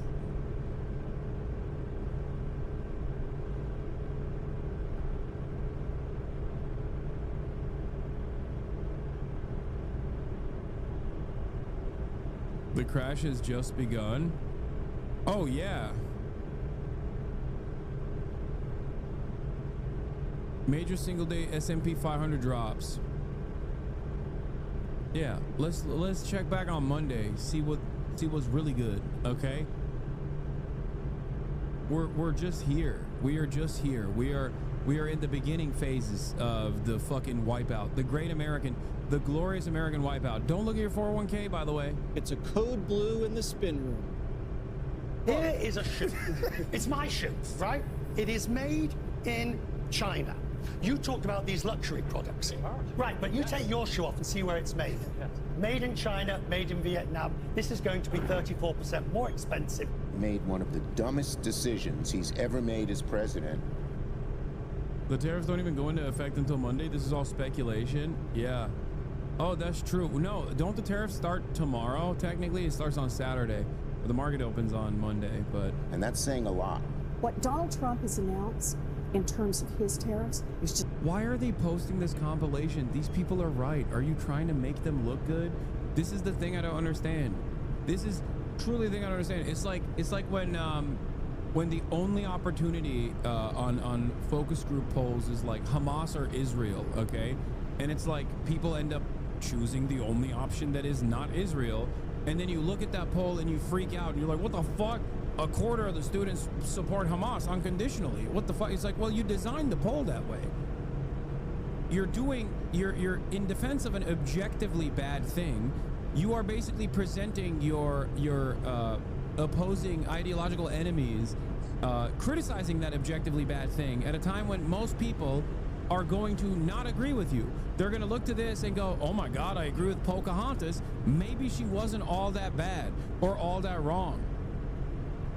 I don't think that polarization is that deep that people are so unimaginably polarized that they forget what it looks like in their pocketbooks, where they forget like how red their 401k looks like.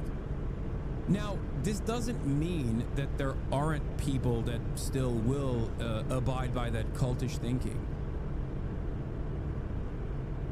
I'm not saying that at all. There's gonna be cultish people. I've told you this, and I want to see them. I want you to send me those cultists. That's why I wanted to see what Asmongold's community was reacting to this to this news as. I wanted to see what their reaction was because it's awesome.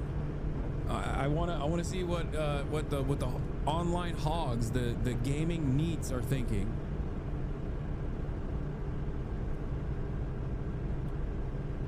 Just plain dumb. I began to understand how this is the only guy in America that could bankrupt multiple casinos. So what's the recovery plan for the patient? Well, more U.S. manufacturing and jobs. This former auto worker says the tariffs are working and the so-called experts are all wrong. Nobody was crying these crocodile tears when they were closing the Mound Road engine plant that Chrysler had in Macomb County, or the Romeo engine plant in Romeo, Michigan in Macomb County. But all of a sudden, now that we're trying to bring these products back, these... Yeah, gamers think Nintendo is actually retaliating against the tariffs. It's 100% Nintendo's fault, using something not related to try and justify their greed. Something not related. Donald Trump implemented a fucking 48% tariff on the country that Nintendo moved its manufacturing to avoid the previous tariffs that they thought China was going to be facing. And these guys are literally going, nah, dude, go learn how tariffs actually work and then come back.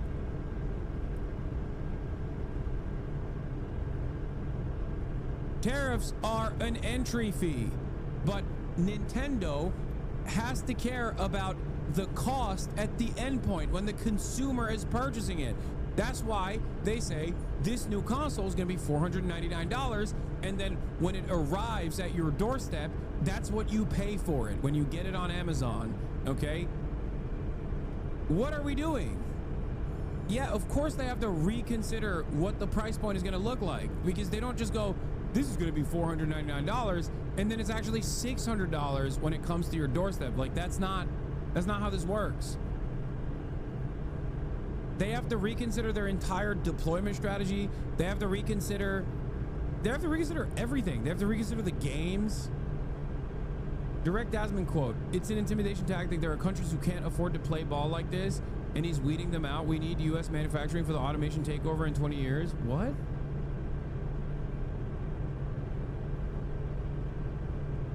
This is my favorite Asmongold moment, when he tries to make sense. Like, when he tries to come up with a reason. It's awesome. It's doubly awesome because he's like trying to make sense of something so stupid and so senseless in a way that makes Trump look brilliant and playing 5D chess. Yeah.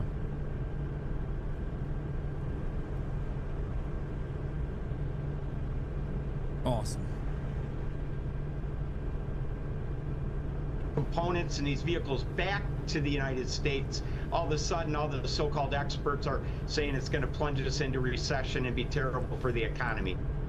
And once upon a time, Democrats used to love tariffs. It's also... Yeah, that's why I said Obama started this. Proper for advanced economies like the United States to insist on reciprocity from nations like China that are no longer solely poor countries. to make sure that they're providing access to their markets. The average U.S. MFN tariff on Chinese goods coming into the United States is 2%, whereas the average China... By the way, Democrats talking about tariffs in 1996 is very different than Obama talking about it once, you know, Chinese manufacturing has become a complete project. Make no mistake. Democrats engaging in trade protectionism used to be the only game in town. They used to do that. Meanwhile, of course, Democrats also sold off the manufacturing capabilities. They you know, played a formative role in shipping American jobs to neighboring nations, obviously. But it's still a different perspective back then. And it is kind of sad, however, that like Democrats back then were also kind of anti-war as well. At least there were like Democrats in caucuses that were outwardly anti-war, anti-American empire, trying to hold back the executive power. It's all gone now. It's all fucking gone. It's crazy. Democrats are all for free trade now. They're all for endless wars now. It just sucks. It sucks to see. Chinese MFN tariff on U.S. goods going into China is 35%. Is that reciprocal? The fact is that U.S.-China trade is a job loser. Obama made sense. Yowza, what a woman. Obama made sense. China does not allow Western companies to operate there independently. Same should apply to Chinese companies in the East. Okay. Yeah, that would have been a good argument to make in the fucking 80s and 90s. You can't make that argument 40 years after the fact, big dog. What are you saying? The fuck do you mean? Also, America doesn't allow Chinese companies to operate independently in America. What are you saying? What are you talking about? Look at Huawei. The fuck? We already do that. So you're wrong.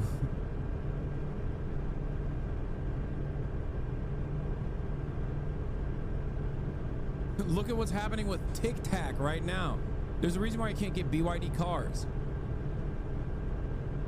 Explain Panda Express then? True. My bad. You're right. Well, someone snuck into the country before the tariffs went up. Piers Morgan. Guess now we're stuck with you. How are you? Well, you might be. I mean, you think you're joking. I turned 60 on Sunday, and I thought that would be the worst thing that happened to me. Wait, I'm older than you? Wow, yes. Really? That's amazing. By how many decades? Boy, we are better looking in America. What?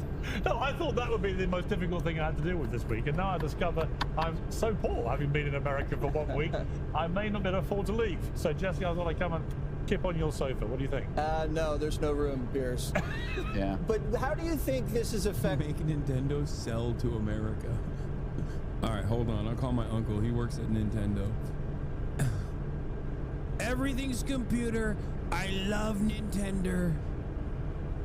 Not just you, because I know it's all about you, Piers, but how do you think it's affecting people in this country? And when I say this country, I mean the U.S. Well, look, unlike 99% of people on social media, I am 100% certain I have no idea if this is going to work. So everyone is either completely sure it's the greatest transformation thing we've ever seen in economic history, or a complete and utter disaster. And it seems to me that, like with a lot of things that Trump does, probably best to just take it. I'm sorry. But the people that are speculating that this is a complete and utter disaster at least have something to point to beyond blind faith in a man that does not deserve it. Because the people that are saying, well, I don't know if this will work, but if it does, it's going to be amazing, they are not pointing to anything tangible beyond their own personal admiration for Donald Trump. That's it. The people, at least, that are going, this is a catastrophe, are looking at the immediate market reaction. They have things that they can point to make their point. People that are defending it do not. Okay?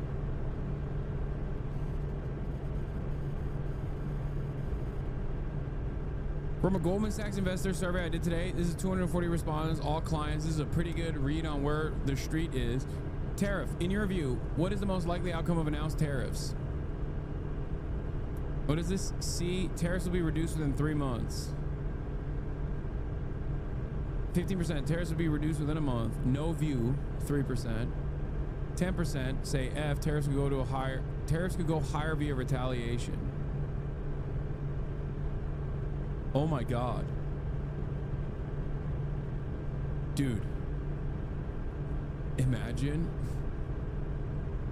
The wall just got 10 feet higher.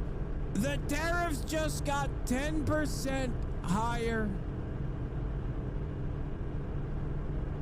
These retaliatory tariffs. Tariff is the most beautiful word in the English language. I did not say tariffs are the most beautiful word in the Chinese language. I said English language. The Chinese are using tariff in Mandarin.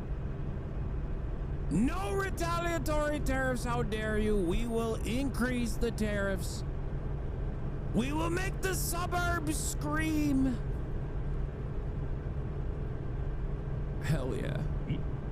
Wait a bit, see how this plays out. In particular, see how all the countries respond. You're already beginning to see some movement, with some of these countries racing to do a deal with Trump. If enough of them start to do that, you'll see the markets, who are basically like a bunch of lemmings running over a cliff at the best of times, they will roar back at the first sign that any of this appears to be working. However, and I think it's an important caveat, this is one hell of a roll of the dice, because if you're out there and you're already struggling from a cost of living crisis, and you've got savings and maybe you've got some stocks and so on, you are looking at this and you're worried, you're concerned for your family, concerned how you're going to afford stuff. And I think that Trump has got to look at this very carefully, and he's got to pull out the art of the deal in spectacular fashion. Now, I would just say, I wouldn't bet against it. I look at what he's done with the southern border in 2 months, which has been little short of miraculous, and he's had hardly any credit for it. So I'm prepared to give him a little bit of time and a chance. I think everybody should, to see if this works. But if in 2 months' time it's not working, the pain could be pretty enormous, and that could be presidency threatening. So the stakes are high. It does look like a gamble to us, Craig, but the president doesn't see it that way at all. He seems relaxed. No, because...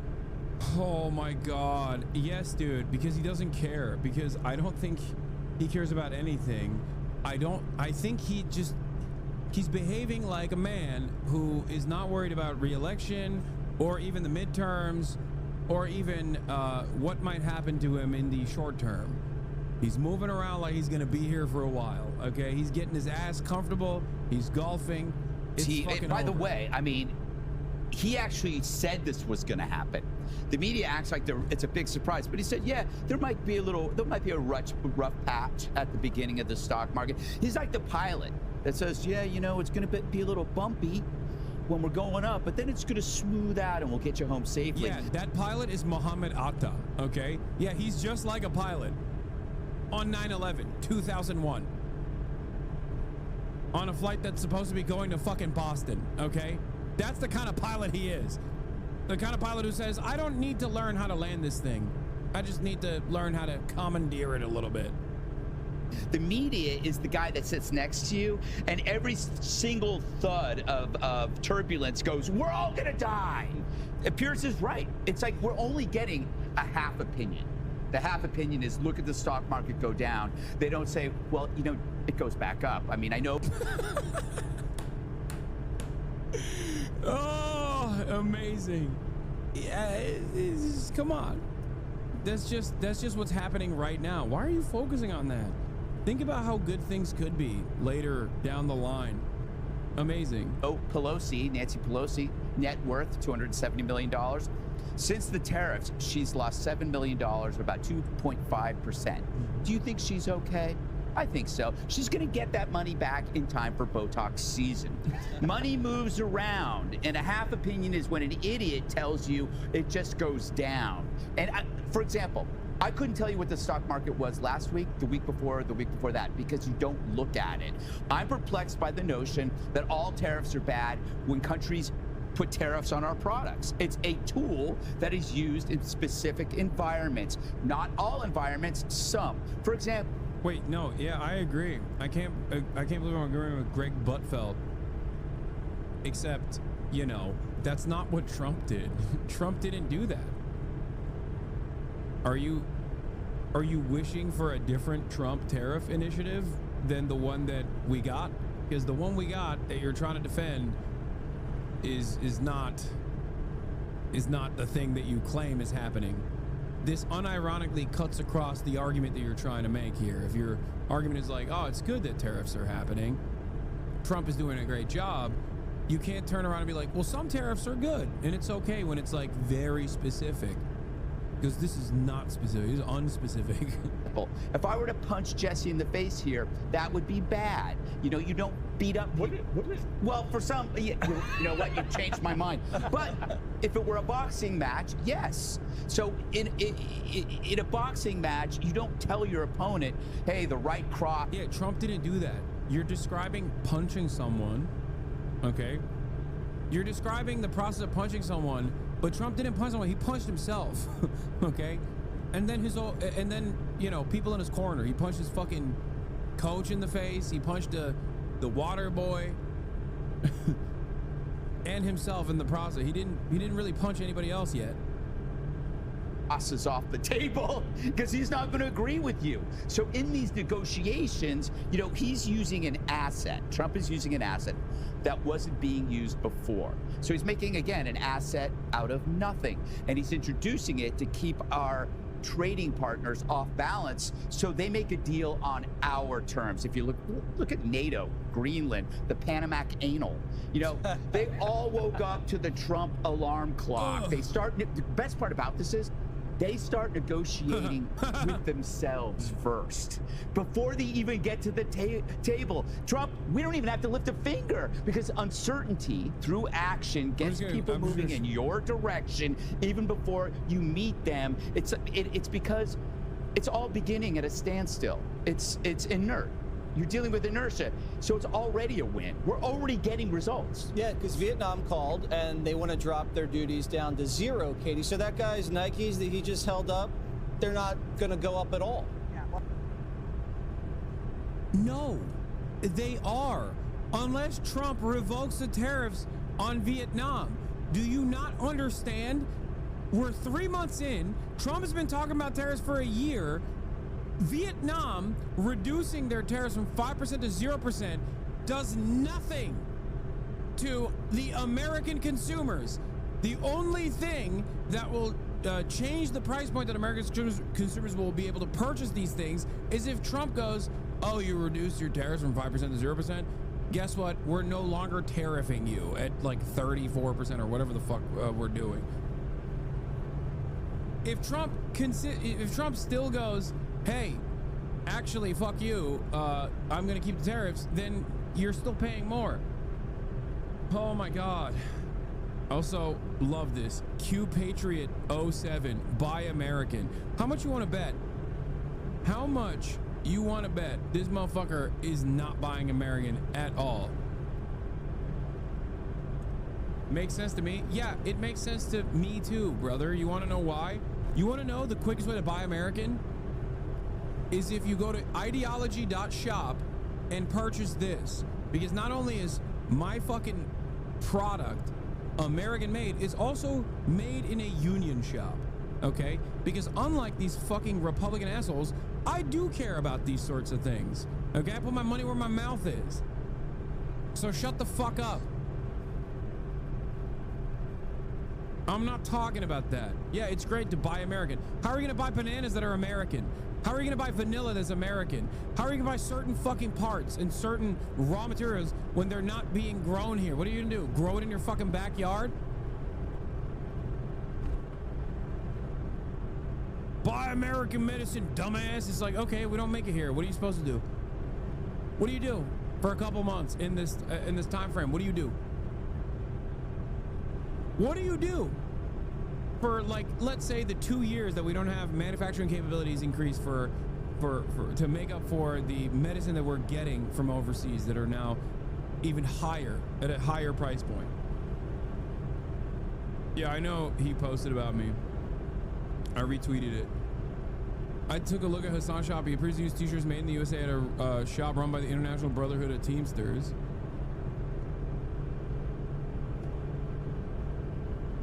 Yeah. Do you know if the cotton is ethically sourced? I expect the t-shirts from Bayside Apparel. They are. If so, they're the largest vertically integrated t-shirt apparel manufacturer in the U.S. They use U.S. grown cotton. What happens on those farms, I do not know.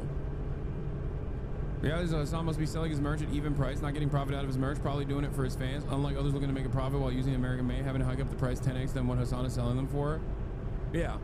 There is like a very, very narrow profit margin for the merchandise. And in most circumstances, well, I also have to cut a deal with the company that is helping me produce it, and we usually send those profits like we've done for fundraisers, like we did it for races in Texas for offering legal counsel and help to undocumented migrants.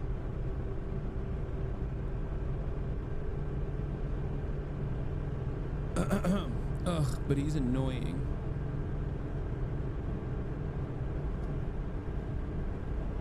Do you ship to outside of the USA? We do. Get him.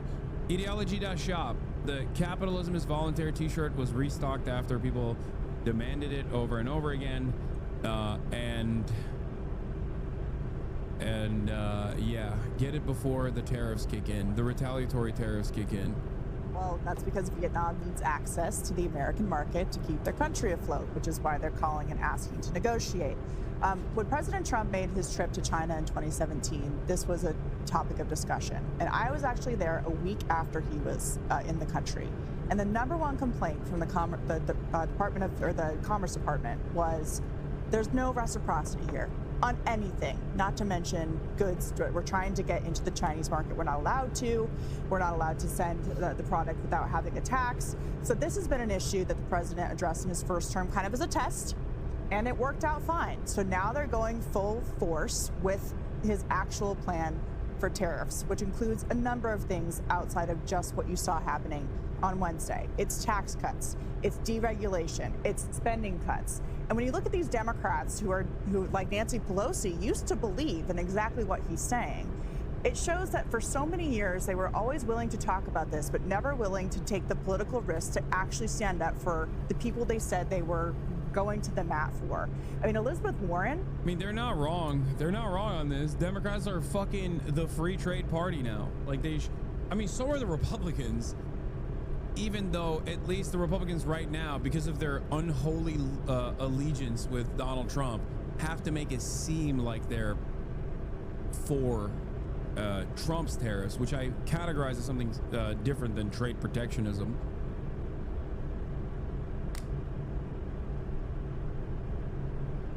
But I do think that it's lame as fuck that Democrats are not saying anything about this, that like Democrats are not using this as an opportunity to be like, we are the real anti-free trade party. The issue here is not tariffs. The issue here is how he's doing it and for what purpose he's doing it. This is a woman who has said that she's for the... Ironic that out of all the right-wing Make It American people, you are actually doing it. Yes. Day one, too. Since day fucking one, I've never had merchandise that wasn't made in the United States of America. Ironically enough.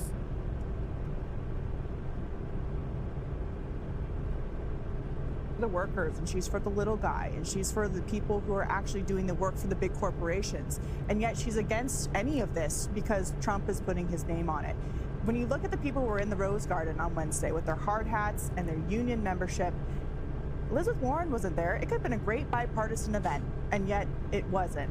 Finally, you know, the 401ks and Wall Street, the majority or half of the country is invested in some type of investment. So to say that it's not a big deal that people are looking at their investments, that it's not hurting. People do hedge home purchases, for example, against their investments, and they're worried. However, It's been 2 days since this was implemented. There's a broader picture here for what they have planned. So let's see what happens as these world leaders continue to call the White House and try to negotiate their rates. Yeah, next week, Judge, it could bounce right back. Yeah, and I think that what Piers was saying when you said it was a roll of the dice, and, you know, we don't know whether it's going to work or it's not going to work. When you think about the guy who is throwing the dice, okay, you've got a guy who took care of the caliphate in, what, a few weeks, that was driving the world crazy. You've got the southern border, as you say so accurately, is now, nobody's crossing the border. We've got a good job numbers today. We now have manufacturing coming back to the United States, $1 trillion he's gotten foreign investments into this country. So when you start reading all the tea leaves, he's setting up the game. Everything is starting to coalesce. And just today, when I read out from, you know, Vietnam, he's willing to say, hey, we need you. I'm willing to go to zero. Jeep and Ram is now selling all of their vehicles to Americans at employee prices. Ford is selling vehicles to Americans at employee prices. And then you've got the pausing of the minivans and Jeeps being made in Mexico and Canada because they realize that that's not going to work anymore, that they're going to have to make them in the United States. And, you know, the uncertainty in the stock market, it isn't necessarily a negative. It could be an indication that things are going to work out. It's just that they're uncertain right now. And you got a president who's swinging for the fences. You got a president who's punching, as opposed to the other guy who put, what, $5 trillion into the economy and caused inflation that this president now has to deal with. And the American industries have been getting killed. And today we heard about the shrimp industry. I didn't know anything about it. But 94% of the shrimp in this country comes from Southeast Asia and Ecuador. And they don't have any of the protections. They're pond-raised, farm-raised, illegal hormones, antibiotics, slave trade, all that stuff. And yet we keep protecting these other countries, defending them, giving them money, and we're basically saying, sock us in the face again. No more. It's time for the American worker to survive. No more shrimp dumping. No. Hey, Sean Hannity here. Hey, click here to subscribe to Fox News YouTube page and catch our hottest interview. Incredible stuff. Scott Jennings. Oh, thank God. My king. My glorious king, Scott Jennings. He is going to gloriously defend this, right? He must. He must. I can't wait. I can't wait to hear what Scott has to say. What brilliant take Scott has on this, on the issue of the tariffs. Months ago, had this screening of Ronald Reagan, and I went for the movie, and they should have another screening, and they should play Ronald Reagan on tariffs. And Ronald Reagan will say, it seems like the patriotic thing to do, but those people in Congress, they're just bowing to special interests, and tariffs always raise rates, they cause inflation, they hurt. Why is Ro Khanna fucking bringing up Ronald Reagan and his attitude towards... Why? Why is Ro Khanna... I'm skipping this. I can't deal. I can't even entertain it. I can't even entertain it. Yeah, Joe, look, you can't put the genie back in the bottle. We can spend a lot of time, kind of like who lost Vietnam, we can spend a lot of time debating what happened in the 90s and the early 2000s and how we ended up with a much larger trade deficit and many fewer manufacturing jobs. But what's done is done, and now we are... The only thing you can point to with Ronald Reagan is amnesty. That's it. Or... you can point to like how much discourse has devolved since the Reagan era. Okay? That's it. There's nothing else. He has done nothing good. He's right. It will help show the Republicans by showing Reagan. What are you talking about? Ro Khanna, as a Democrat, should not be for free trade. That's my point.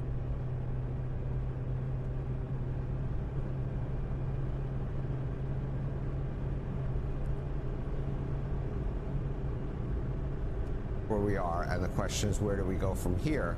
And the market's answer very clearly is we don't go in this direction, that this is not going to be productive. It is simply going to hurt our economy. So let's take a look at a couple of those numbers. Let's start with the stock market yesterday. We talked about the almost 5% drop. This is actually $5 trillion of wealth lost since the inauguration. The stock market had already been starting to go down as people got more and more nervous about what Trump was or wasn't going to do. So a huge drop. But here's what's actually quite interesting. The stock market drop here was actually larger than the stock market drop in every other major index, every other major country. In Japan, it was down 2.8%. No, that's good. In Europe, it was down 2.6%. You see, you don't understand. That's a good thing. Is this what started all of this? Donald J. Trump lost an auction in 1988 for a 58-key piano using the classic film Casablanca to a Japanese trading company representing a collector. While he brushed off being outbid, it was a first-hand reminder of Japan's growing wealth. And the following year, Mr. Trump went on television to call for a 15% to 20% tax on imports from Japan. I believe very strongly in tariffs, Mr. Trump, at the time, a Manhattan real estate developer with fledgling political instincts told the journalist Diane Sawyer before criticizing Japan, West Germany, Saudi Arabia, and South Korea for their trade practices. America's being ripped off, he said. We're a debtor nation, and we have to pay tax, we have to tariff, we have to protect this country.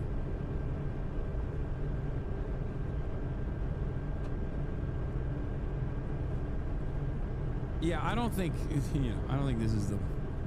this is where it started. Reagan actually said tariffs are bad. Yeah, of course Reagan said that. Reagan is a neoliberal monster. Yeah, I know. I don't think tariffs are bad. Especially in the Reagan era. Especially when there was at least more manufacturing here.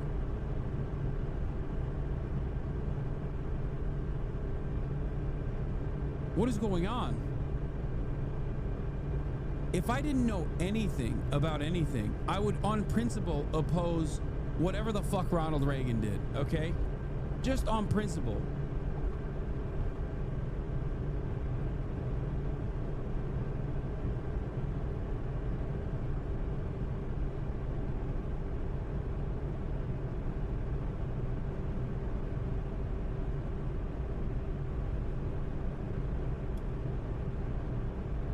In the UK, just 1.6, and in China. Kaya's embarrassed about your defensive Ronald Reagan. She turned her back to the stream. China, just 0.6%. So why is that? Trump thinks he's hurting all these people. He thinks everything is, a negotiation where somebody wins and somebody loses, and he thought he was the winner, and we turned out to be the loser. And the answer is because...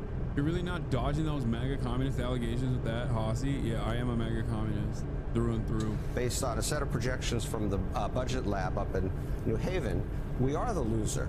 The impact of this, the long-run impact on GDP of this, is actually going to be, projected anyway, to be worst on the U.S. of any other major country that we trade with, except for Canada. Canada has a special problem. They export a lot of oil to us. We are net oil exporters, but we do bring in some Canadian oil for complicated reasons I'll spare you. But essentially, they believe that we will have the worst economic impact. What actually could be positive in the UK. Trump's tariffs on the UK are only 10% of among the lowest. The EU, a tenth of a percent, Mexico, 10th, and so on. And China, only negative 0.2, because these countries have other things they can do. Their consumers are not going to be paying the cost of these tariffs because they're on the other side of it, and therefore they are actually going to have slightly better economies than they would have had. So the irony is we're the worst. And yes, in terms of that JP Morgan projection, I think we are definitely in the 50%, 60% recession odds for this year. This economy is going to soften materially. Yeah, Goldman Sachs bumped up their probability of a recession as well. Had been a long shot about a week ago, not so much now. Let's move to your second chart, Steve, putting this into some historical perspective. Yes, Democrats in the past have advocated for tariffs, targeted tariffs. Joe Biden had them in place as recently as a few months ago, but we've never seen anything quite like this. No, we haven't, Willie. And so since we're talking in history, well, I'll just start there a little bit. And you can see back in 1980, tariffs have been coming down for a long time, since World War II. But you can see in 1980, we have, you know, a meaningful tariff rate. But then this is what Joe was talking about. All the trade agreements brought our tariff rate down, down, down to just around 2%. This circle is Trump-Biden. You can see Trump did some tariffs in his first term. Tariff rate went up a little bit. This is, for all of his talk in the first term, this is all that happened. Biden brought them down part way. Your ops fans are cooking you harder than the market? Can't take it anymore.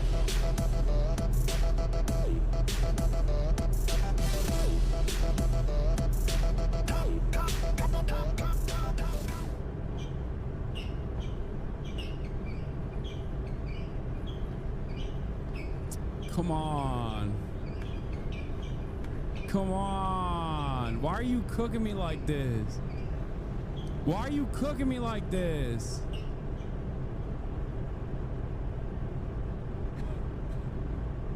Can't take it anymore.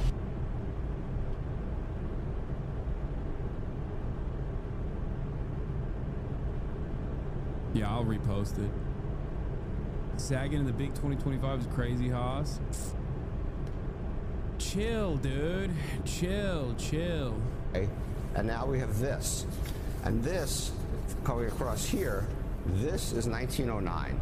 The last time we had tariffs at this level was in 1909. Now, many of us studied in school about the recession and about how we put tariffs on. Some say that it caused the recession. It didn't, but it exacerbated the recession. The famous Smoot-Hawley tariffs. That tariff rate here was actually a little under 20%.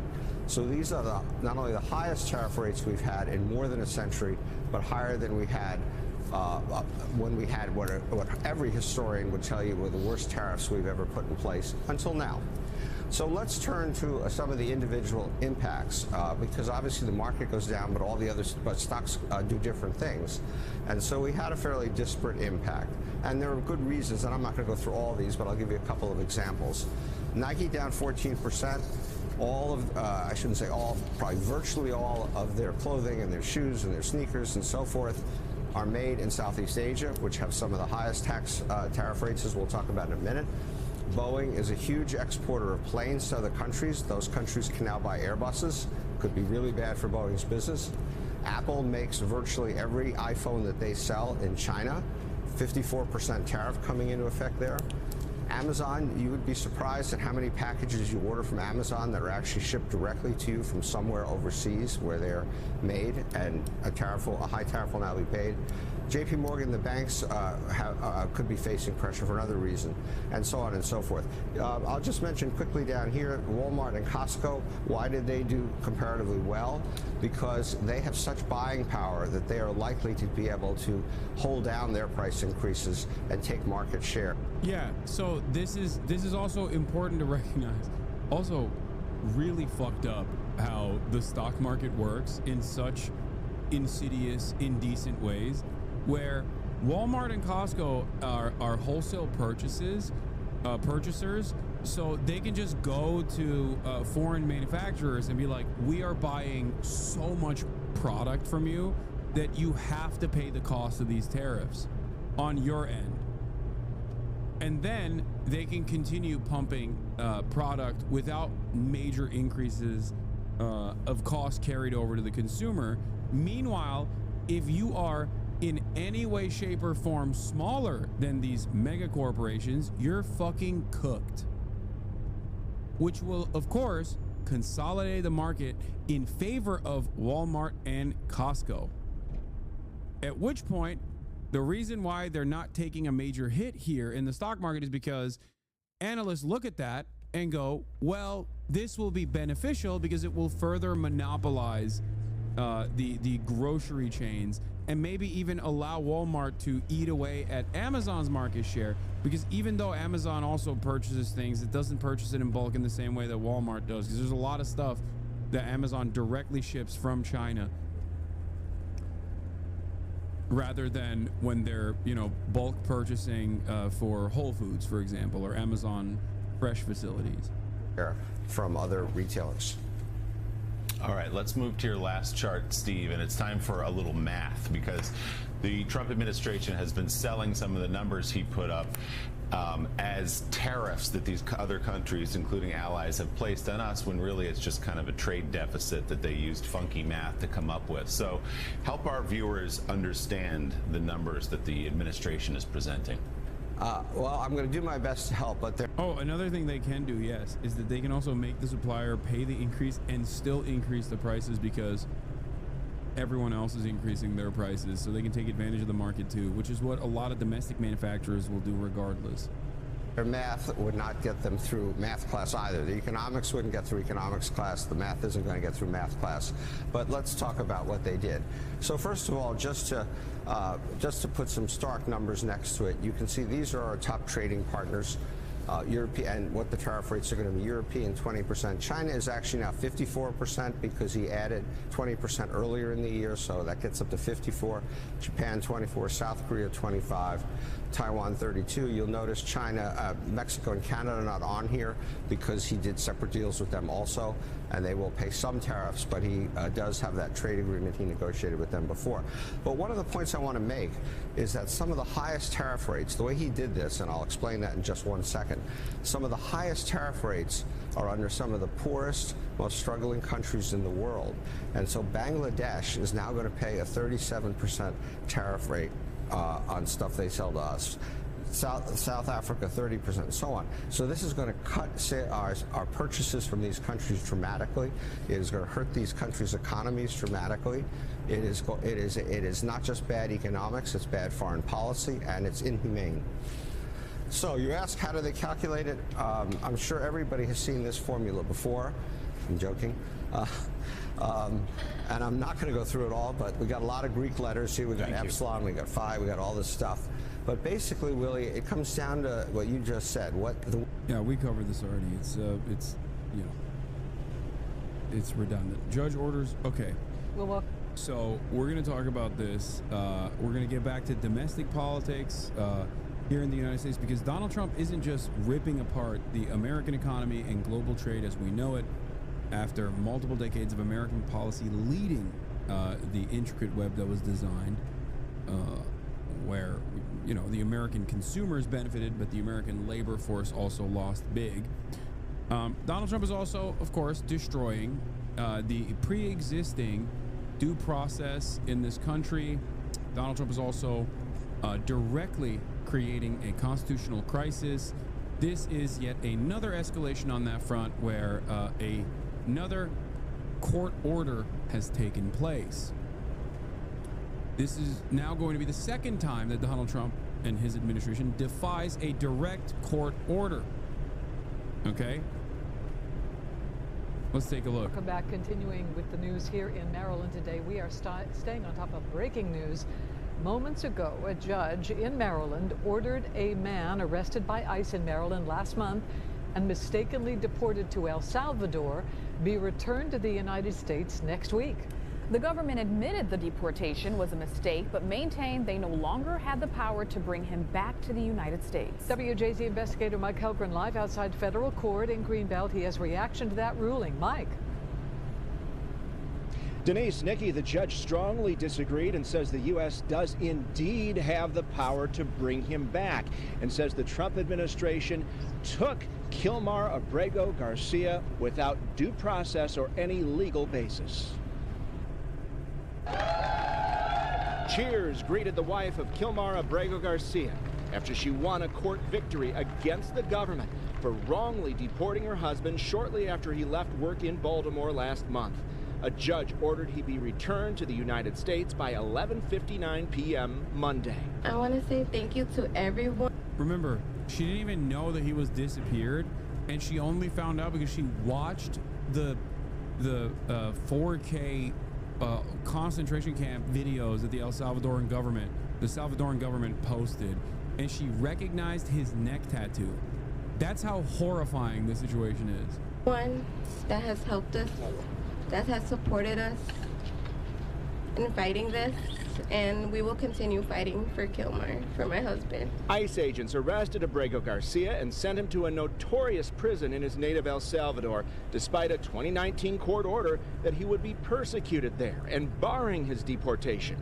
The plaintiff should not have been removed. That is not in dispute, the government's attorney said in a stunning admission.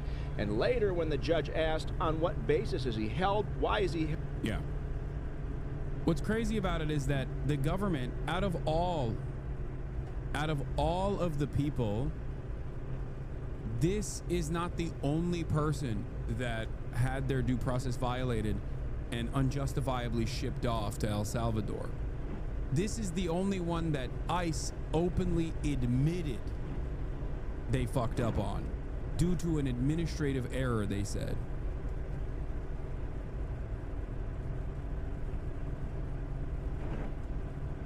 I'm going to show you Bukele's response in a second. Hold on. That's coming. I know. Held there, of all places, the government's attorney told her, "I don't know." He also admitted the absence of evidence speaks for itself and pleaded for 24 hours to reason with top immigration officials to demand Abrego Garcia be returned. She found that the government did not dispute that there was no legal basis whatsoever for his deportation. She found that the government's arguments that she was powerless to order him brought back to the United States were without legal merit. And she found that he was suffering irreparable harm with every day that goes by while he's separated from his family and while he's detained under such harsh conditions in the infamous CCOT prison. Yeah. This is how the White House has replied. We suggest the judge contact President Bukele because we are unaware of the judge having jurisdiction or authority over the country of El Salvador. As in, it's out of our hands now. It's in the hands of El Salvador. Nayib Bukele responded to the End Wokeness account with this gif. The president of El Salvador. Which is not even a gif at all, I think. Or I guess it is a gif, but... Breaking. Judge Paulina Zinnes orders Trump to return a suspected MS-13 member from an El Salvadoran jail. Stephen Miller responded with, Marxist judge now thinks she's president of El Salvador. I'm losing my fucking mind here, dude. Yes, the American government has authority over prisoners that we sent to El Salvador mistakenly. This is a horrifying precedent to set. Oopsie, sorry. Tomorrow we send an American citizen there without due process, and we turn around and we say, guess what? Sorry, even if the judge demands that this American citizen return, no, he has to be a slave for the rest of his life now. Do you not understand how fucking devastating this is? How terrifying this is? We're in it. The depravity is never ending. Made me feel ill. Oh yeah, this is Israel. Grandson eliminated. Grandson eliminated. This is, of course, open source intel. Grandson of Hamas leader Khalil al-Hayya has been eliminated today in Gaza. He was 2 years old. This is the grandson that was eliminated. The account that is like posting this, celebrating it. The murder of a 2-year-old child. A baby, like literally a fucking baby. Just the Nazification is happening at a rapid clip, you know? Do with something more. I can't watch Barack Obama after that. Anyway, here's some good news, I guess. Trump signs an order to extend the U.S. TikTok deal deadline. Well, in the last few minutes, we've heard from President Trump on his social media platform, Truth Social, about TikTok. He says, my administration has been working very hard on a deal to save TikTok, and we have made tremendous progress. Don't know why it's shot in this TikTok format. Deal requires more work to ensure all necessary approvals are signed, which is why I am signing an executive order to keep TikTok up and running for an additional 75 days. We hope to continue working in good faith with China, he says, who I understand are not very happy about our reciprocal tariffs, brackets, necessary for fair and balanced trade between China and USA, exclamation mark. This proves tariffs are the most powerful economic tool and very important to our national security. We do not want TikTok to go dark. We look forward to working with TikTok and China to close the deal. Thank you for your attention.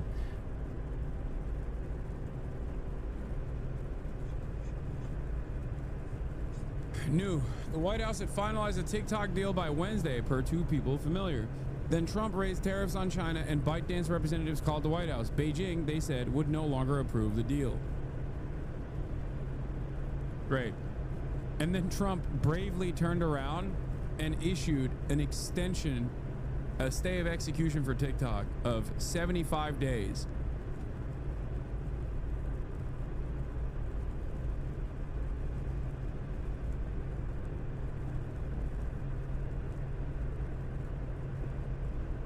What are we doing, man? What the fuck are we actually doing? What is this? Push Dems left. Watching a group of cowards who are surrendering under the guise of not wanting to fight every battle that Trump puts out there, who are our congressional representatives who are supposed to be our defense. Friend of the show, Ta-Nehisi Coates, talking in Burlington, Vermont, on February 22nd, 2025. I posted one of his earlier quotes as well from even before the election, if I'm not mistaken, that I thought was great as well. I'll show you that in a second. But are instead cowering. And as I watch them cower, I am forced to ask, why in the world did I think that these were worthy defenders of democracy when they could not stand up to genocide? Oh, this is the quote, sorry.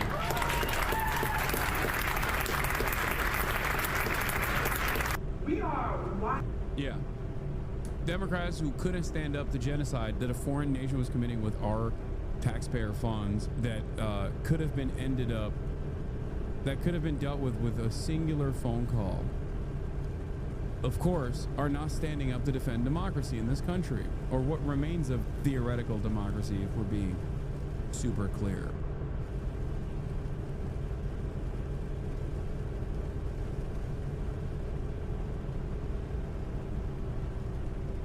Our money, our weapons, our political cover, Democrats did that shit, and they'll gladly do it again. So that's why whenever people say, oh, well, look at Trump now, it's like, yeah, Democrats wanted to do genocide so bad that they lost the election partially because of it.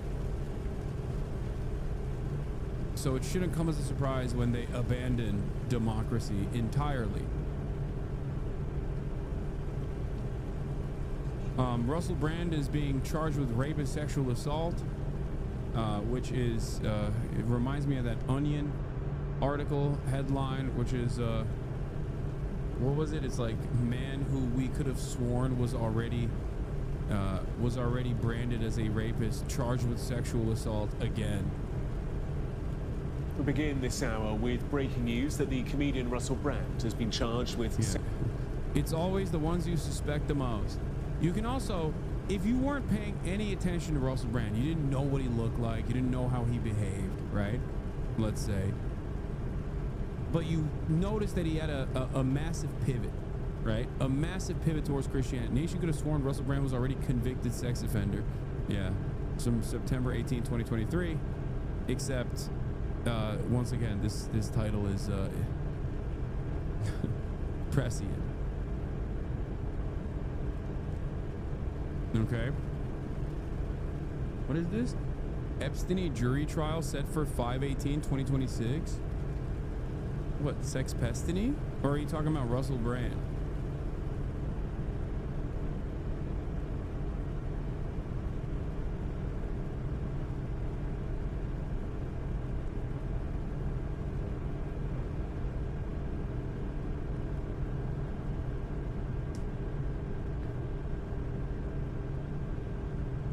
Oh, sex pestiny, the Pixie lawsuit. Oh, okay.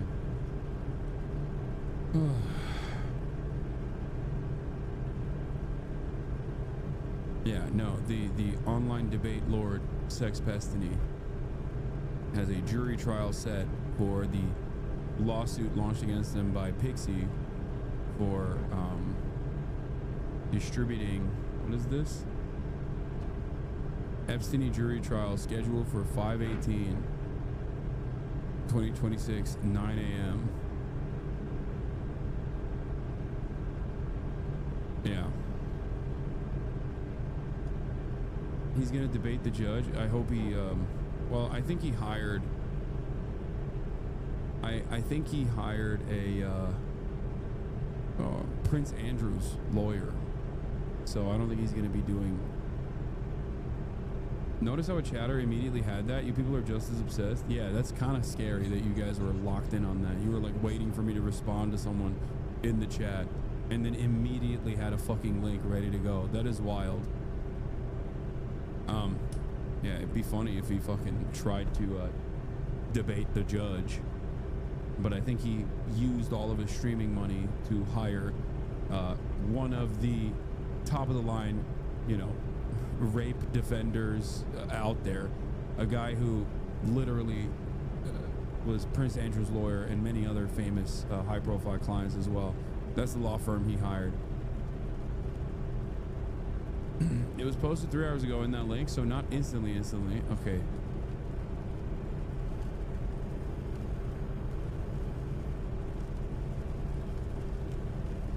Say the line, I don't support Israel. Hasan, my friend, why are you supporting terrorist organizations? At Different Dagger, why do you hate Jews? Oh, we don't. There's a high likelihood that the person you're talking to is probably Jewish. We do not support Israel here. Supporting Israel is not supporting Jews. Quite the contrary. It is my support for Jews that make it unconscionable for me to defend the state of Israel that lies and claims that it is doing this death and destruction, this genocide, at the behest of Jews.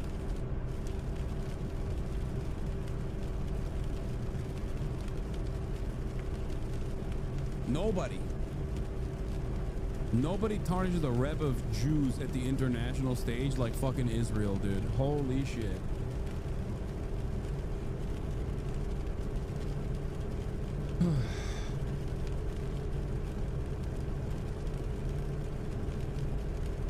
Do you think Speed will visit Israel? Fuck no. What? No shot.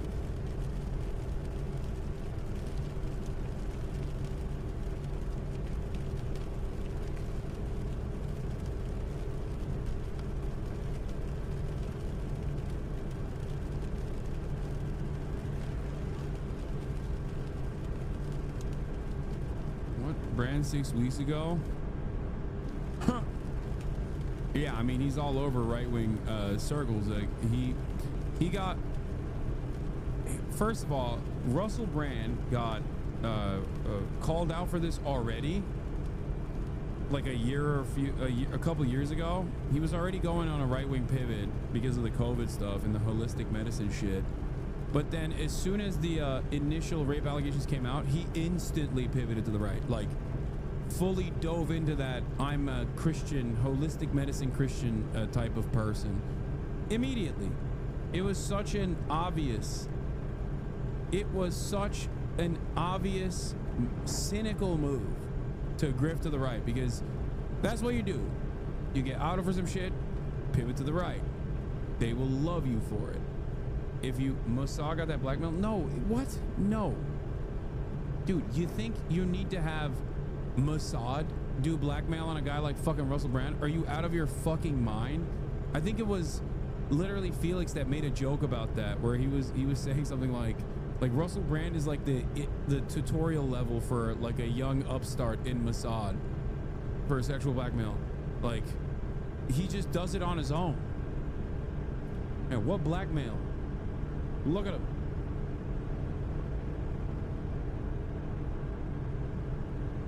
sexual assault offences, including rape and indecent assault. Our correspondent Ashna Hernag is here for more on this. This is a press release from the Metropolitan Police. What have we heard? Well, we know that detectives have been investigating the 50-year-old comedian since September 2023 after the broadcasting of a Channel 4... Yeah. That documentary came out. He pivoted full tilt to the right.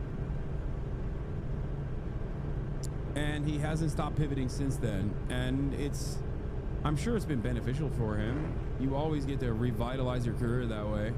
Dispatch's documentary in conjunction with the Times and the Sunday Times, an investigation that aired then. Following that, a number of allegations were brought to the Metropolitan Police and they began investigating the comedian. It was alleged at the time by several women that one woman was raped in the Bournemouth area in 1999. In 2001, there was another allegation of a woman being indecently assaulted in London, and again in 2004, another woman was orally raped and sexually assaulted also in the capital, and again in 2004 and 2005 a woman was sexually assaulted again in London.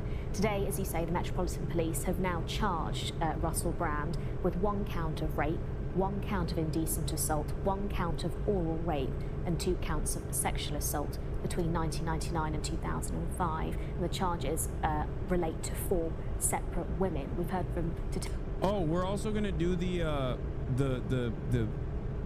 catnip for racist right-wingers this story as well, which is wild because accounts, I'm pretty sure accounts that have portrayed themselves as black people on black Twitter, but are ultimately blue checkmark power farmers, are now also participating in the fucking racial agitprop, which I find it to be insane. Unsurprising, but god damn.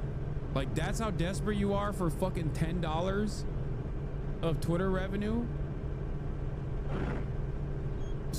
Very cool. Yeah. Nah, Fearbug was discovered as a white nerd a while ago. Yeah. Dudes who substitute the N-word for motherfucker in all of their tweets.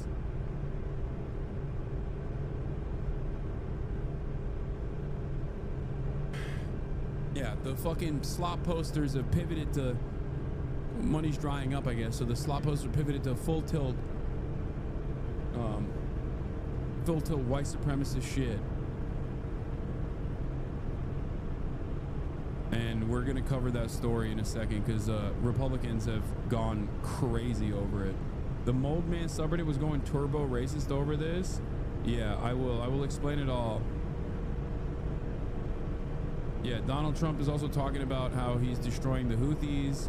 The Houthis gather for instructions on attack. Oops, there will be no attack by these Houthis. They will never sink our ships again. Except, so far, the White House has revealed that they've spent almost close to $1 billion, and it has not put a dent in the capabilities of Houthis. Oh, wait, is it 200 million? I thought it was like nearing $1 billion already. I'm pretty sure that Donald Trump in the past 20 years, 20 days of relentless bombing of the Houthis has unironically spent almost as much money as the Brandon camp did over the course of many months. That's just for munitions. The other figure is drones. Yeah. Yeah, the cost of U.S. military offensive against the Houthis is nearing $1 billion, even as the attacks have limited impact.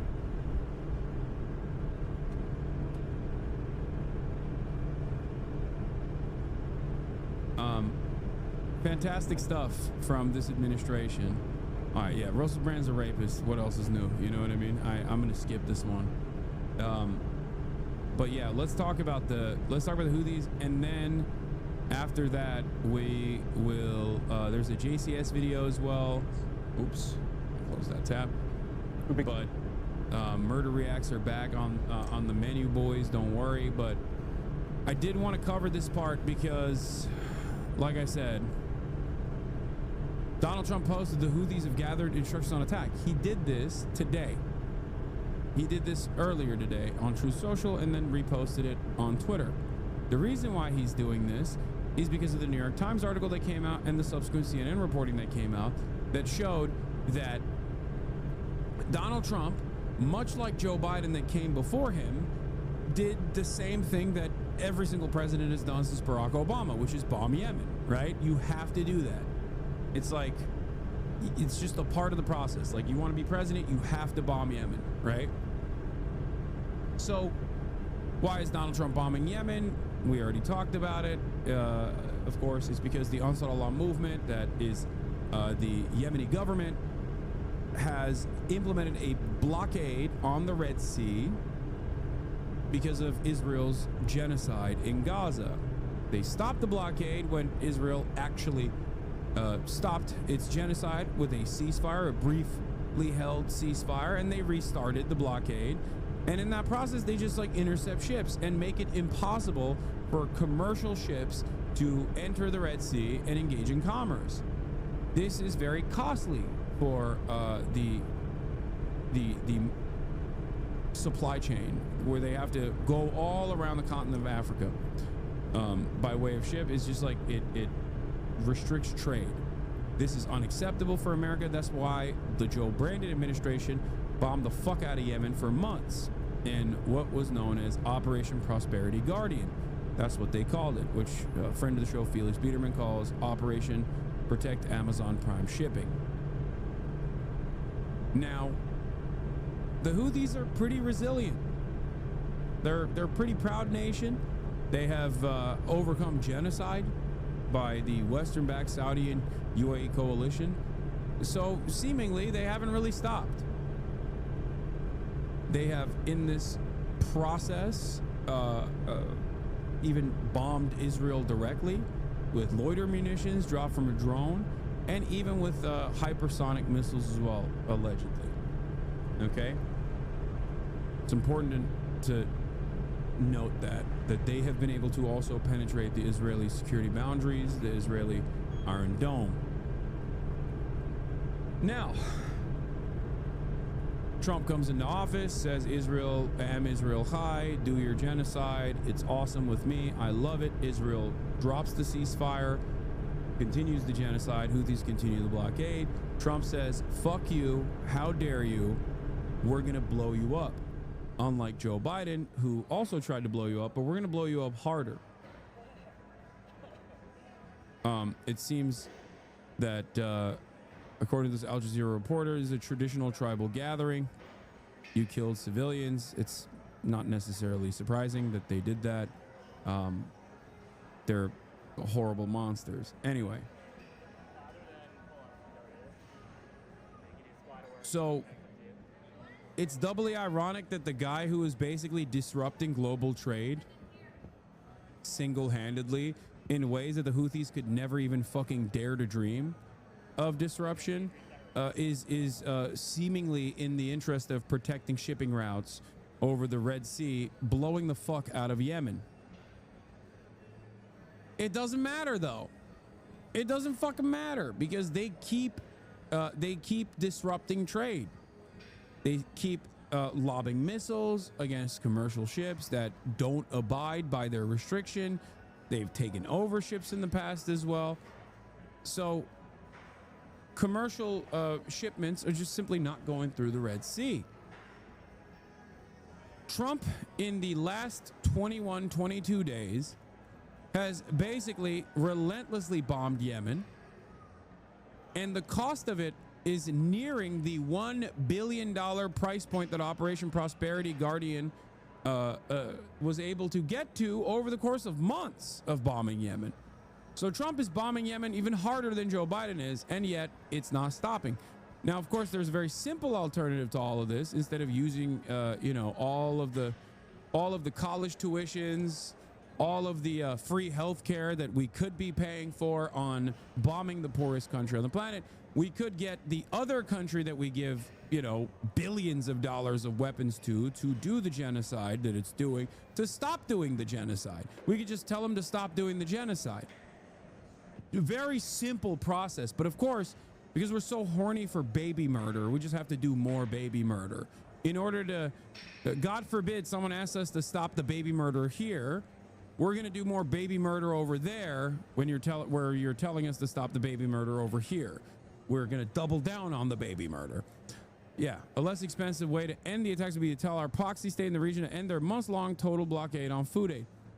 But no, we can't do that because we love genocide here in the United States of America. We love doing it personally, individually. We love other proxies doing it. We just like it. We just like the death and destruction, it seems. But here's the reporting from the New York Times. President Trump said this week that the Iranian-backed Houthi militants in Yemen have decimated by the relentless strikes that he ordered beginning on March 15th. And it hasn't stopped since then. But that is not what the Pentagon and military officials are privately telling Congress and allied countries. In closed briefings in recent days, Pentagon officials have acknowledged that there has been only limited success in destroying the Houthis' vast, largely underground arsenal of missiles, drones, and launchers, according to congressional aides and allies. The officials briefed on confidential damage assessments say the bombings is consistently heavier than strikes conducted by the Biden administration and much bigger than what the Defense Department has publicly described. So many precision munitions are being used, especially advanced long-range ones, that some Pentagon contingency planners are growing concerned about overall Navy stocks and implications for any situation in which the United States would have to ward off an attempted invasion of Taiwan by China.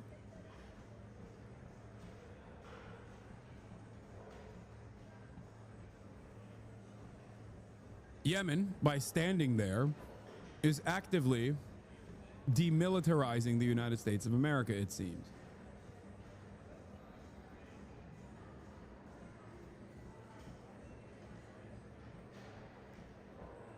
Hassan, I support you, but you got to quit saying we in regards to the U.S. I mean, I'm not going to stop saying that. I think it's important to note that we share some of this responsibility. I will do everything in my power to try and put an end to it, and I do every day, but it does not matter. We are still, to a certain degree, morally culpable for the actions of our state. Okay?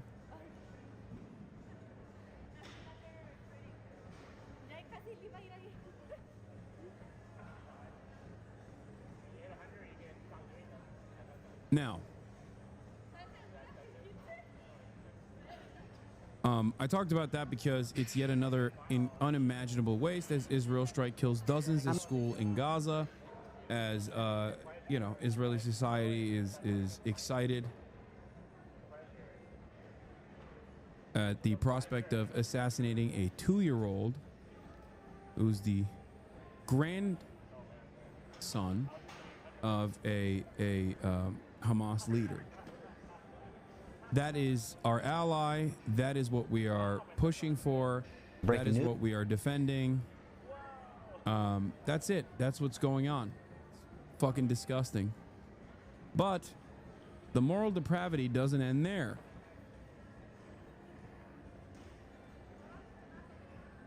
Let's get back to domestic affairs. Twin brother speaks out after witnessing his brother get stabbed and die in his arms. Austin Metcalf, a 4.0 student, was attacked after telling a teen he was sitting on the wrong spot. Carmelo Anthony was later arrested and charged with first-degree murder. This is the story.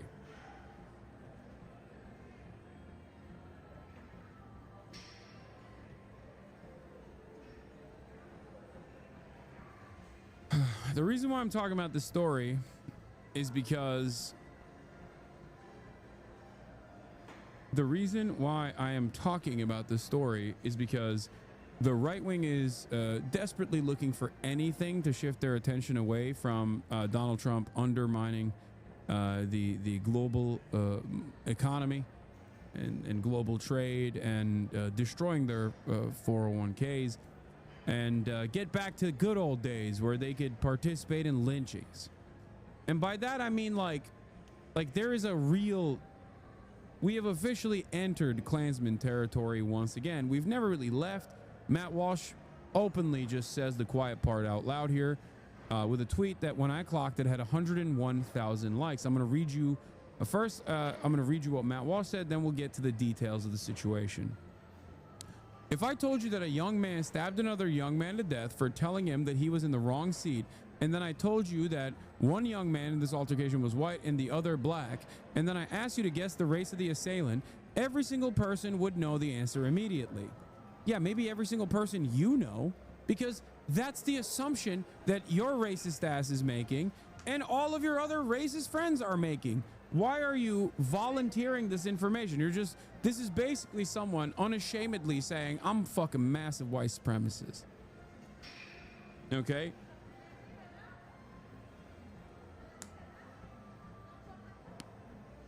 Now,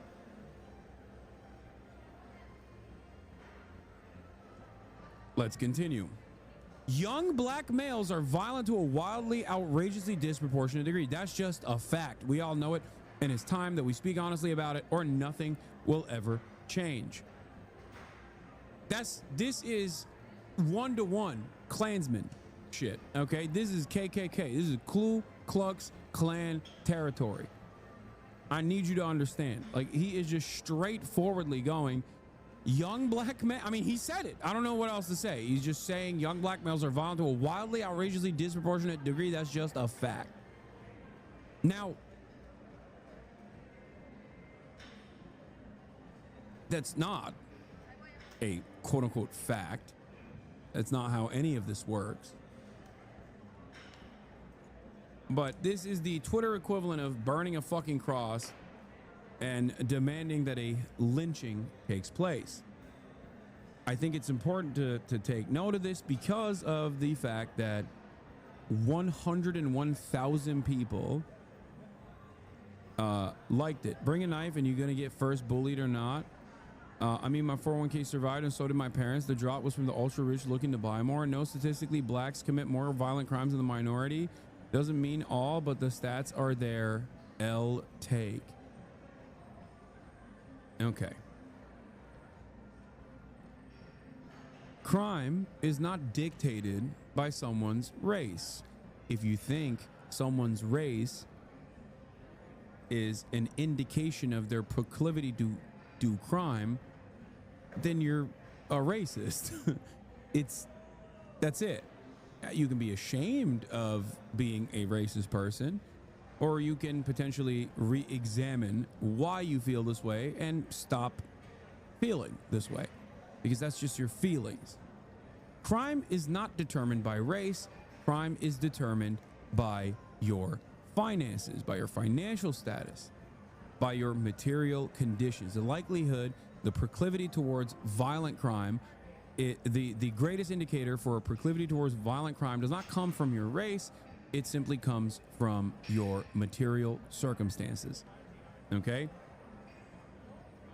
Poor white people have a higher rate of crime than rich white people do, just like poor black people have a higher crime rate or a higher proclivity towards doing crime than rich black people do. I hope that is clear. Having said that, it seems like this story is not simply about the way that everyone is responding to it, where it's like, oh, Austin Metcalf is a 4.0 student. Not to say that his twin brother is not a victim in this circumstance, because of course he is. He died, okay? He was killed. He died. So let's first start off here, and then let's hear about the additional details that surround the incident. There was this kid, before I knew his name now, this kid was sitting under our tent at track. We asked him to move. He started getting aggressive and talking reckless. I'm sorry, but Asians were super poor as well, and you almost never see them killing anyone, even in the past. So I'm sorry to say, race education matters. 6-month subscriber literally saying that there is racial disparity and it's not about finances. No, that's not true. You're just wrong. You're insanely racist and wrong. That's just your opinion. I hope you understand that.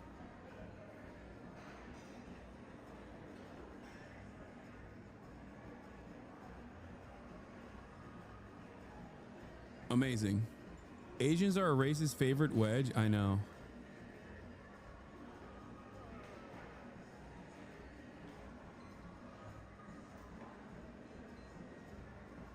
Let's continue. And my brother stepped in and said, you need to move. And he's like, make me move. Also grabbed his backpack.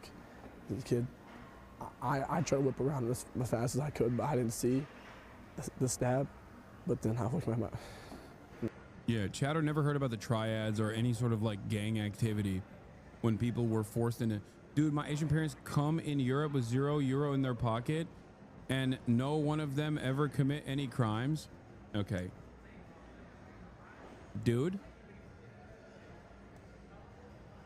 The notion that a consistently dominated ethnic minority that is relegated to the black market for survival is not going to engage in criminal actions or even engage in violent criminal actions is fucking idiotic. You are wrong, okay? There are gangs of every racial minority and and of course the racial majority as well. This doesn't mean anything. You have to examine how this happens, why this happens. And it's not because of their genetic predetermined destiny, okay? Unless you are a psychopath who believes in fucking debunked race science in 2025. This is an idiotic argument to make. It's just your own personal feelings talking about your parents. Okay, yeah, your parents didn't have money and they didn't do any sort of criminal acts. That's great. I love that. That's wonderful. That's not what we're talking about here. We're talking about statistics.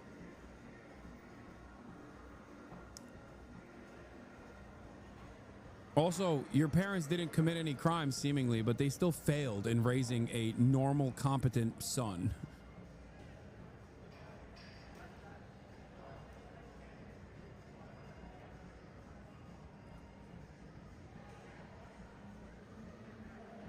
No, look at my brother, and then I'm not going to talk about it. So you're just saying socio-factors? That's your explanation? No, man, that's not just... You can't just say socio-factors when talking about sociological predeterminations being made, okay? Just shortening it doesn't change it into something irrelevant, okay? Yes, your material conditions are what dictates, with the exception of antisocial personality disorder related crimes, or like childhood trauma, and even then you can point that back to your material circumstances. The large majority, if not damn near entirety of crimes are born out of poverty, born out of your material circumstances.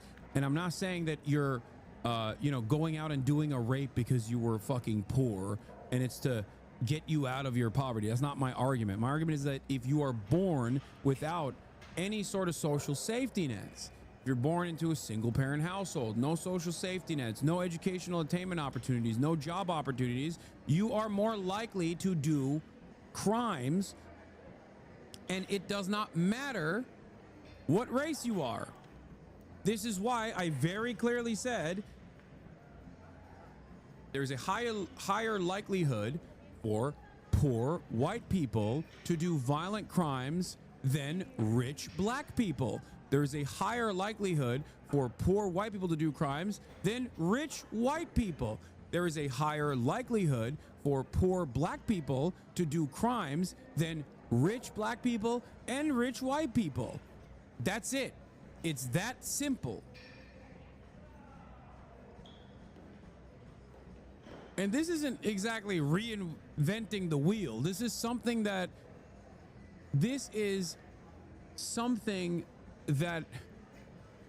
I feel like people basically figured out when they figured out the invention of the wheel. I disagree. It's about culture. Oh my God. We haven't had you're just copium right now. I'm sorry, bro. White male here. Oh my God. I didn't realize. I haven't had this conversation in quite a while. Or maybe it's because Asmongold is probably not doing politics anymore. But this is insane. No, it is not about culture. Black culture is the most consumed culture in the United States of America.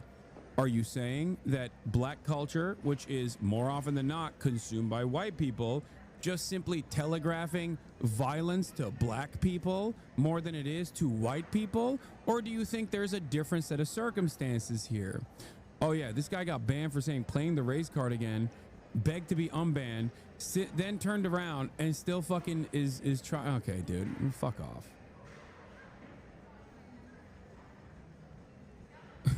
Why didn't Jordan build a Palestinian state from 1948 to 1967? like trying to defend Israel in the silliest ways possible, since you care so much about indigenous rights. You support the rights of Greeks to go back to Constantinople? Yes, I do. Yeah, they can voluntarily migrate into Turkey and become Turkish citizens in ways that the Palestinians cannot into Israel proper. What's your fucking point? That was my argument back then as well, you dumb fuck. Anyway. Where's that white male guy? He needs some smoke too. Yeah, racist guy defending Israel, by the way. Least shocking set of circumstances I've ever encountered. Yes. I think it's important to clarify to people that we're not just saying people commit crimes because they need money. Yes, I'm not saying that. That's why I gave the example of, like, people don't do fucking rape because they're simply because they're poor and this is their way to make money. That's not what I'm saying. I'm saying that the likelihood that you will do a violent crime skyrockets when your material circumstances are dog shit and you have no social safety nets and you have no pathway for a better future. That's it. They need money. Years of poverty and lack of proper resources can breed antisocial behaviors. Exactly. That's the point. At the end of the day, the culture argument is just a coward's way of making the race argument. The culture argument is a coward's way of making the racial argument. Okay? Everybody consumes black culture. So what are you trying to say? You think white people, poor white people seemingly consume more black culture? Is that what it is than rich white people? Is that why that same dynamic exists? Or is it because of their financial circumstances? Read my dog shit comment. Anyway, that's not the only problem here. Yeah, I hate the culture argument, the cultural argument. Black people have been consistently underserved systematically by the American government, and people still go, oh, it's the culture. Shut the fuck up.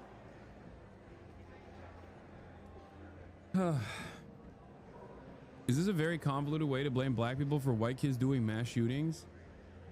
What is? I don't know what you mean by that. About the rest, you know, just that's just what I saw. And I try to help them, but it was just senseless. It was really senseless. Really, I don't know why a person would do that to someone, you know, just over that little argument. It's just crazy in this world nowadays how people just up and do that. Like that man has a family. That man has people that care about them all the time, and he did everything for our family too. He was a strong man. He was a strong kid. There was chat degrades when the nephews get home from school. You're doing the village elders work, Hasan. It's important for me to teach the nephews not to be fucking racist because they haven't learned this lesson yet.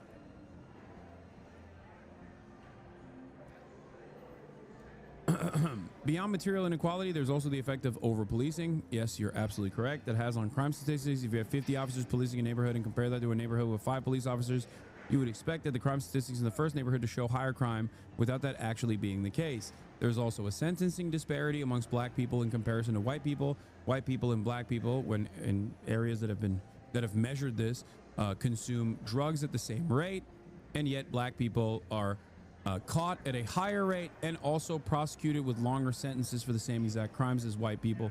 So all of this is an endless cycle of undermining black people in this country. And instead of analyzing and pouring through all of this data, the dumbest Republican you know will go, that's just woke bullshit, brother. I don't care. Yeah, facts don't care about your feelings, right? Except, you know, you're making a Fifi's argument. Your feelings tell you that this is the case. Facts, on the other hand, explain a very different story.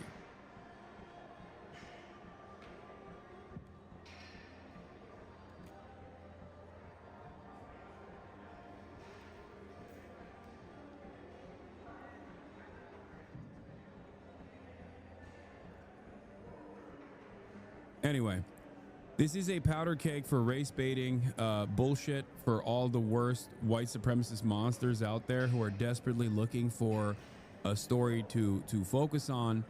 Even if, for the record, this black teenager unjustifiably went up and stabbed a white teenager if you extrapolate any additional information about the entirety of the black population, you're just trying to justify your racist predetermination, okay? You've already arrived at that conclusion before the story came out, and you're just trying to make other people agree with you by pointing to the story. White people, white men in particular, comprise 74% of convictions on the procurement and creation of child sexual abuse material and child pornography. This does not mean that every white man is doing child pornography. Nobody ever assumes that every white man is engaging in child pornography. Now, chatters, when I mention this, will jokingly say, I do, but that's the difference, right? That's a joke because white men are the domineering force in American society, at least throughout American history. They are the in-group. They are the power group. So making a joke at the expense of white men is like making a joke at the expense of straight people. It's not the same as shitting on gay people. That's the difference between gay pride and straight pride. That's the difference between black pride and white pride. Very difficult dynamic to explain to people who go, well, the Merriam-Webster's definition for racism means, you know, any kind of discouragement or whatever against people by creed of you know, the color of their skin. So I got you. It's like, yeah, okay, you got me. All right, yes, the Webster's definition is not as appropriate to use when we're making sociological determinations. Anyway.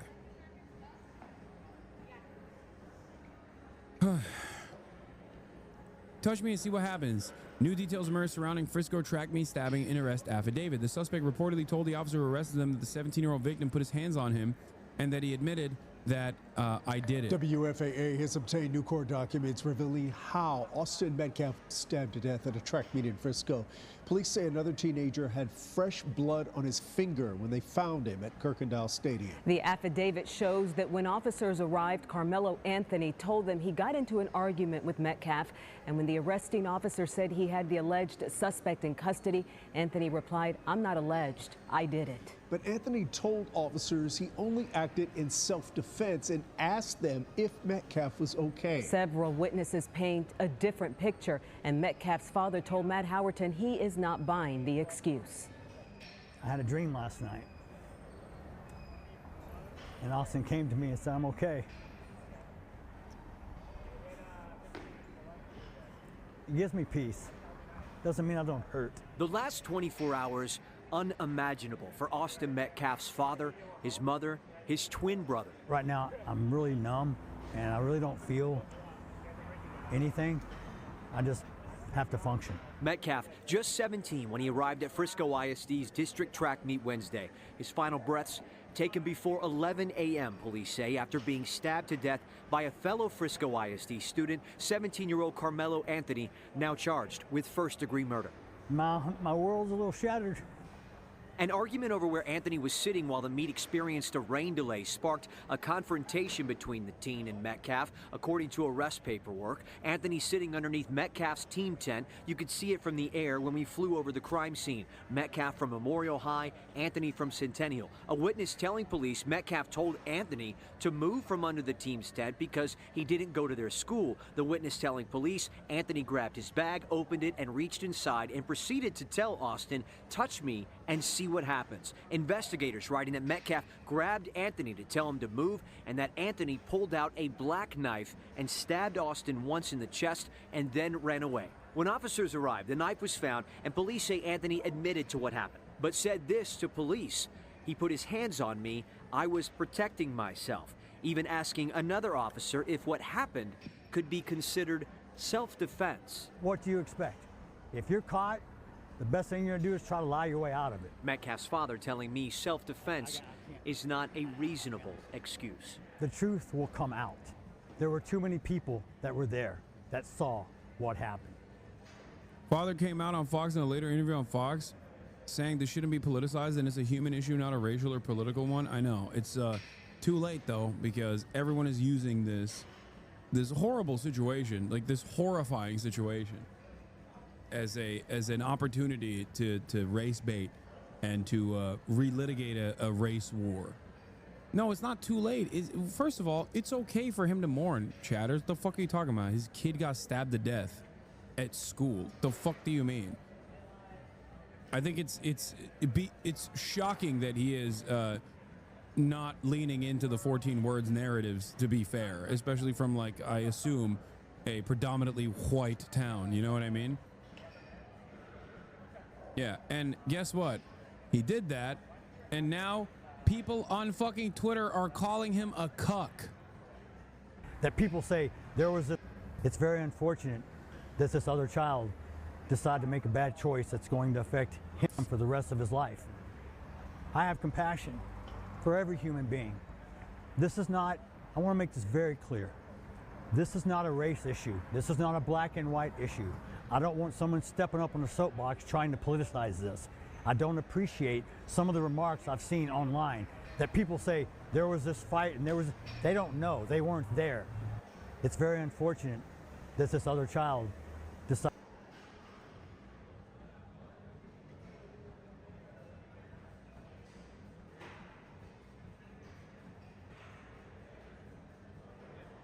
Anyway.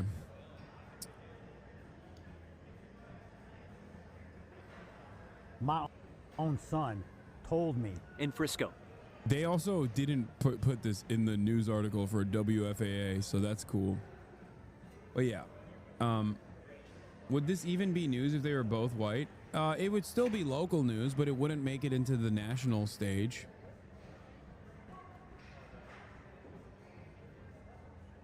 That's for sure.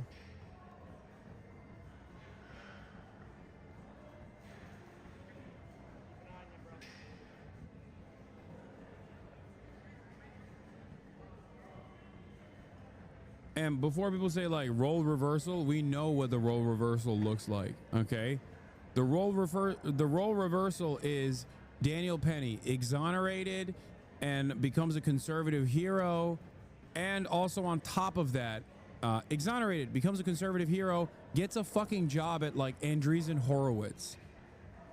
So we know what the difference is. We know what the role reversal looks like. Okay. When a white person kills a black person, regardless of what either party has engaged in. So just so you understand, stand your ground does not work for black people. Every black person knows this.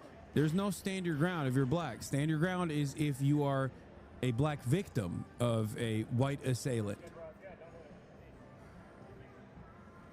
Yeah. In any case, yeah, that's the situation. Anyone that tries to extrapolate like racial dynamics out of this, or make, you know, grand arguments about how all black people are this way is a fucking racist.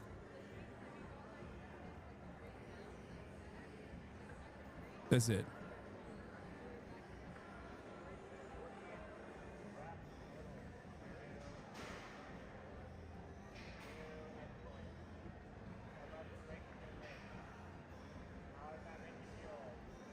Federal judge in Southern District of New York dismisses Mohammed Khalil's initial motion seeking a restraining order in his case against Columbia University and the federal government, but has granted his request to file a Second Amendment complaint. Given the nature of the suit, Khalil's lawyer told Dropsite, "This is a weird win, but it's a win." Wait, what? A Second Amended complaint, not a Second Amendment complaint. Khalil and his student co-plaintiffs had filed a case alleging that the federal government has unlawfully coerced Columbia University to suppress their protected speech.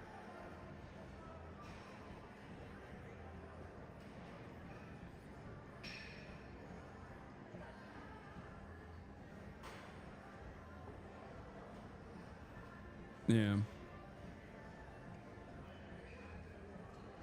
The students' motion, in turn, sought to prohibit the government from cutting Columbia's funding, block Columbia from turning over student records to Congress, and stop the university from taking the steps it announced 2 weeks ago to combat anti-Semitism on campus. The federal judge denied the plaintiff's first motion, but the judge allowing the plaintiff's legal team to renew their motion with a stronger case. In the meantime, to give plaintiffs the opportunity to seek timely relief if necessary. The judge added, Columbia will be required to notify plaintiffs in the court 30 days before further student records for students' identities and records already produced are furnished to Congress.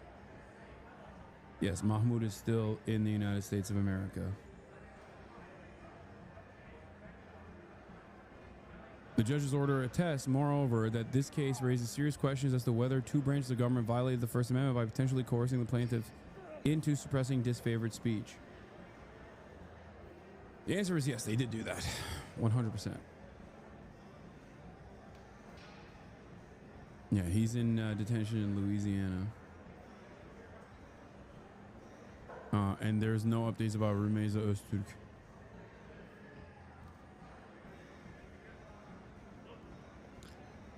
Oh man, what a time. Stay-at-home husband tries to act his way out of murder charges. There's a new JCS reacts.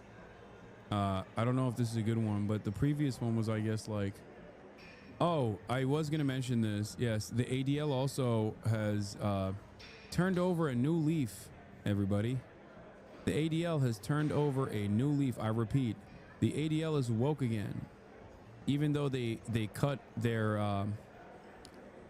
their DEI budget, okay, they cut their DEI budget, but they're woke again. Trust.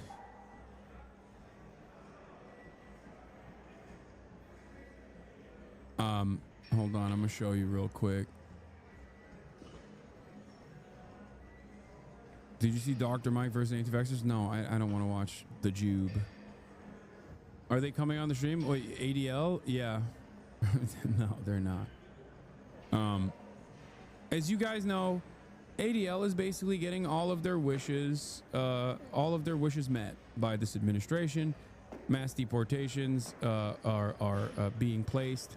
You know, lists of students with student visa status, like non-citizen students with student visas, are being sent to the Department of Homeland Security for the crime of speaking out against Israel. But of course, ADL is not too happy about it, it seems. Josh Kraushaar for Jewish Insider via Gabby Deutsch, the senior national correspondent for Jewish Insider, says ADL's Greenblatt now calling out disturbing pattern in Trump's deportation campaign. ADL CEO says the protection of Jewish students shouldn't require us to shred the norms that we use to protect other people. It's a funny development in this story because this is, as Tariq Kani-Shawah says, this is exactly what the ADL, Jonathan Greenblatt, and other Zionists have been gunning for years. They are not only complicit in this authoritarian crackdown, they're the driving force behind it. Greenblatt is just getting cold feet because he's seeing it backfire. Two reasons why I think Jonathan Greenblatt is engaging in this performative. I'm actually a little scared about what the government is doing thing. The reason why he's doing this, Gabby Deutsch wrote a hit piece on you back then. Yeah, nice. I was wondering why that name sounded familiar. So good, I guess, better than nothing. No, fuck no, it's not good. It's not good at all. Okay, they will not be able to abdicate their responsibility here. Are you out of your fucking mind, dude? No, the ADL absolutely played a formative role and is a part of the institutions that have played a formative role in getting to this point. Two reasons why they're doing this. One, Beitar. As you guys know, Beitar is a right-wing fascist group, a right-wing fascist Israeli group, pro-Israeli group that has gotten so completely and utterly out of control. They're Kahanists. They don't even hide it. They used to be called terrorists. They were disbanded for a while. They were brought back and grew in motion after October 7. And Beitar is they're rabid sociopaths. Okay, they're complete and utter fanatics. They're psychopathic in every way, shape, and form. And I think that is part of the reason why the ADL is doing this. Yes, they're Jabotinskyites. They make the list and they send it to the Department of Homeland Security, and they're proud of it, right? They've also kept Beitar is basically the yes, Israel is doing a genocide, and yes, it should do more type people. Okay, the backpedaling is not a good sign. It's just a sign of the times. Two reasons why I believe ADL is doing this, but let me read what Tariq said. Americans are increasingly associating Israel with Trump's authoritarian assault on our constitutional rights, and it's contributing to Israel's cratering support in the U.S. That train has left the station, but Americans need to know that organizations like the ADL are behind all of this. That is precisely the case. That is the reason why Jonathan Greenblatt is like, okay, maybe we went a little too far because the fucking administration is posting, Shalom, Mahmoud, we're doing this for the Jews. If you... like, because they're not tactful. The admin is not tactful. They're fucking, they don't give a shit about anti-Semitism at all. They are just fucking fascists. Okay? So in that process, they're just literally being like, yeah, Shalom, Mahmoud, we're doing this for the Jews. You can't speak ill of Israel. The Jews will get you. What do you think that message, what do you think that is? What kind of message does that send to average Americans who might not necessarily care about scary Muslim people, but they literally also aren't exactly too fond of Jews either, okay? And, I mean, definitely hate Muslims a lot more than Jews, don't get me wrong, but regardless, what do you think that does to the nascent anti-Semitic conspiracies that have already been in the background in perpetuity? They go, oh my God, Jews do run the fucking country. What the fuck is this? That's what the average American sees that. That's what the average American who sees that thinks, okay? It breeds incredible amounts of anti-Semitism. The other reason, and that obviously has gotten to a point where the ADL is like, oh my God, this is backfiring on Israel. Instead of people being scared to come across as anti-Semitic, now people are just saying that they're anti-Semitic with their full fucking chests. What the fuck? And a big part of that also grew because the right-wing anti-Israel coalition is deeply anti-Semitic for the most part and has been actively using, and I say cynically, using Israel's awful approval ratings to drive home an anti-Semitic narrative, an anti-Semitic message that America's dominated by the Jews. Israel is doing this for Jews, and you know, America is the lapdog of the Jews. It's literally, you know, the oldest American neo-Nazi conservative talking point.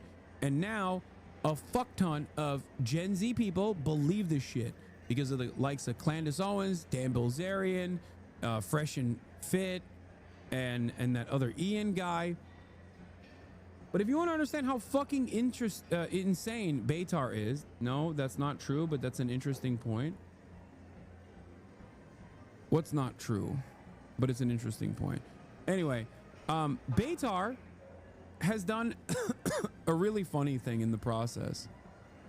Oh, they say we are the Jewish version of Nazis for opposing Hamas USA, for urging Jews to fight back. Somehow the Jewish community permits this. What despicable, awful people. Yes. If the Jewish community does permit this, then yeah, you are not doing a promotion for the Jewish community in the United States of America. You are unironically tarnishing the reputation of the Jewish community in the United States of America. But these guys are so fucking stupid. They don't even understand that. Anyway, one of the funniest things that Beitar did, by the way, is they love making lists, okay? They fucking love making lists. So what kind of list did they make recently? Last night, I sent this to fucking, what do you call it? I sent this to Felix and Noah. They made a new list, this time of Jews. That's right. Beitar is now officially making lists of Jews as well. Anti-Zionist Jews. And apparently they're sending the list of anti-Zionist Jews to the Israeli government. Not only do they also have smoke for Shai Davide, and Shai Davide has smoke for Beitar, and there's a lot of infighting happening in the Zionist circles, and I love that drama. I think it's very stupid, and I think it's very funny. But having said that, something that is really, really funny is that these guys are so horny to do fascism that they're like, yeah, fuck it. Let's do fascism to the Jews as well. In the name of defending Jews, by the way, ironically enough. So here it is. Here's what they posted. Who are some diaspora capos who need to be banned from Israel? JVP leaders and those who are anti-Zionist have no place receiving a visa to the Jewish state. We confirm that from Israel, we have submitted a list of names of diaspora Jews who we recommend be banned from Israel to numerous Israeli government leaders. Any nation must keep enemies away from their country, particularly during a time of war. We confirm that among those who are members and supporters of Beitar, who we consider friends are May Golan, Gideon Sar, Amichai Chikli, Amir Ohana, Sharon Haskel, and many people in various government offices, including the Prime Minister's office, Shin Bet, and other intelligence agencies in the state of Israel. We confirm World Beitar headquarters is in Bet Jabotinsky, where Likud headquarters are in Tel Aviv, where Beitar USA, Beitar Europe, Beitar UK also maintain offices. We intend to build lists of diaspora Galut Jews, I don't know what that means, who pose a danger to the Jewish state. People like Peter Beinart.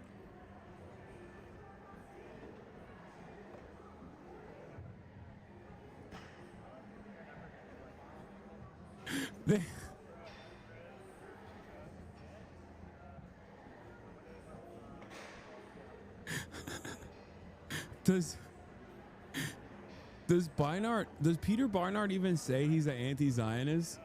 I don't know. I mean, I know that he didn't used to be, but he's like very critical of Israel now. And over the years, he's become increasingly more critical of Israel. But Peter Beinart is a very famous, I think, I mean, he's I don't know if I would consider him a liberal Zionist. He might be. I don't know. I don't know his like full work, but I know that he's just like, he's a liberal. Okay, he's a major liberal. And it's so funny that they're like Peter Beinart is a terrorist against the nation state of Israel. It would be like, okay, I'll tell it to you like this. Okay, saying Peter Beinart is a danger to the Jewish state as a Jew is like saying Ezra Klein is a danger to the Jewish state as a Jew. It would be like putting Ezra Klein on the fucking, do not let into Israel list. To give you a comparison of someone whose positions you do know a little bit about. Okay, so it's pretty funny that they're doing this, because one of the funniest parts about this is like, oh no, anti-Zionist Jews can't go to Israel. Like, oh no, what will they do? Oh no, you are banned from the ethno state. You will never be able to listen to the worst psytrance music you've ever heard ever again. Yeah, I bet you'll be singing a different tune when you're not allowed to listen to the worst psytrance of all time directly at the heart of the fucking ethno state. Doing a genocide. The second reason why I think this is funny is because Israel doesn't care if you're anti-Zionist. Israel only has one project in mind, and that is to get as many Jews, regardless of their perspective, regardless of their positions, into Israel, and if they won't come to Israel, at least defend Israel. Okay, that's the goal. That is the number one goal of Zionism as a project. And in order to achieve said goals, Israel has done a bunch of fucked up shit, including bombing synagogues in Iraq, right? So this unironically goes against the Zionist project as well. So it's doubly hilarious. Not only are you saying, oh no, you're fucking not allowed to be in Israel. Let me tell you, okay, this is gonna ruin your life. Like, who the fuck? Okay. Oh no. Oh no. Can't go to Israel. Damn.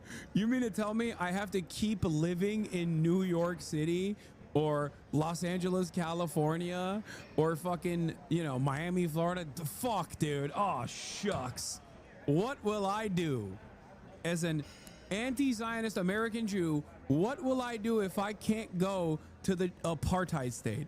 Hilarious. But again, like I said, it's doubly funny because it's antagonistic to the project of Zionism. Like, imagine if, and there are already plenty of Gen Z Jews who are anti-Zionist, but let's say those numbers grow, right? Let's say those numbers grow and like the overwhelming majority of American Jews become anti-Zionist. Then you're just undermining the Israeli project entirely. You're like, no, you don't love Israel. You're not allowed to fucking go. Fuck you. As Jabotinsky taught us to tell our enemies, go to hell. We have nothing to apologize for. Today, Beitar has 35 chapters worldwide and is the fastest growing Zionist movement worldwide. Yeah. Fantastic stuff. Yeah, Rachel Lycan, Hillel leader. He/she is a Jewish leader at Yale who supports Palestine, a woke graduate of Brown University. She's everything that is wrong with Jewry. We have recommended to Israeli Ministries of Interior to ban her for life from the Jewish state.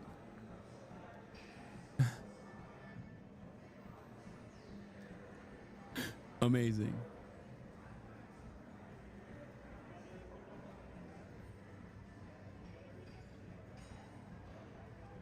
Jewry is normal to say, even though, you know.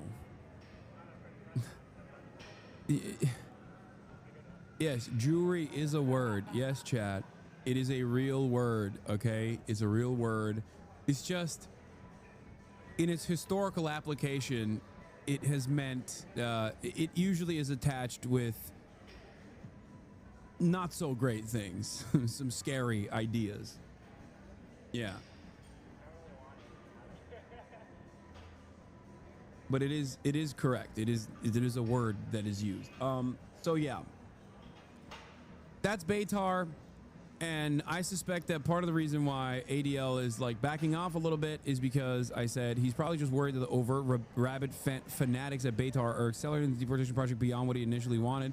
The semi-literate inbreds at Beitar continue to unknowingly operate as anti-Zionists. Yeah.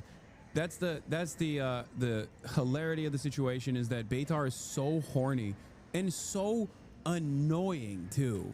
While they're doing this thing, they're not only just like violating people's fucking rights, which, you know, at the behest of a foreign nation, which Americans are gonna be like, okay, calm down, big guy, you know, but they're also doing it in the most annoying and like they're just doing it as a like a pesky nuisance kind of way, even though the impact is horrifying, it's very damaging, it's destructive, but like the optics of it are fucking bad too. It is the Rabbi Shmuley dynamic. As I've said before, Rabbi Shmuley or Alan Dershowitz unironically performed this duty of defending Israel so poorly that they fucking end up creating rugged anti-Zionists. And it's something that like Jewish Zionists are aware of as well. I know for a fact because I know from Jake when he participated in these like debates and stuff at like Holocaust museums and whatnot, like because they think he's like you know, a decent orator of the anti-Zionist cause, but not so scary as like someone like myself, I guess. So they invite him to those sorts of things. People will approach him and be like, I'm so sorry about Rabbi Shmuley, like we don't like him either. So like Rabbi Shmuley is so fucking insane and so rabid and so kind of horrible to look at, really, just bad vibes overall, that he basically creates anti-Zionists everywhere he goes. That's probably the reason why you don't really see him as much. I don't know if you noticed, but he hasn't been around that much.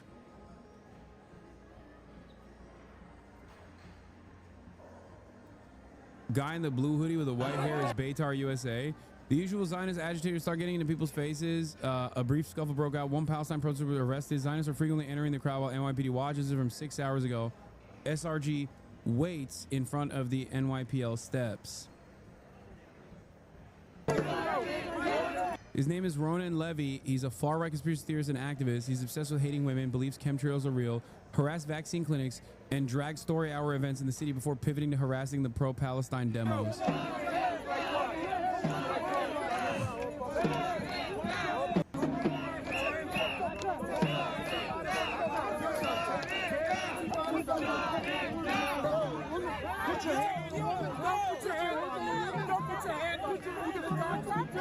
Don't put your hand on. Don't put your hand on. You're in trouble. Don't put your hand out of here. Don't put your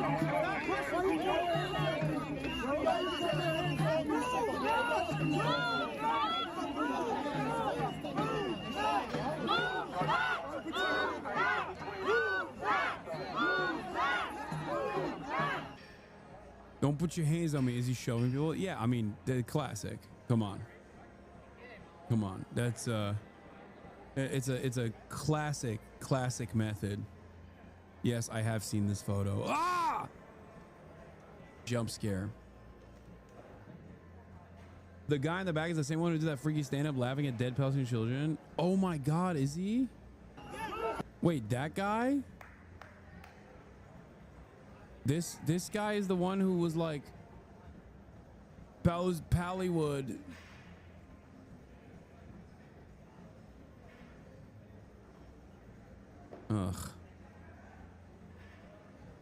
Ugh. Anyway. So yeah, that's the situation. There's a crisis brewing among Zionist circles. I think Beitar has maybe gone a little bit too far. You know what I mean? What?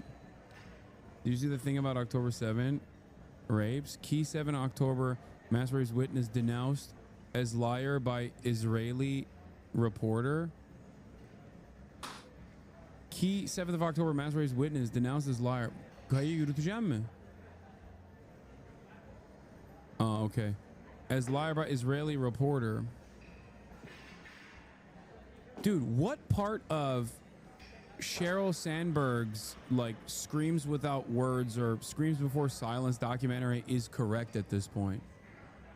Virtually every part of her October 7 mass rapes documentary has not only been thoroughly debunked, but also on top of that, new reporting came out that she herself engaged in the act of sexual assault at fucking Facebook.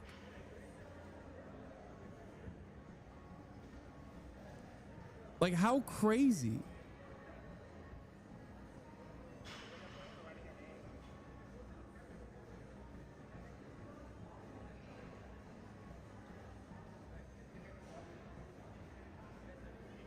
Yeah.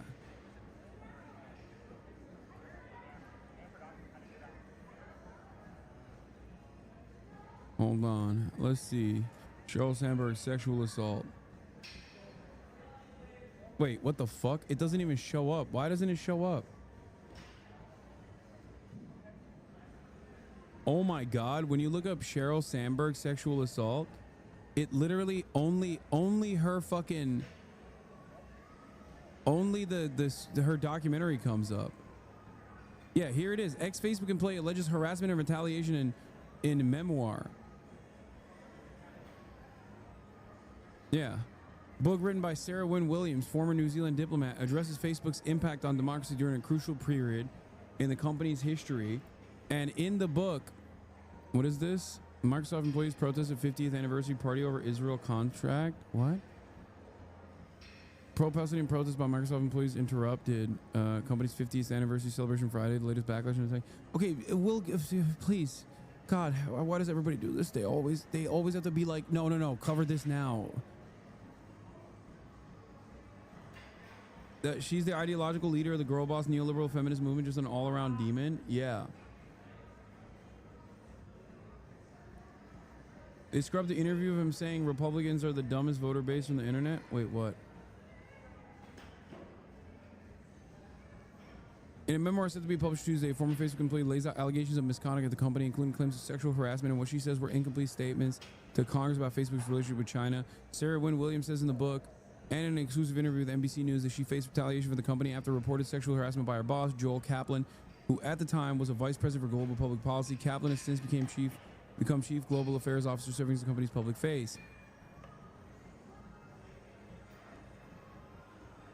The Trump video, they wiped it from the internet.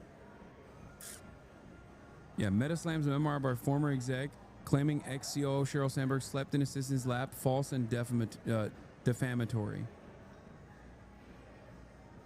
It is wild that the only coverage on it is not the allegation in and of itself, but just like Facebook defending, Meta defending Sheryl Sandberg and saying that the allegations are completely baseless.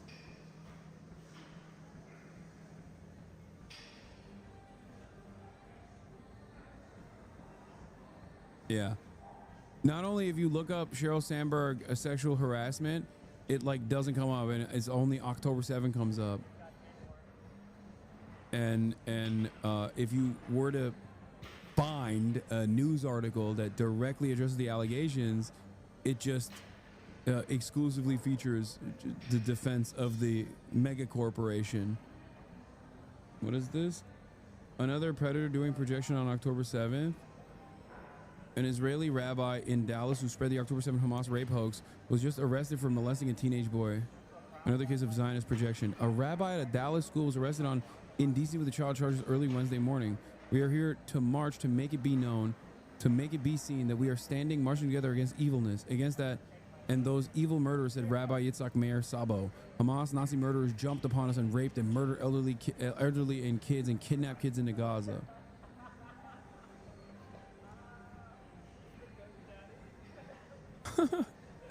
Eli Lebowitz says, I'm so sorry you had such a bad experience with Judaism growing up that you become this. Dan Cohen responds, somebody should check this guy's hard drives.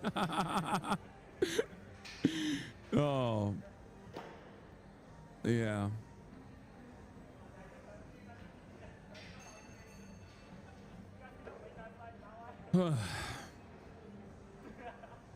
Anyway. It's fucking projection, man. Always. Also, finally, an anti-speed, anti-China, anti-speed video dropped. I was looking for it. I was like, who will be the first dumbass to make this assertion? Was he paid by the CCP? The answer is no, but here's the catch. Wait. It was arranged to have local tourism companies or influencer companies that accompany him in different... Never mind. I got baited. I thought this guy was gonna fucking be like, nah, he got... I thought he was gonna fucking... legs of the tour. For example, in Beijing, he met up with Miles Moretti, who was interviewed by CGTN for telling the China story well. As well as in Shanghai, he was with Jackson Wang, a celebrity who's very pro-CCP. Wow, that's crazy. Virtually every famous celebrity is pro-CCP.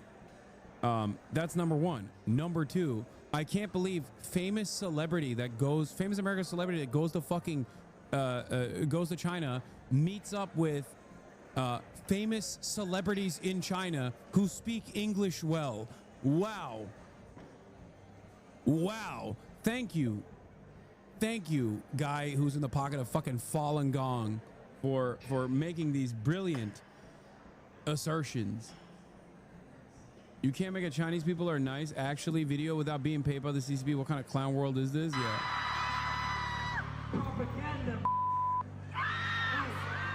If you travel to China one time, you'll feel like, damn, this is a dull place. Or at the Shaolin Temple, where he was accompanied by what seems to be a Chinese team, including a woman who was translating for Speed. While these companies are not... Yo! Yeah, have you guys noticed that Speed's Mandarin translators were Chinese? In China. You can't get anything past this guy, man. He's fucking killing it. Directly affiliated with the CCP, they are to abide by the laws and rules. So they send in people to make sure that Speed wasn't being introduced to extraordinary elements or things that are not supposed to happen. greeting from Xi Jinping, man. What?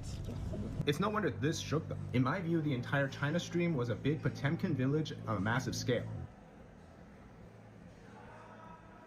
Damn, didn't know there was Chinese people in China. I thought it was all propaganda. Yeah.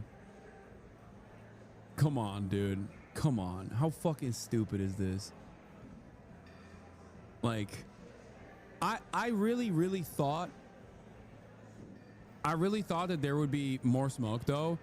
And I think this is a testament to US aid funding running dry, because they really haven't been attacking him that much. Like I thought, because I know if I go, I'm cooked. Or rather, when I go, I'm definitely cooked. People will fucking go crazy over that.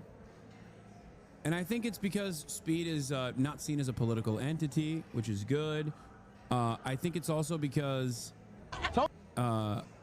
Speed is not seen as a political entity. I think it's also because Speed is incredibly popular. People hate you though. Dog, people hate Speed too. People hate famous people in general. What the fuck are you talking about? You think people don't hate I Show Speed? Are you fucking stupid? Of course, if you're at any point, if you reach any level of success, if you're famous in any capacity, you're gonna have a lot of haters. And the more famous you are, the more your haters, the louder your haters will be. Speed is a cute puppy dog boy. What the fuck? That's weird, man. Be normal.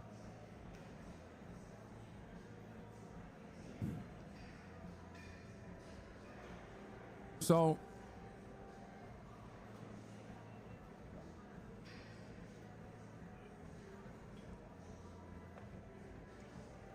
hold you my hoe! Hold you my hoe!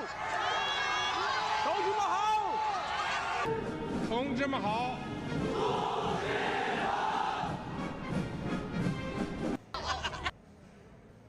Bro, that's amazing.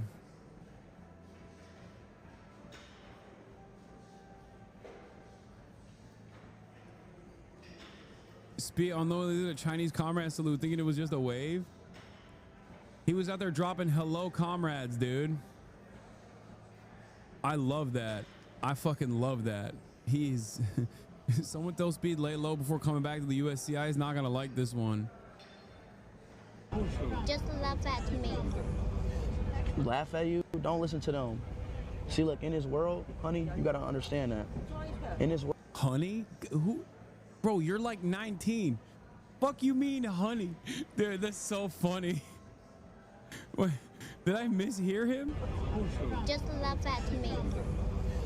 laugh at you? Don't listen to them. See, look, in this world, honey, you gotta understand that. In this world, people gonna laugh at you, talk about you. Yo, that's amazing.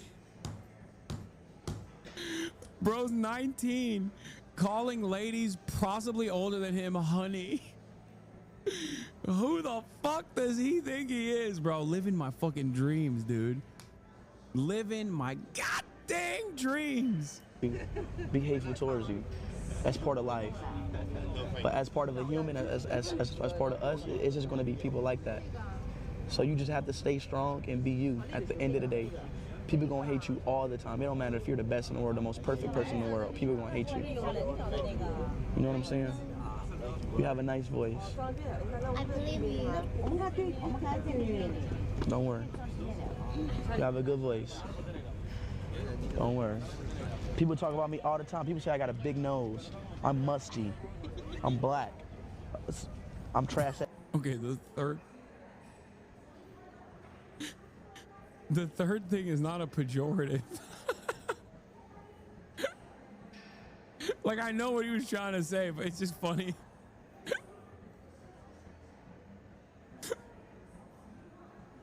Like, that's not a negative trait.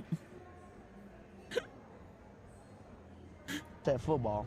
Like, I'm one of the best football players in the world. You're telling me? They don't understand you. They don't understand me. Yes. They don't understand me. They don't. Yes. Like, I go through so... He's like, people used to say I'm black. I'm Chinese now.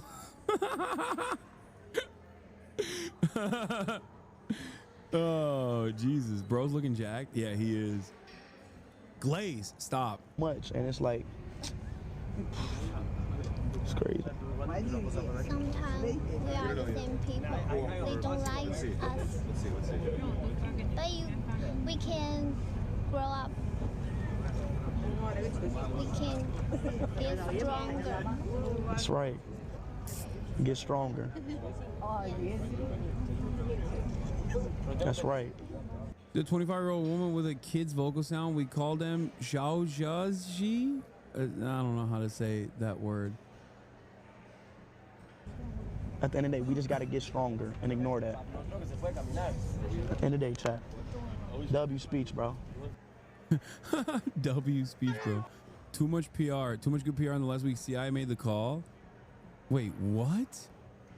I'm an N-word killer? What the hell? Black Marxists can't ever take accountability. Gotta excuse racism. You said what? What the f— I don't want to watch this clip. I don't want to watch this clip. It's gonna hurt my feelings. It is wild that there is a universal— it is a universal principle. Like, anti-blackness is universal. No matter where this man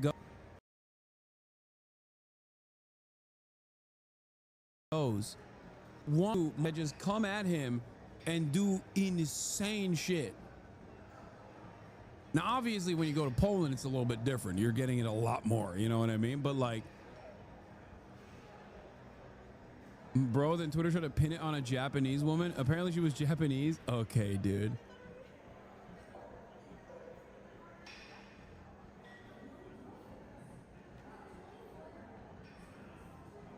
There was another incident where they gave him a banana and started making monkey noises. I saw one where like a fan walked out to his car and gave him cotton, like wrapped in like paper. It's just fucking insane.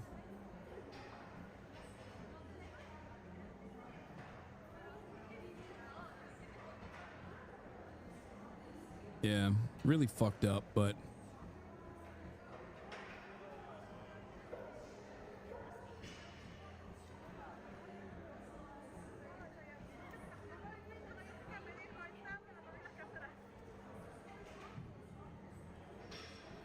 that was a cultural gift. Oh, apparently cotton bouquets are a thing in Asia.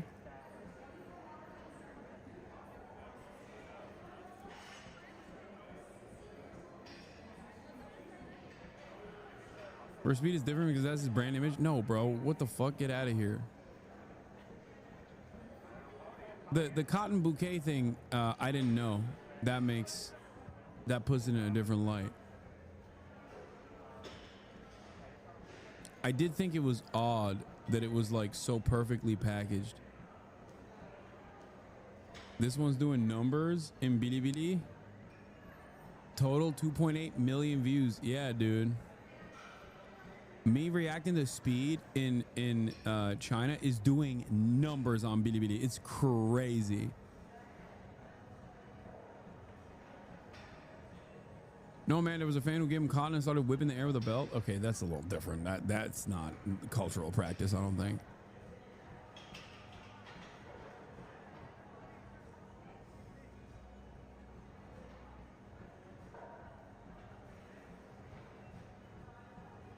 Cotton bouquet is common in East Asia. This isn't racist. Y'all gotta stop seeing the world like this. Cotton bouquet are literally a thing here. I saw them firsthand in Korea. Cristiano, my friend. Why do you give me cotton? Yeah. W give, chat. It's my love. It's my love. W give.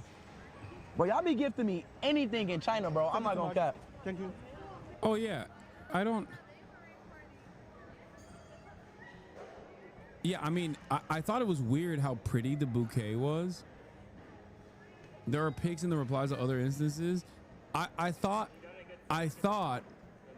that it was odd that it was such a delicately wrapped gift for such a racist endeavor.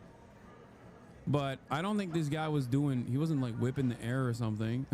Or they're just the nicest racists of all time.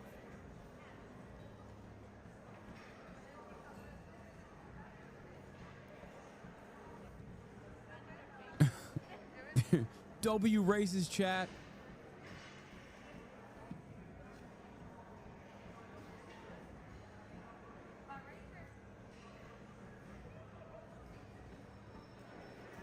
Why was it racist? What do you mean? Giving a black person cotton to pick?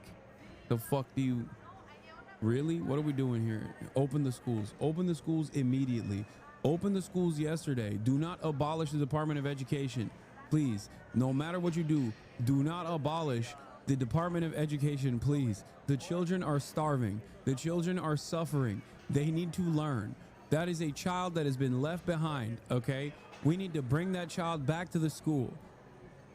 He said, why is that racist to gift a black person cotton? Like, this is not a situation where I think this person was being intentionally racist. It makes sense within the cultural context, but under other circumstances, why would that be considered racist? I'm not saying in this instance it is, but I originally thought it was. Okay, I originally thought it was. It seems like it wasn't. I've learned from my mistake about the cultural practices that are different, but under different circumstances, that would be very racist. You know, 400 years of chattel slavery is the reason why that would be racist, specifically in practice in the United States of America, as black people were forced into slavery to work in the fields picking cotton. That's why there's an association in contemporary language with picking cotton and black people that is inherently a racist association. I don't think this Chinese guy was being racist, potentially. I don't know. But in most contexts, that would be racist.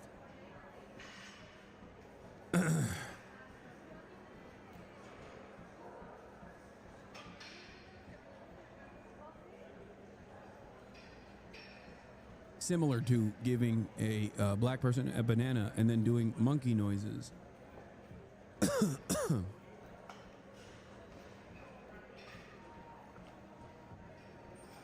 Anyway, but yeah, he's living his best goddamn life. And yeah, in China, giving a cotton bouquet has many beautiful meanings. The symbolism of giving a cotton bouquet in China: warmth and care, cherishment and long-lasting affection, purity and beauty, gratitude and reciprocation, prosperity and good fortune.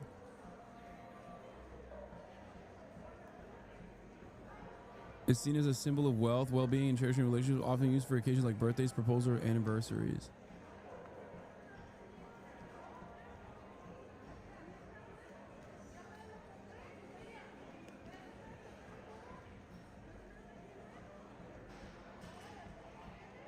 The most violent crips are online with racists. What? Chinese people don't bear the historical burden of slavery and racism and therefore are not sensitive to relevant cultural issues. There's also that aspect as well, for sure. For sure. But that one chick that walked up to him and was saying she's an N-word killer, that's, you know, that's the type of unrestricted, unfiltered racism that transcends cultural boundaries. You know what I mean? That's like, that's beyond the pale, okay?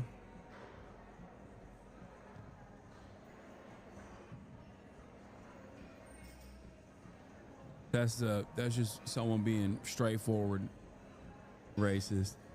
All right, so I have all this stuff lined up on the docket, but I don't know if I have time to watch this stuff because I have to fly out in a little bit to Washington, D.C., and then immediately after to New York. So I still gotta like pack my shit. That lady was CIA. Yeah, that makes sense. Then to China. Yeah. DC today. New York. DC today. New York tomorrow. China. China. China.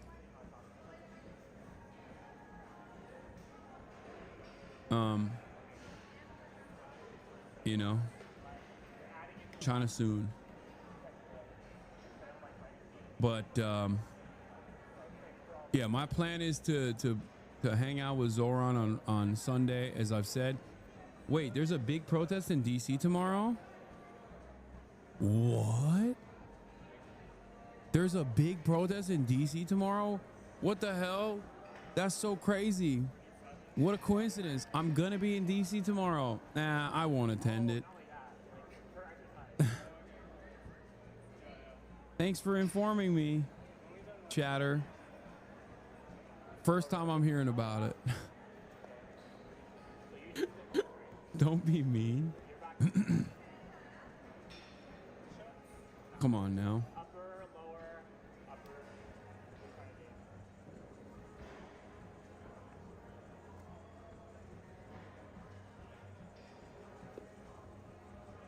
They're protesting you? Yeah, they're protesting me for not being sufficiently pro-Palestine, I heard.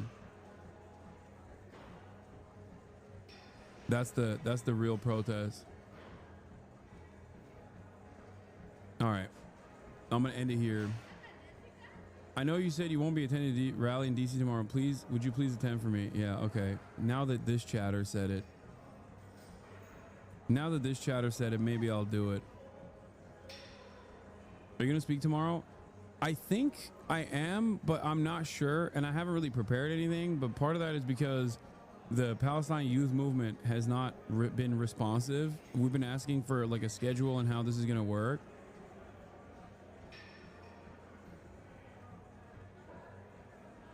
So yeah, I don't know.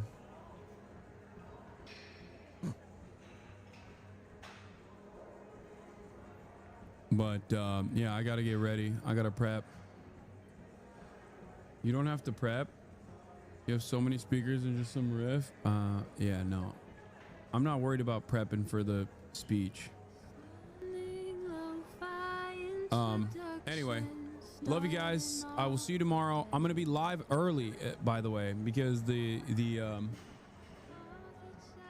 protest starts at 1 p.m. Eastern time, which would be 10 a.m. Pacific, but I'll probably start even earlier than that, most likely, just to, you know, I'll probably do like a little bit of a hotel stream before heading over to the protest. Anyway, love you guys. I'll see you tomorrow from DC. Peace and free Palestine.